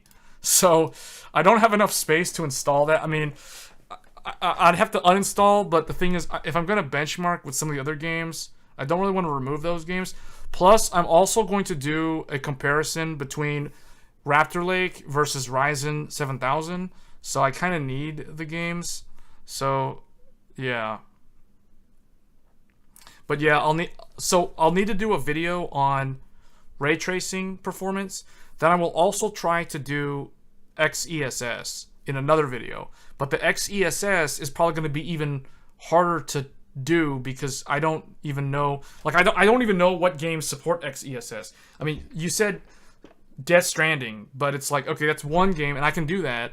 And I'll definitely include that one because I know I have it. But there's going to be some other ones that I have to see if I have them, and that's going to take a while. So, and we already have like a lineup of videos for 13th gen and Ryzen, because I mean, people have been asking me. One of the comments that I get a lot on some of the videos that I've uploaded in the last week were, are you going to do productivity benchmarks? So people want to see like productivity benchmarks, or they want to see AV1 encoding on the ARC GPU. They want to see productivity like on Ryzen. They want to see some more stuff on Ryzen. So it's like, that, and then coupled with the fact that soon the AMD announcement's going to come up, and everyone's kind of waiting, like, what's that going to look like compared to RTX 40 series. So it's going to be coverage on that as well. The problem with Intel ARC is that there are so few games that there is a lot fake performance on it. Yeah, I would definitely, like, those random videos that you see of, like, people, those videos that show, like, benchmarks, where they show, like, they have, like, ARC on one end of the screen, then some other GPU in the middle, then some other GPU over here. Like, I would not believe those videos at all. Those are probably, like, somebody went and, like, benchmarked with some completely different GPU, probably some NVIDIA RTX 3060 or something like that, or like a 3050 or some Radeon 6600 XT or whatever, or maybe even an older like 5700 XT or like an RTX 2080, and they're trying to claim that those are ARC benchmarks. So just because they're trying to get views, they're trying to get clicks, it's all clickbait. So yeah, like, I would not believe those fake performance benchmarks, because it's like those are not, yeah, just ignore that stuff. Like, don't even click on that stuff, because that just gives those people views, and that just puts those videos into the YouTube algorithm way more than they need to be, and it causes it, you know what I'm saying? Like, it's just going to become harder to find the actual results that you're looking for. So yeah. But yeah, I'll make a list. I'll work on it when I have time to get like the ray tracing benchmarks for ARC. It's good because, I didn't really cover the Radeon ray tracing, and I think this will be a good baseline to establish for not just ARC, but for the next generation, because like I'll do ray tracing for ARC and 6700 XT, because I think like most people that are interested specifically in this GPU want to they don't want to spend so much money, right? So when you go look at RTX 3080 benchmarks for ray tracing, or 3080 Ti or 3090 Ti, or the Radeon, the expensive Radeons like the 6900 XT, for most people that's cool to see that, but that's not realistic because they're never going to buy those GPUs. So they want something that's in the price point for ARC or 3060 or 6600 XT, right? So it's that performance tier. Maybe 3070, maybe the 6700 XT. Like, that would be kind of the maximum of where they're willing to spend that money. So I feel like that would be more relevant to put out content for these GPUs is more relevant to the audience than showing just like 3090 Ti, 4090, like those type of results. Like, who cares? Because typically no one is going to buy that GPU anyway. And if they're buying it for gaming, it's kind of stupid. So, because those GPUs are much better off for other things. Yeah, no, yeah, your comment, so that comment got withheld because I think I don't know, YouTube withheld your comment, but I saw the comment. Yeah, I agree, right? Like, the people who make those videos, those quote unquote benchmarking comparisons, and they don't have the product. They're just trying to get views because they're just trying to get, like, you know, whatever. They want YouTube they want people to subscribe to them even though they have no actual real content. They're just taking gameplay footage that they recorded with fraps or whatever, and they're putting it side by side. Oh, and what they could also be doing? They could be frame limiting the game to a specific range using, for example, it's very easy to do with a Radeon GPU. You basically take the game and then you go into Radeon settings and you turn on Radeon Chill and you set maximum like 72 and minimum 54, and then you don't move your mouse. The thing starts idling down because it's just a benchmark. Then when you want it to ramp up, you just shake your mouse and the thing will ramp up. Then you let go of the mouse and the thing will go down. Then you move the mouse and then it goes up. So people can really make fake benchmarks very easily with Radeon graphics cards using Radeon Chill. That's something that a lot of people don't know because the vast majority of the public uses NVIDIA graphics cards, so they don't actually know that you can do this with a Radeon graphics card. So a lot of those fake benchmarks are probably using a Radeon graphics card to basically play that part of the game 2 or 3 times, however many GPUs are comparing, and then they just vary the minimum and the maximum to get it kind of like a realistic looking range, and then they run it, they get this result for this one, then they call it ARC, then they do it again, they change the range, then they call it 3060, then they do it again, and they get the range, then they call it 6600 XT, and then they call it, you know, ARC benchmarks on the YouTube video, and they upload it, and they get a bunch of views. So, yeah, it's pretty stupid, I mean, but that's what people do. You think 6800 and 6800 XT are the best GPUs? Yeah, but they're super hard to find. Like, are they even in stock anywhere? Every time those GPUs come up, they're never in stock. Like RX 6800. Okay, so this one. This is the 6900. See, so the 6900 shows up. Okay, here's one. The 6800 for $539.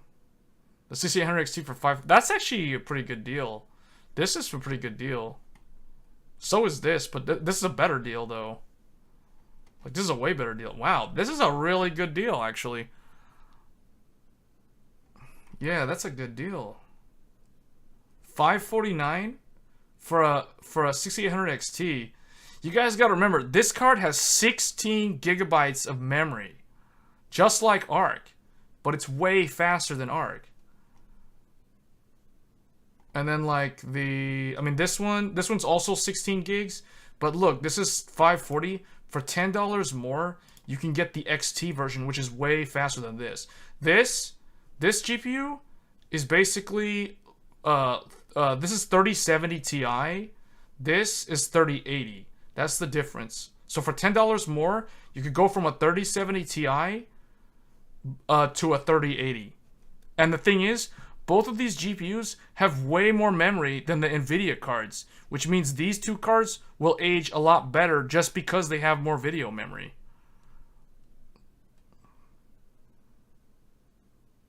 Yeah, in fact, it's actually a little bit better than the 3080. This is better than 3080 in rasterization.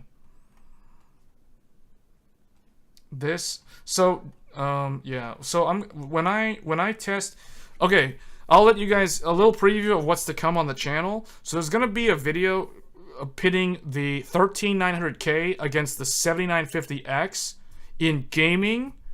We're going to do productivity, but the GPU doesn't play that big of a role in productivity. So the GPU that I will be using for the test will be the RX 6900 XT. That is the GPU that I have selected for this competition between Intel 13th Gen and AMD Ryzen. So it's going to be the 6900 XT, and it's going to be Windows 10.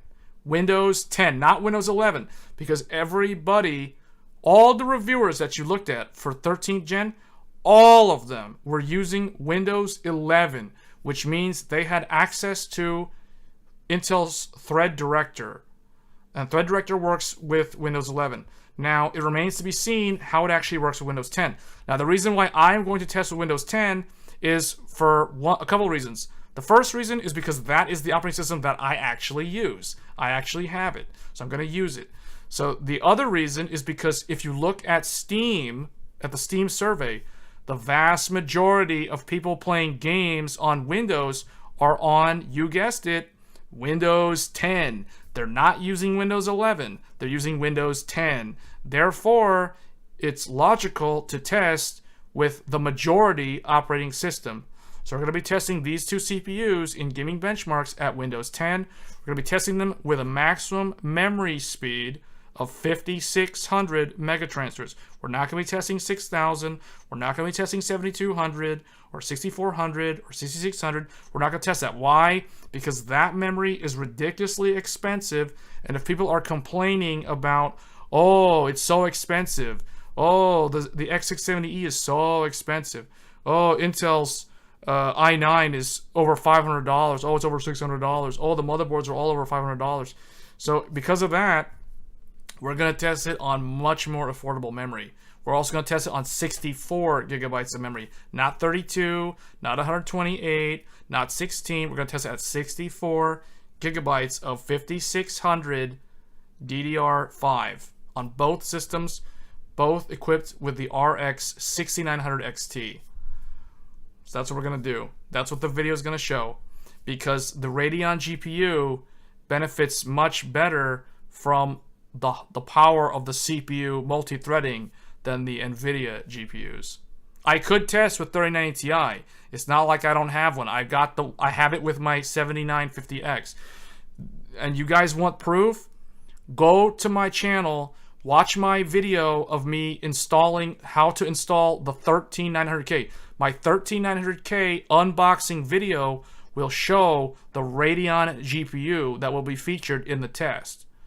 And if you want to see my 3090 Ti, go watch the video where I install the Thunderbolt 4 add-in card into my AMD X670E motherboard, because that features the 3090 Ti. Some people thought it was a 4090 FE, but no, it's not. And the giveaway is the SLI finger for NVLink.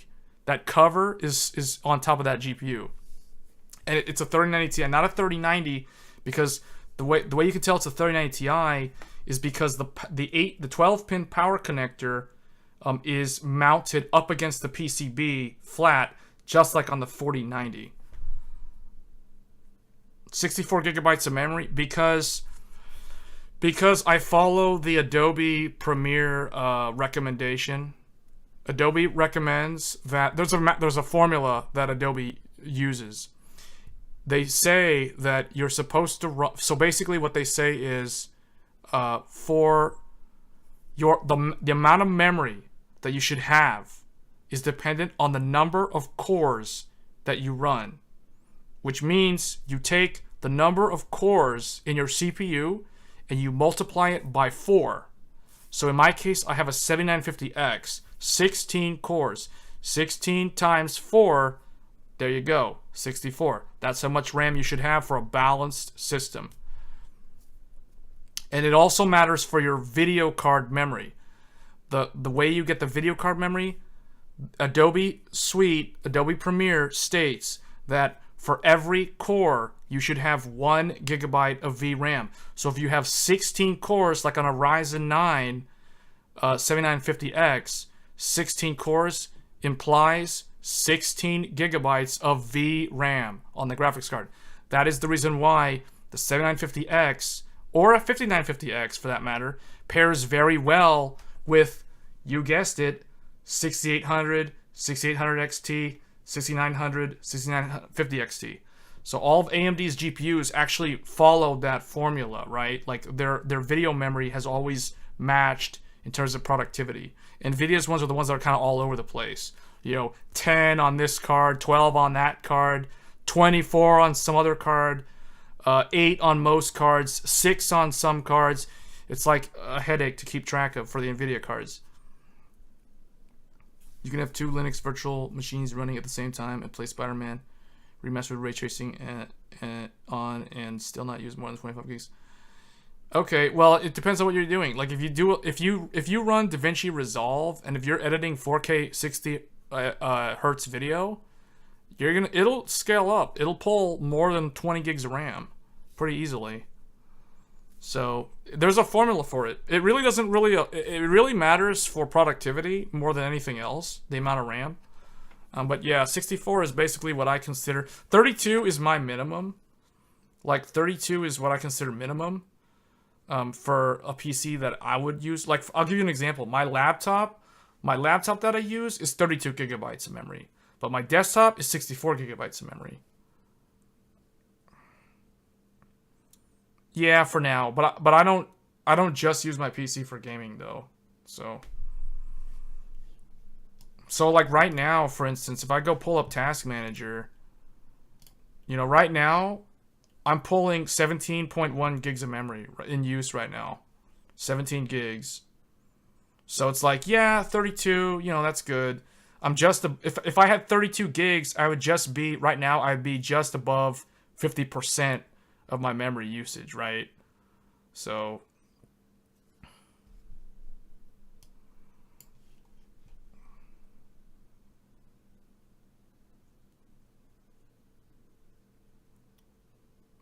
gaming, the most you need is 30, yeah.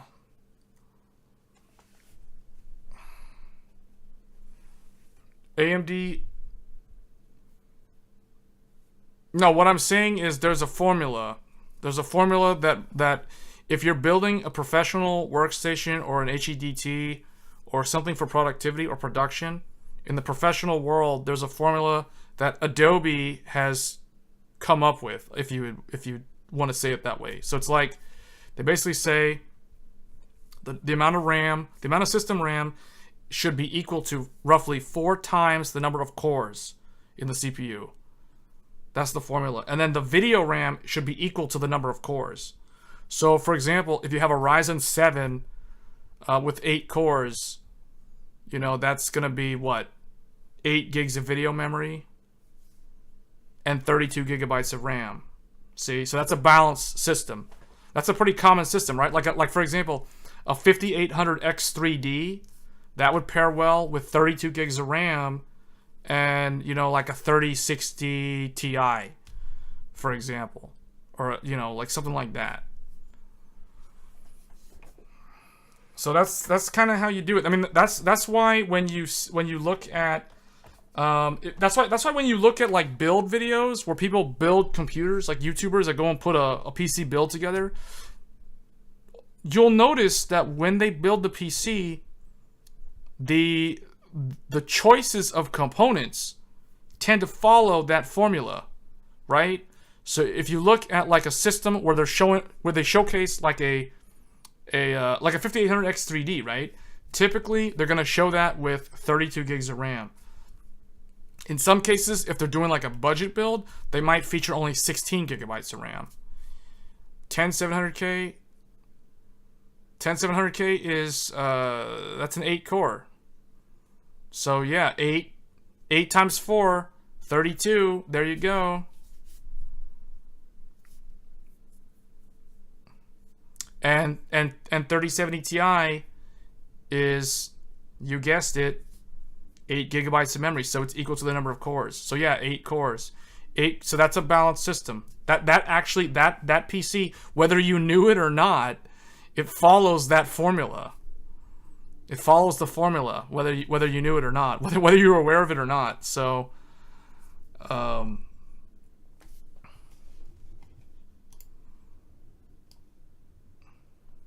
it isn't something that you'll hear people talk about. It's more of like something that you'll only know, like learn about that in the professional world. It's not really talked about outside of video editing, the video editing realm. Because in the virtual machine world, it's a little bit different. But typically, virtual machines are usually going to be like running on 24/7 servers, so that's even more different.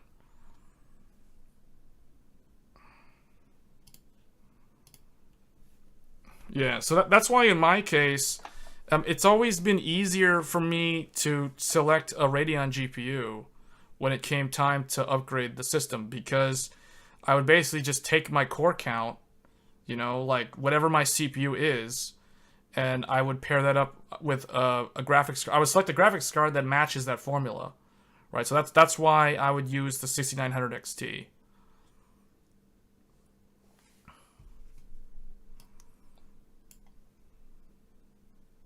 So the thing is, that formula really only applies to true traditional cores.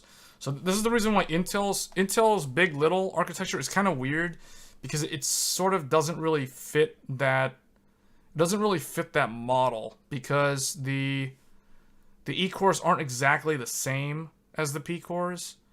They don't have the same amount of horsepower. Like the cache, the resources available to them is different. It's more shared in clusters of, I think, 4, or maybe it's even 2. I have to look at the architecture diagram again.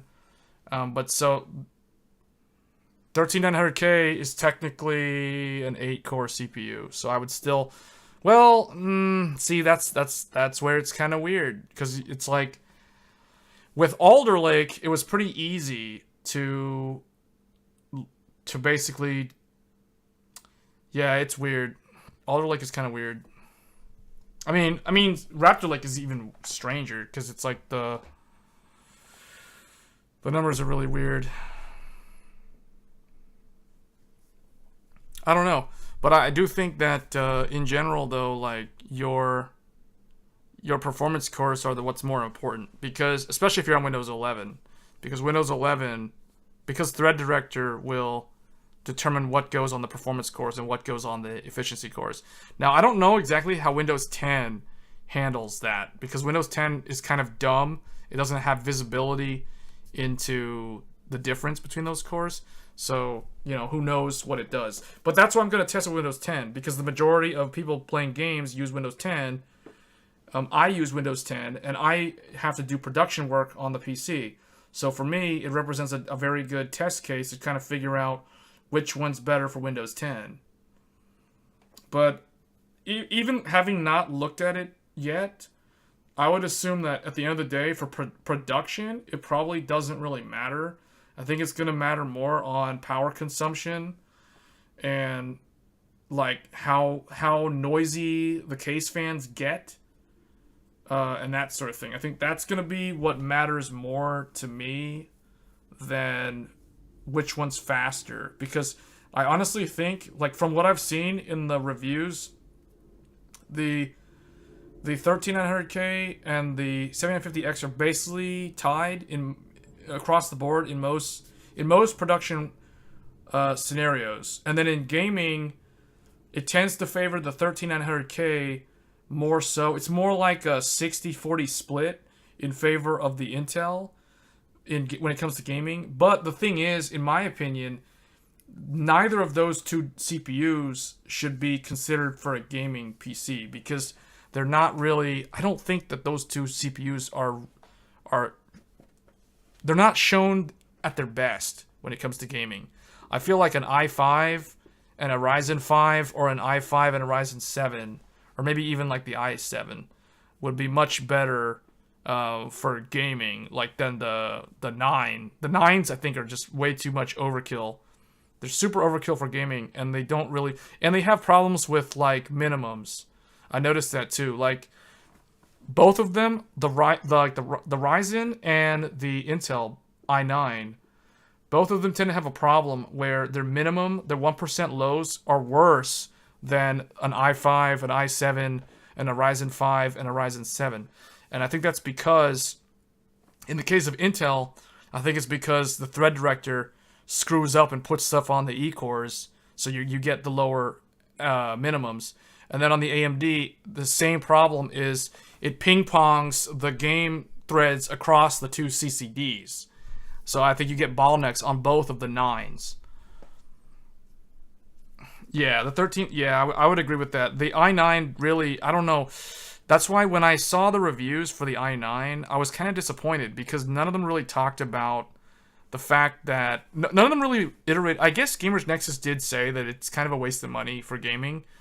But, I mean, not enough of them said that it is not really meant for gaming. Actually, so the 7900X, I don't know about that. I kind of think the 7700X is the most for gaming on AMD. I would... The reason why... The 7900X is kind of in a weird spot right now, in my mind, because it is, what, 24 threads? It's equal to the 13700K in thread count, but it's still 2 CCDs. So I feel like for gaming on AMD, you don't really need a dual CCD CPU. I really think that a single CCD, like the 7700X, is a lot better for gaming. It's cheaper, and it's less power, less heat, less noise, because it's one CCD, right? And also, if you were to overclock, the 7700X is easier to overclock because it's a single CCD. I think the i5 wins. I don't think the 13700K wins this generation. No, I don't think so. I think the i5 is Intel's strongest showing. I agree with the reviewers when they were saying that the i5 is really, really good. I think it is. The i5 puts the Ryzen 5 and the Ryzen 7 in a really weird spot.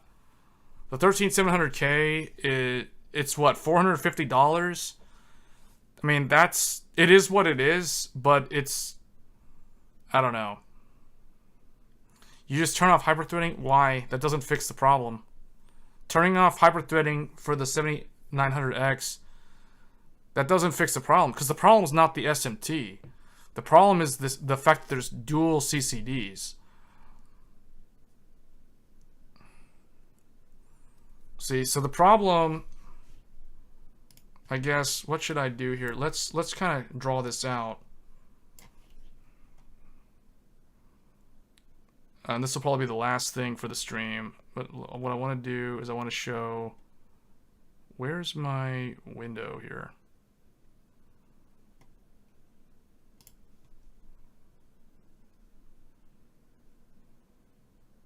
Let me try, where's my paint? Okay.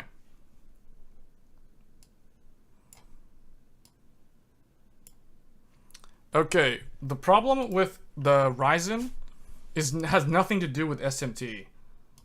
The problem has to deal with the fact that there's two CCDs. And then there's like the IO thing. Right? There's the thing that the thing that has the graphics. So in here you have the iGPU, you have basically Uncore. All the things that interconnect to the chipset are in this thing. But then in here you have 8 cores and 8 cores.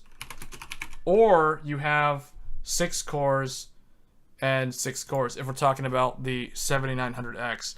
So the problem is not SMT, because SMT, what you're calling hyperthreading is technically an Intel term, so it's actually SMT, but it's the same thing. So all hyperthreading does, all that means is that the Windows, so if we call up here Windows, or the operating system, OS, aka Windows, all SMT and hyperthreading does is it allows the operating system to send a request to a core to complete 2 tasks simultaneously, as opposed to one task per core. So what that means is the one core will appear to the CPU as 2 logical cores. That's all hyperthreading does. That has nothing to do with the fact that your game performance suffers a latency penalty if, say, the game is sending a command to the core over here, but then it goes and it sends like another command that goes over here. That's not really a problem. The problem is when the task on the core over here gets moved to a core over here. When that happens, you have nanoseconds of latency. That little latency penalty is what affects the minimum and the 1% lows in the games. That is the crux of the issue. That is the limiting factor on the Ryzen 9 CPU.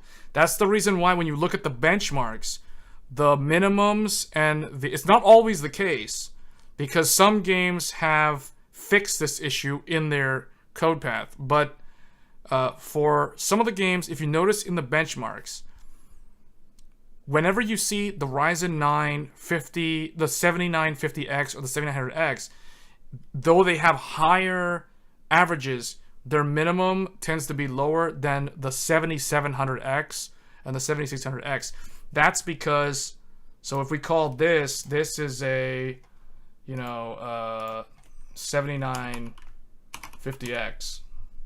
Then over here, a 7700X, I mean, this one, people probably already know what this is. This is going to look like this.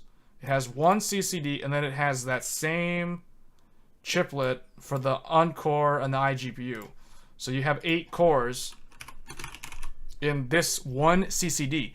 What that means is that if you have this CPU, aka the Ryzen 7, when the operating system tells it to do something, it puts it on a core in here, and then if a core over here has to move the task to another core in the same CCD, there's no latency penalty because they're so close to each other. They don't have to cross over, if that makes sense. This is the reason why I think that this is the most you need for gaming. I don't think you need the dual CCD for gaming. It doesn't matter. And that's the reason why, like when it came to Zen 3, that's the reason why I bought the 5800X at launch, not the 5900 or the 5950X.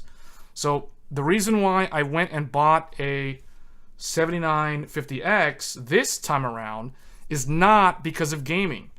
I bought this CPU because I am upgrading from a Threadripper 2950X.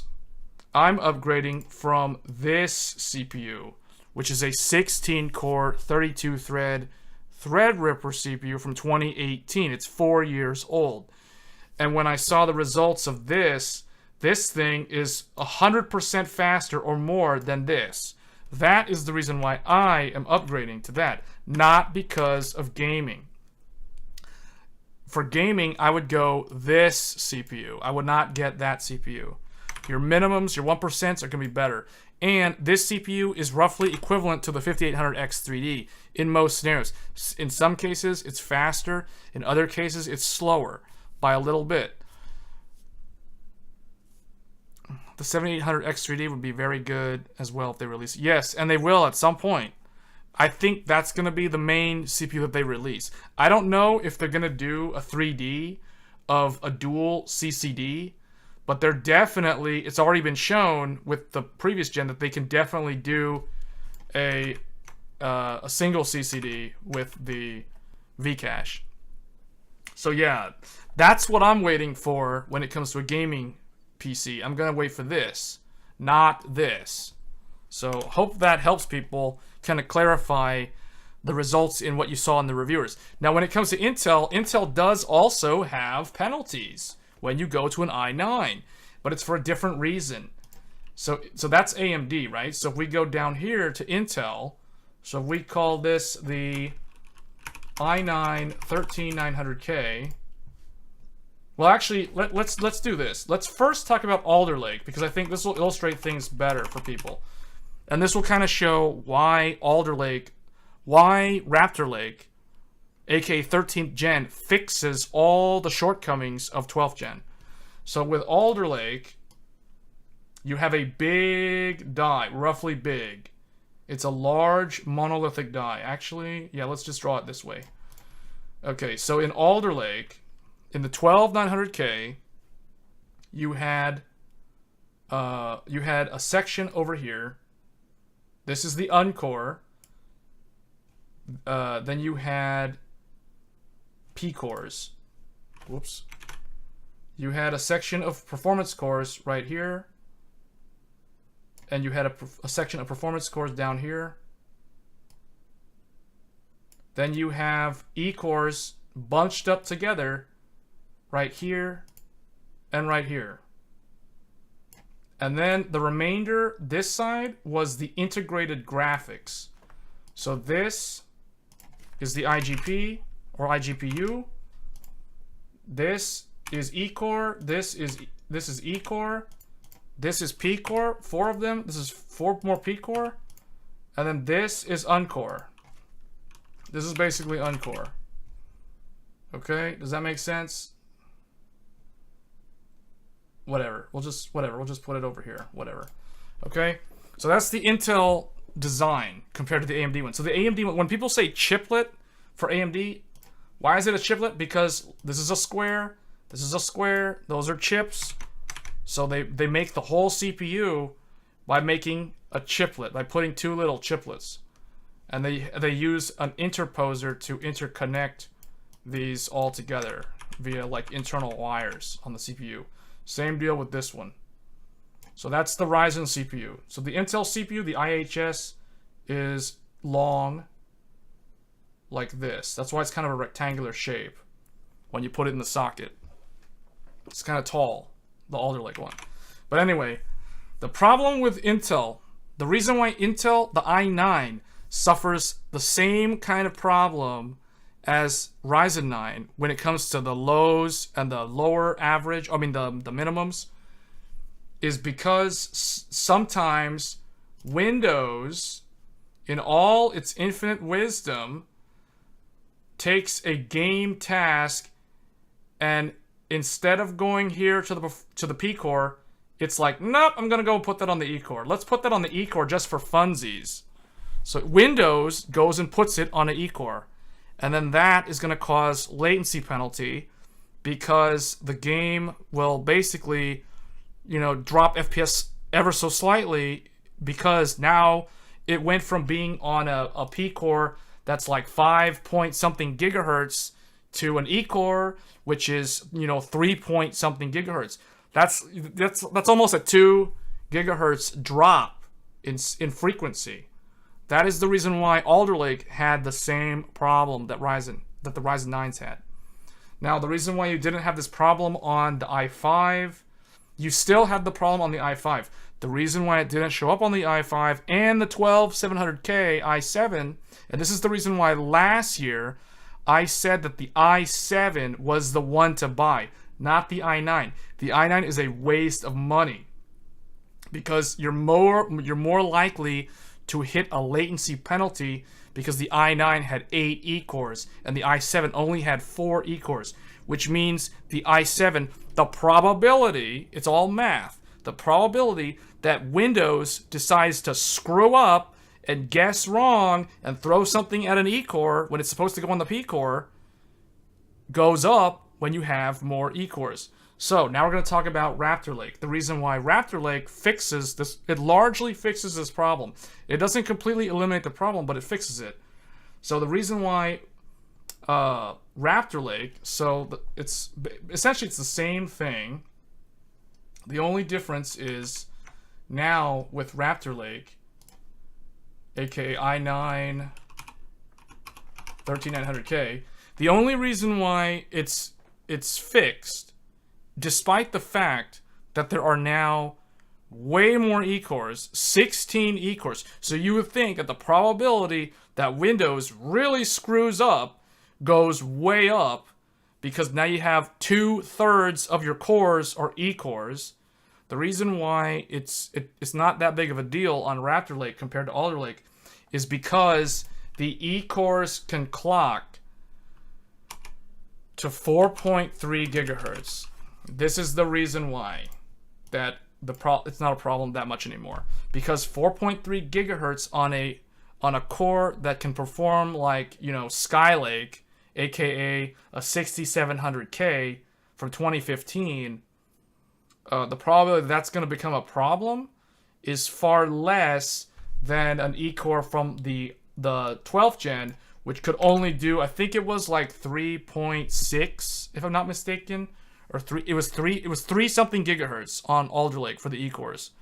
So because of the increased frequency on the E-cores, because they're now well above 4 gigahertz at 4.3, that effectively lessens the latency penalty when something goes to an E-core. And I think that is the reason why gaming performance on Windows 10 will largely be improved to a certain degree on 13th gen compared to 12th gen. And that's the reason why now, when I recommend Raptor Lake to people, I stop at the i5 for gaming, because with the i5 you have 8 E-cores that all can do 4.3, and then you have 6 P-cores. So it's a relatively balanced chip. Now, you can step up to the 13700K, but those 2 extra P-cores, in my opinion, they don't make that big of a difference. And that's a $100 upcharge going from the i5 to the i7. And at the end of the day, when it comes to gaming performance, I really don't think there's a benefit to going with the i7 this time around. So that's the reason why. It's because the E-cores on Raptor Lake run significantly faster than they did on Alder Lake. So that's why, in my mind, 13th gen is largely a success on Intel's side, because it fixed the majority of the problems that Alder Lake suffered from. And it wasn't just throwing more cores at the problem, it was raising the frequency of those cores. That's what actually helped the most. Because, you know, the E-core, can you imagine if the E-cores were still like 3.6 gigahertz?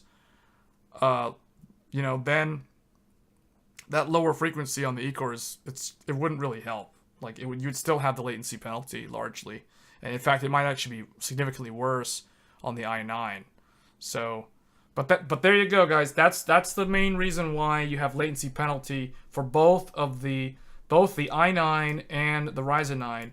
Because in the case of Ryzen, it's having to crisscross over the 2 CCDs. In the case of the i9, it's Windows being dumb and throwing things on the E-core when it's not supposed to do that. And Windows 11 is supposed to largely fix that with Thread Director, but we'll see how it does in Windows 10, because that's what I'm going to test it on.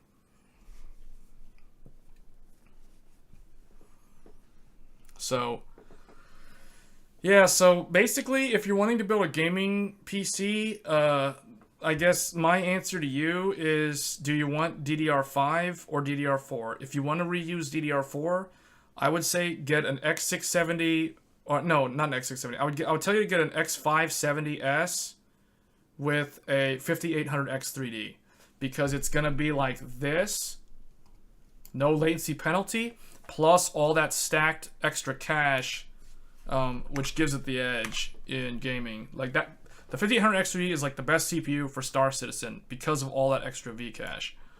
So just throwing that out there. So that's why, if I was going to build a gaming PC right now, if I had to build it now, it would be down to, there would really only be 3 CPUs I'd be looking at. One is the new 7700X. The other one is the i5, i5 13 600K, 7700X, and 5800X3D. These are the only real, like, valid CPUs. I mean, obviously you could buy like an older Alder Lake if you wanted, but I don't really recommend doing that. But yeah, these are really the only ones.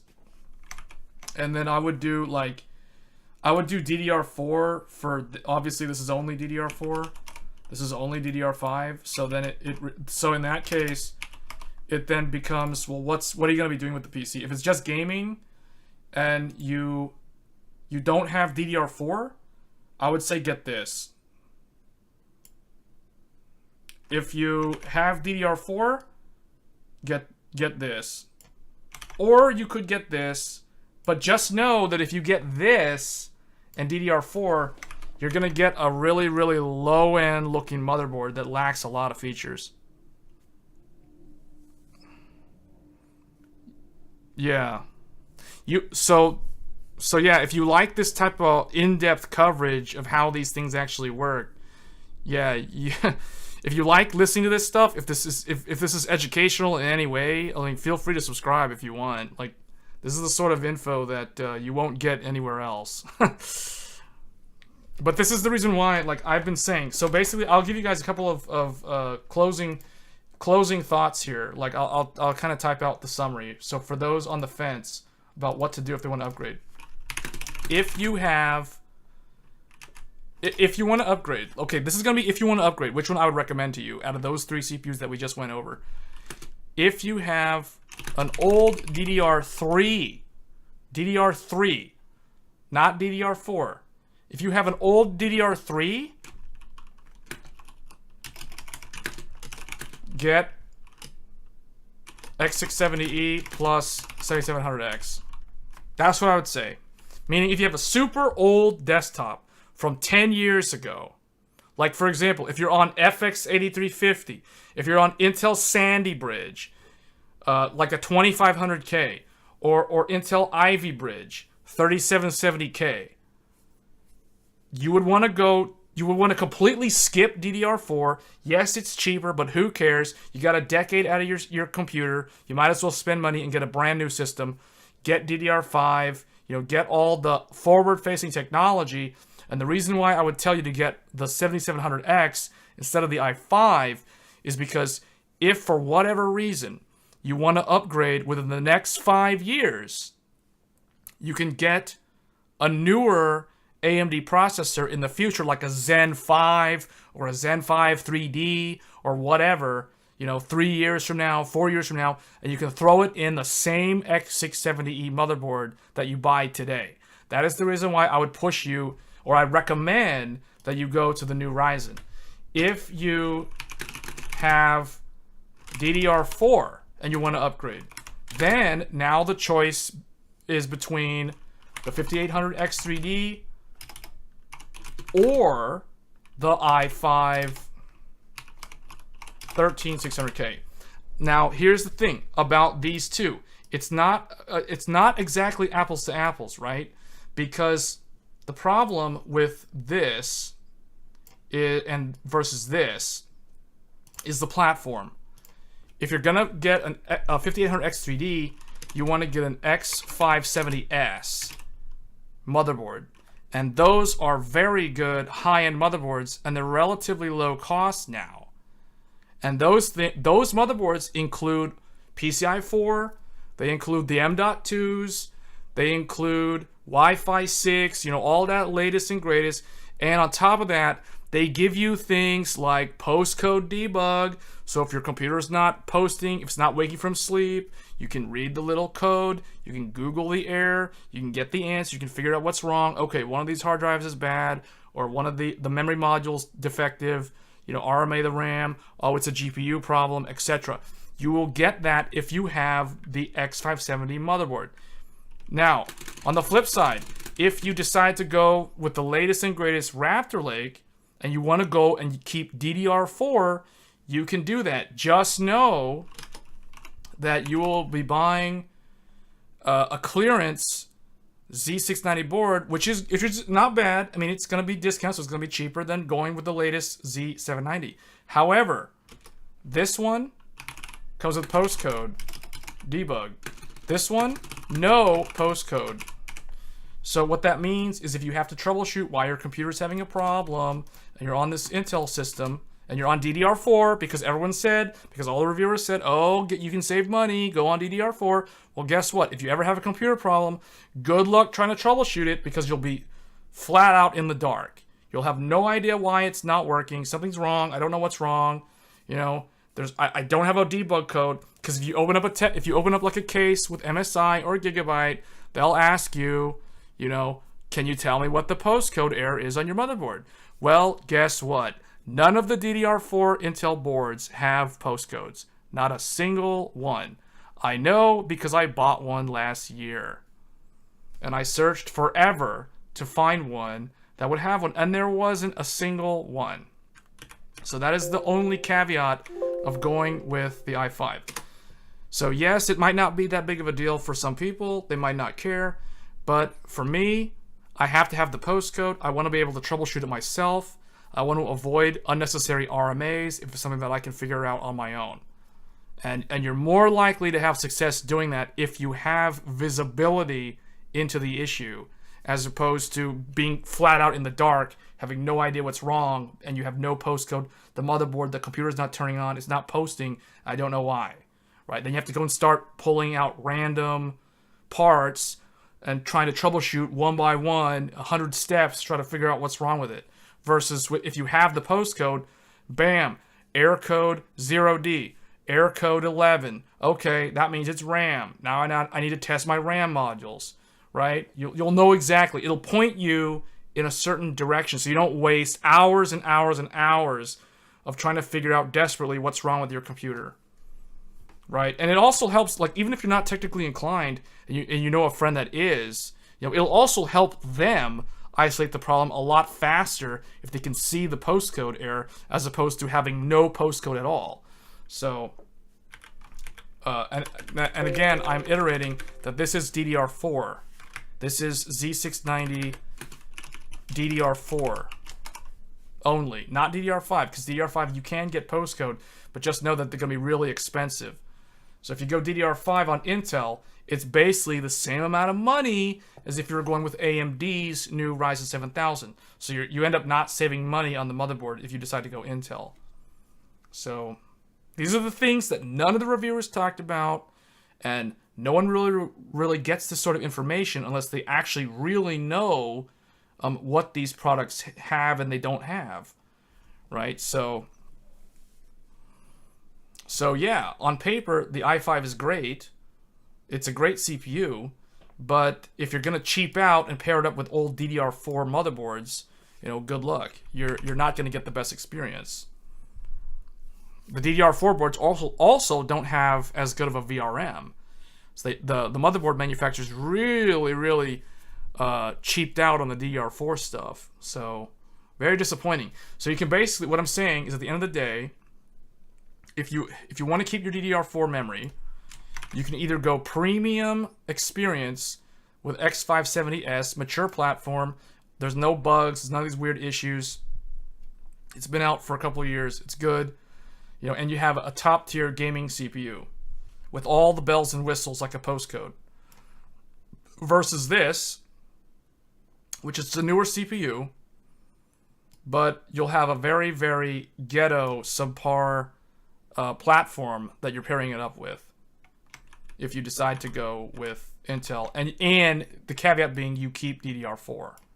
So at the end of the day, in my mind, I would go DDR5 if I'm doing a full upgrade from 7 years back to now. I would definitely go DDR5. I would not go DDR4.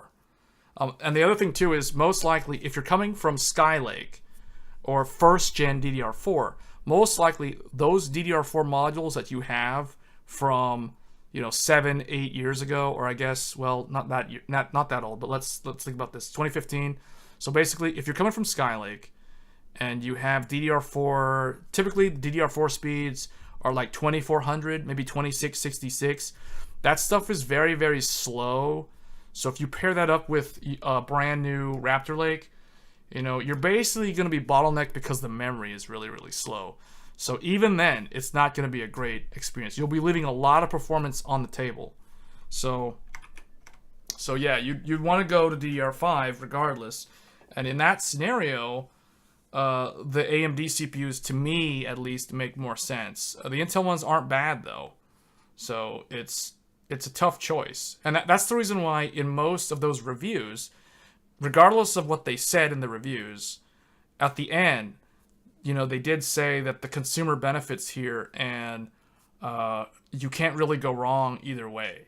And I kind of agree with that statement, because at the end of the day, it's like if you're gonna upgrade to either of these and you're gonna keep the computer for 5 years or more, you know, if it's gonna go well beyond like 2025, regardless of whether AMD socket stays compatible, by the time the computer's like 6 years old, it doesn't really matter. Like the socket compatibility on AMD isn't really that strong of a sticking point, because by that time, the newer CPUs and the newer motherboards will be so much better than the old ones that you might as well just do a complete upgrade at that point. So yeah, I hope you guys found this sort of info useful, because not a lot of people talked about this. And it was very disappointing that none of the reviewers looked really deep into the value proposition. A lot of people just kind of defaulted and said, "Oh, Intel's better value." I don't know about that. I strongly disagree. If you start looking into it, if you go really deep into the differences between the two of them, it doesn't really look that good, one way or the other. So, yeah. Well, I'll be doing my own coverage, though. I do have both CPUs. I have both motherboards. I have all brand new DDR5. I have both, like, latest and greatest Z790 Aorus Master, X670 Aorus Master. So we're gonna be like I said in my i9 unboxing video and showing how to install the CPU, how to basically install all that stuff and post it. You know, I'm going to be doing my own testing. I'm going to show you guys really, really in-depth the things that actually matter to someone who's buying the product. Not what someone goes and shows you benchmarks, because benchmarks are cool, but, you know, like, how realistic is that to see, like, 12 games and, you know, 4 different production results, right? What do you think of the final performance of the Intel ARC performance can match? I said this in my review video for ARC, Joel. So, like, I don't know if you saw the review on the ARC. So I did post a video review of it, and what I think is the maximum the ARC A770 is capable of is around the 6700 XT. I think there's a lot of things about it that people don't know. For example, like I said earlier, the team that developed ARC is a mixture of people from Intel and people who used to work at AMD. They used to be people who worked on Radeon. So what that means is, even though they had to develop brand new patents, brand new everything, fundamentally their experience in developing drivers, in developing the graphics technology, the pipeline, the hardware architecture, the software stack, all that stuff, it's very much largely based off of AMD's style of doing things, if you will. So what that means is, when you compare ARC to other GPUs to try to estimate the performance, you will have a much more accurate estimation if you compare it to an AMD Radeon GPU rather than an NVIDIA GeForce GPU. So that's the reason why in my review I focused more heavily on comparing it with Radeon cards. I did include the GTX 1080 because I do feel like I wanted to show people that might have had an old 10 series NVIDIA GPU, like for example a 1080, 1070, any of the TIs, or a 1060, what it would look like compared to the ARC GPU, so whether they could make an informed decision on whether or not they could upgrade. Because I feel like a lot of reviewers missed the point. A lot of reviewers, all they showed with ARC was how does it show against the 3060, the 3060 Ti, and the 6600 XT. In fact, they didn't really do it justice. They didn't really compare it with enough proper older cards, in my mind. They didn't really show a lot of older cards. I think I saw the 5700 XT on some of them, but I didn't see any Vega. I didn't see any GTX 1080, 1070, 1080 Ti. You know, like nobody included those cards. I think that they should have included those cards. So I decided to include the older cards because I think that's way more realistic in terms of what a buyer would want to see, how it actually compares to what they have, to know if it's actually worth it. 3070 is basically like a 6700 XT. So yeah, I mean, yeah. But in general, it will track closer with the AMD cards than the NVIDIA cards. And the reason why I'm telling you that is because if you look only at the GeForce cards, you will have a much harder time, because sometimes the NVIDIA cards perform way better, sometimes they're closer, sometimes they're worse, because their driver stack is very different from Intel and AMD. But if you notice, like AMD and Intel, so basically what I'm saying is the games that AMD does good in, I expect ARC to also do good in. The games that NVIDIA does good in, but AMD does bad in, I expect ARC to also do bad in. So those are the sort of expectations that I have set in my own mind, and I do think that if you do the same thing, you'll have a much easier time trying to predict where ARC will end up. But in general, I would say that today, ARC is like somewhere between a 6600 and a 6600 XT. But in terms of the maximum performance it can get over the long course of time, give it like 1 year, 2 years even, it can get to a 6700 XT. And I think that's kind of where it's going to max out in terms of what it can do. Because if you look at it, the power consumption, the thermals, the way it does memory, the bus, all that stuff is more in line with the 5700 XT. And I said all this stuff in my review. No, it's not. It's not better. And we already looked at it in RTX, in Quake RTX just now. It was the same. Somebody said that. Wait, let me go find it. There was a comment made earlier when I was benchmarking it in Quake RTX. I don't know if you're the one that said it. No, someone else said it. Who said that? I think it was who was asking me to do Quake 2 RTX.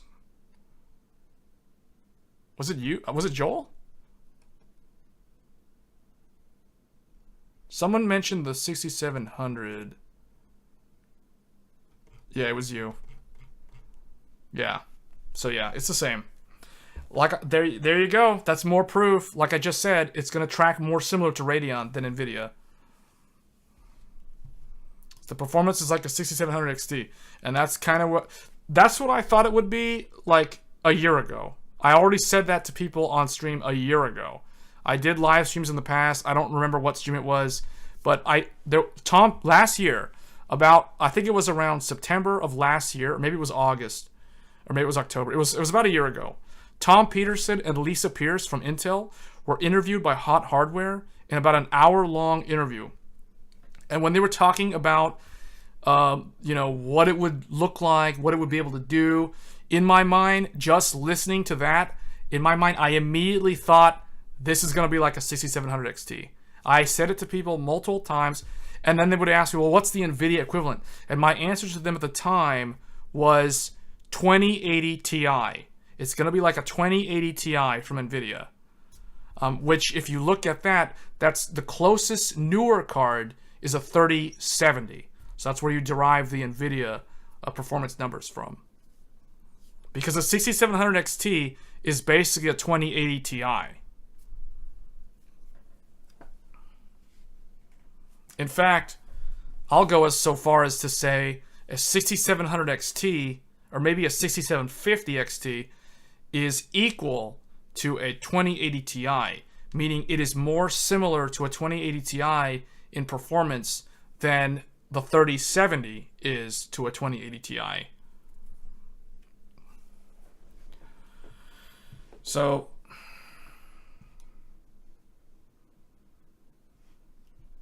but yeah, don't expect it to get better than that. Like, if you're thinking it's gonna somehow be able to someday rival a 3080 or a 6800, that's just not gonna happen. It doesn't have the horsepower. It doesn't have the T-flops. It doesn't have the 32 floating point, 16 floating point. It just doesn't have the numbers. Its numbers are too close to the 5700 XT, for that to ever be a thing. So, you know, it's gonna most likely it's gonna overtake a 1080 Ti at some point, and then track up to a 2080 Ti, and that'll be its maximum. That's its theoretical maximum that they can get out of that GPU. Yeah, but the thing is, you got to look at it about this way. What's the bus width? It's 256-bit bus. What's the TDP? 225 watts. Well, what's another GPU that we know that has those exact same specs? I'll give you a hint. It's a Radeon GPU. I said it in my review. I even did a community poll asking who people thought would win between those two GPUs.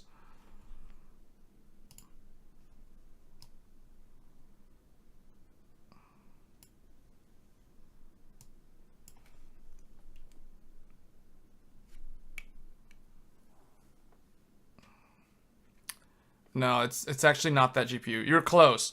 The 5700 XT. It's actually the older GPU.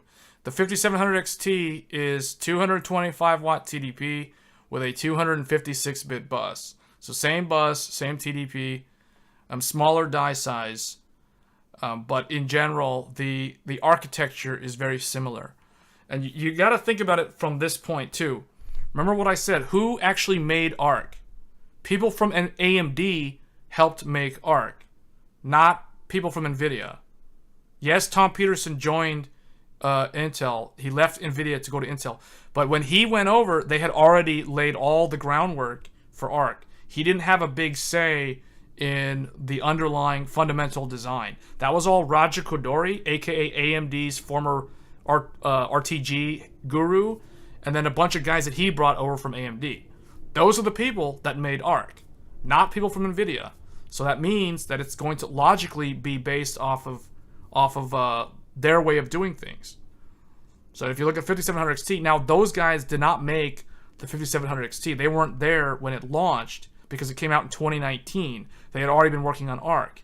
But they may have already laid the groundwork for the Navi first gen, the RDNA 1 GPU, before they left. So and so think about it like this. Think about it like this for any job, right? Like, let's say you work at a company, you do a job, then you go interview at another company to take another job, but it's going to be more responsibility, but it's going to be fundamentally similar knowledge skills of what you already do. So if you're tasked with designing something, you're not going to start with nothing. You're going to design it based off your own past experience of how you already did things at your previous company. So logically, it means that this new part that you're working on will have some similarity to what you used to work on. That's all I'm saying. So again, if you want to know how ARC will perform, you need to really look at how the Radeon cards perform historically, how they track, what's their memory allocation, like what's the bus width, what's the T-flops, what's the power consumption, what's the die size. Those are the sort of things, the ROPs, the TMUs, the shaders, all those things on AMD give you a much better estimate of how the Intel GPU will perform. So anyway, that's all I have to say on that. I mean, I hope that's useful, because I feel like a lot of people were in the dark on estimating how good ARC would be. I mean, here I am, like for a year, I already knew it was going to be basically where it ended. My disappointment in ARC was not with how it launched, but with how it actually missed the mark. See, because when my expectation was for ARC, for day one ARC, was equal to 6700 XT performance. But we all know that when it launched, it did not hit that mark. It fell short of what I thought it would do.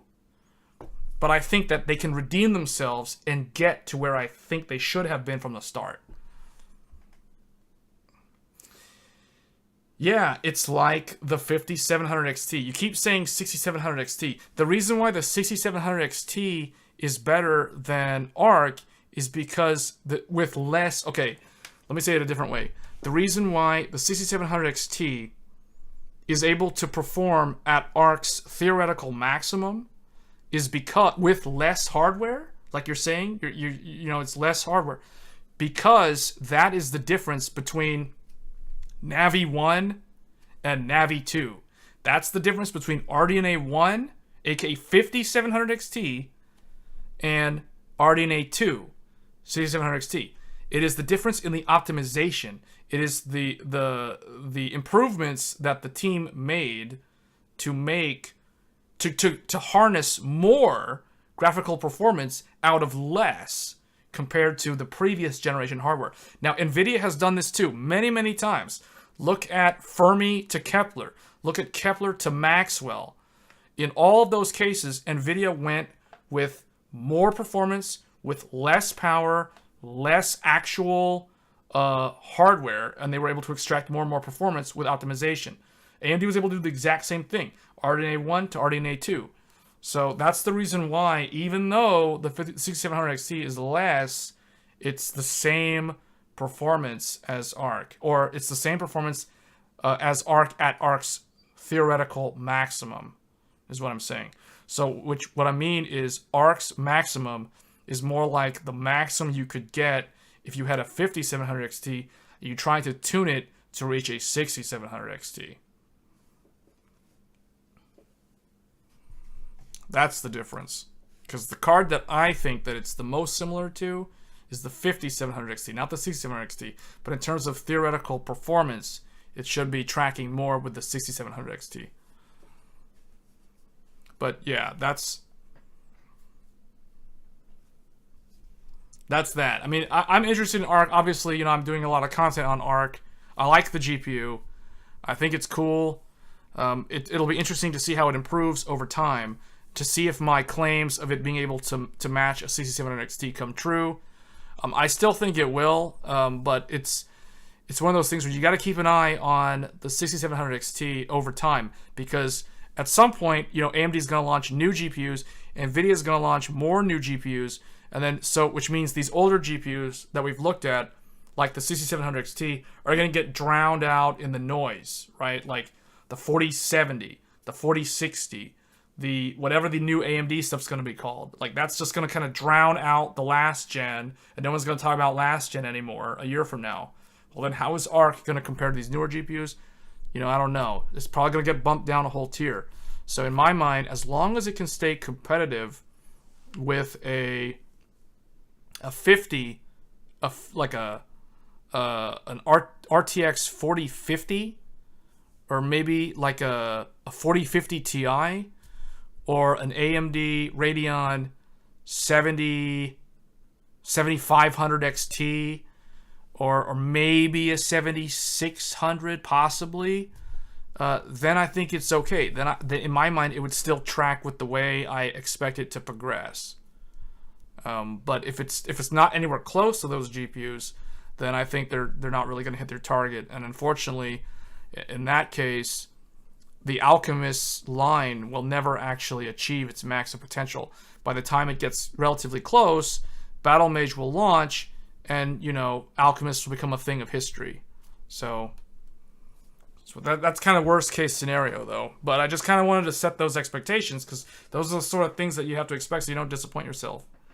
So anyway, that's going to be it for this stream. I hope you guys found that info useful, and that these gaming tests that we did, though they were kind of janky at the beginning, like the Smite one didn't go too well. The game kind of crashed in the middle of the stream while I was trying to change the bitrate. But the cool thing is the ARC GPU is surprisingly stable. Once you're in a game, it's relatively stable.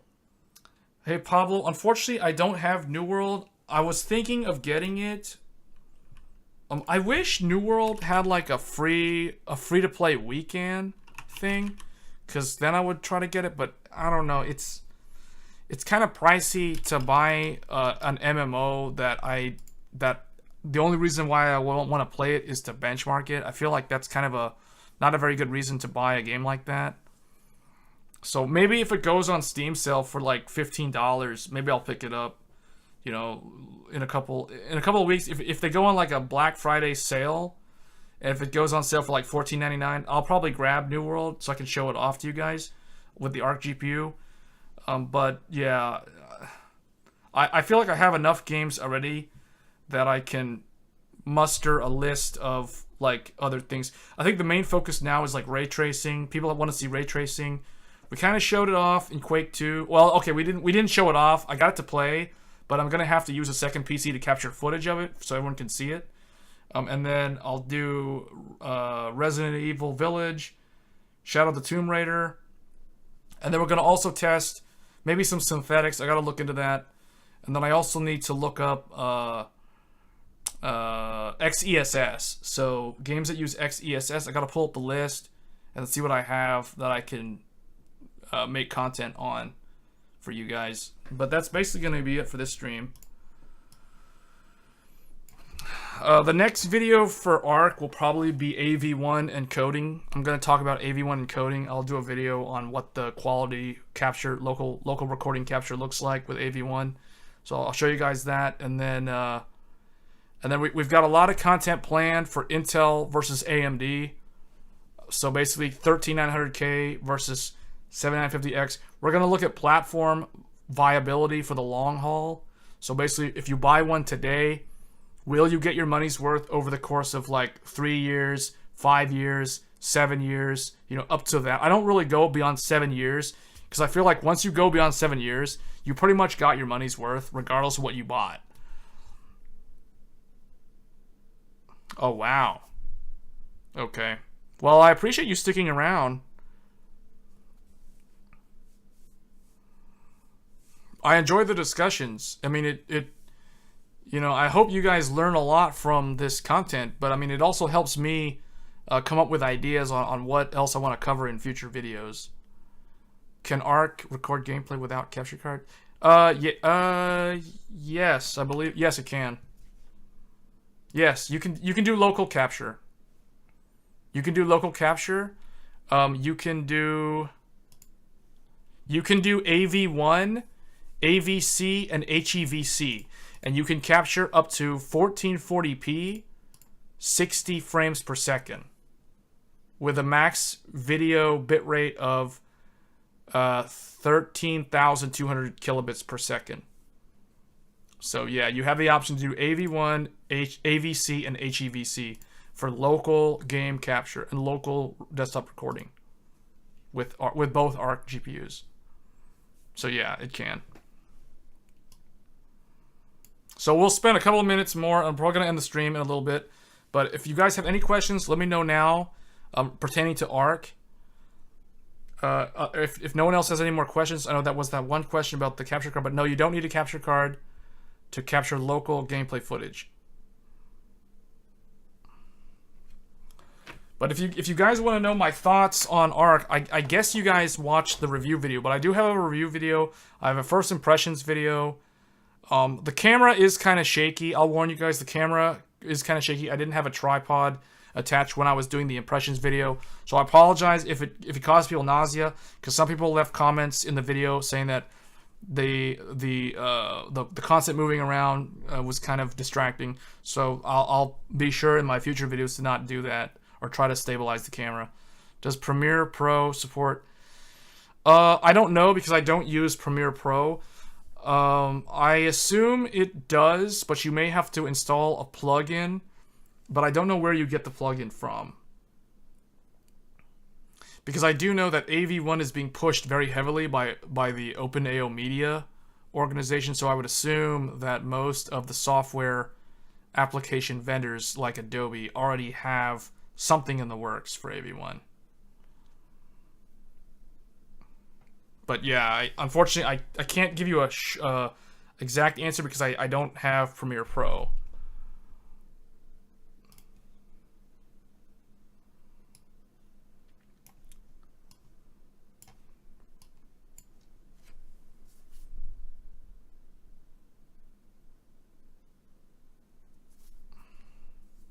Okay.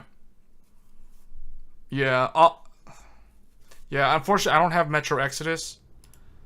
Like I said, I may have to resort to doing like some kind of free synthetic benchmarks for ray tracing, but we'll see. Final thoughts on ARC.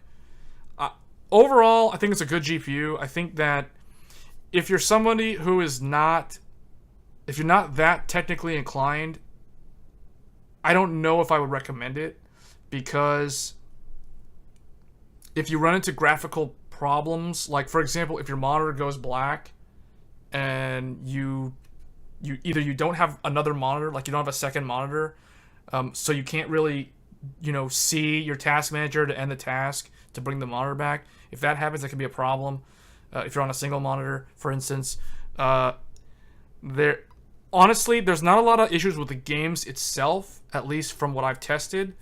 It's more so generic problems. Like, for example, when I turned FreeSync on and I was playing Guild Wars 2, the game is running fine, but the monitor itself will like go in and out. Like it goes black, scanning for signal, then it comes back, then it goes back to black again, scanning for signal, then it comes back. So I was able to fix that by turning off FreeSync in the monitor itself.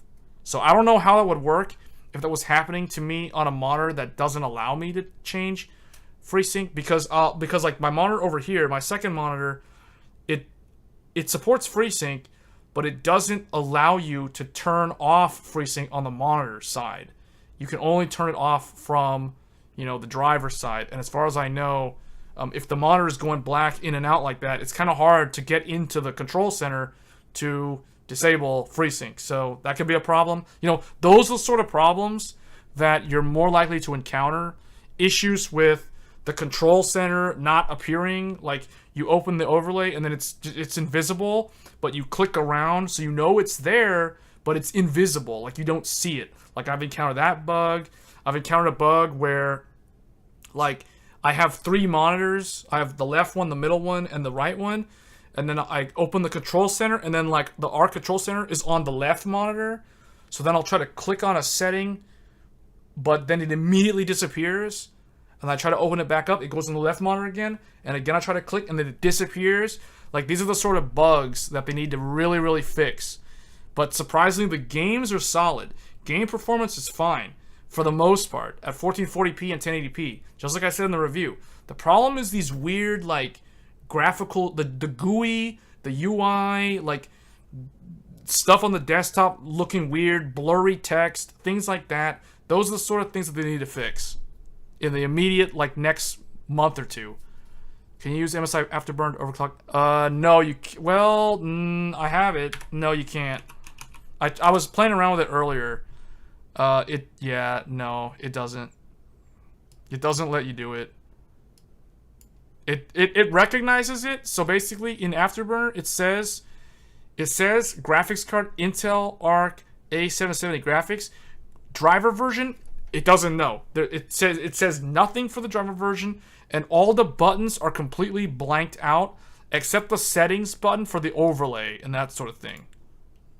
So no, MSI Afterburner doesn't work with it yet. If you want to overclock it, the only thing you could use is the actual ARC control center, just like with AMD's Radeon settings. I actually have not submitted any feedback yet.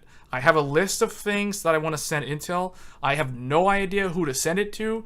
I have no idea who to contact or email. There's, as far as I can tell, in the overlay, I'm just looking at it right now, there's nothing in here for me to click on. There's a notification bell icon, but there's like nothing to click on to... Okay, there's a technical support. Okay, there's a technical support. I click that.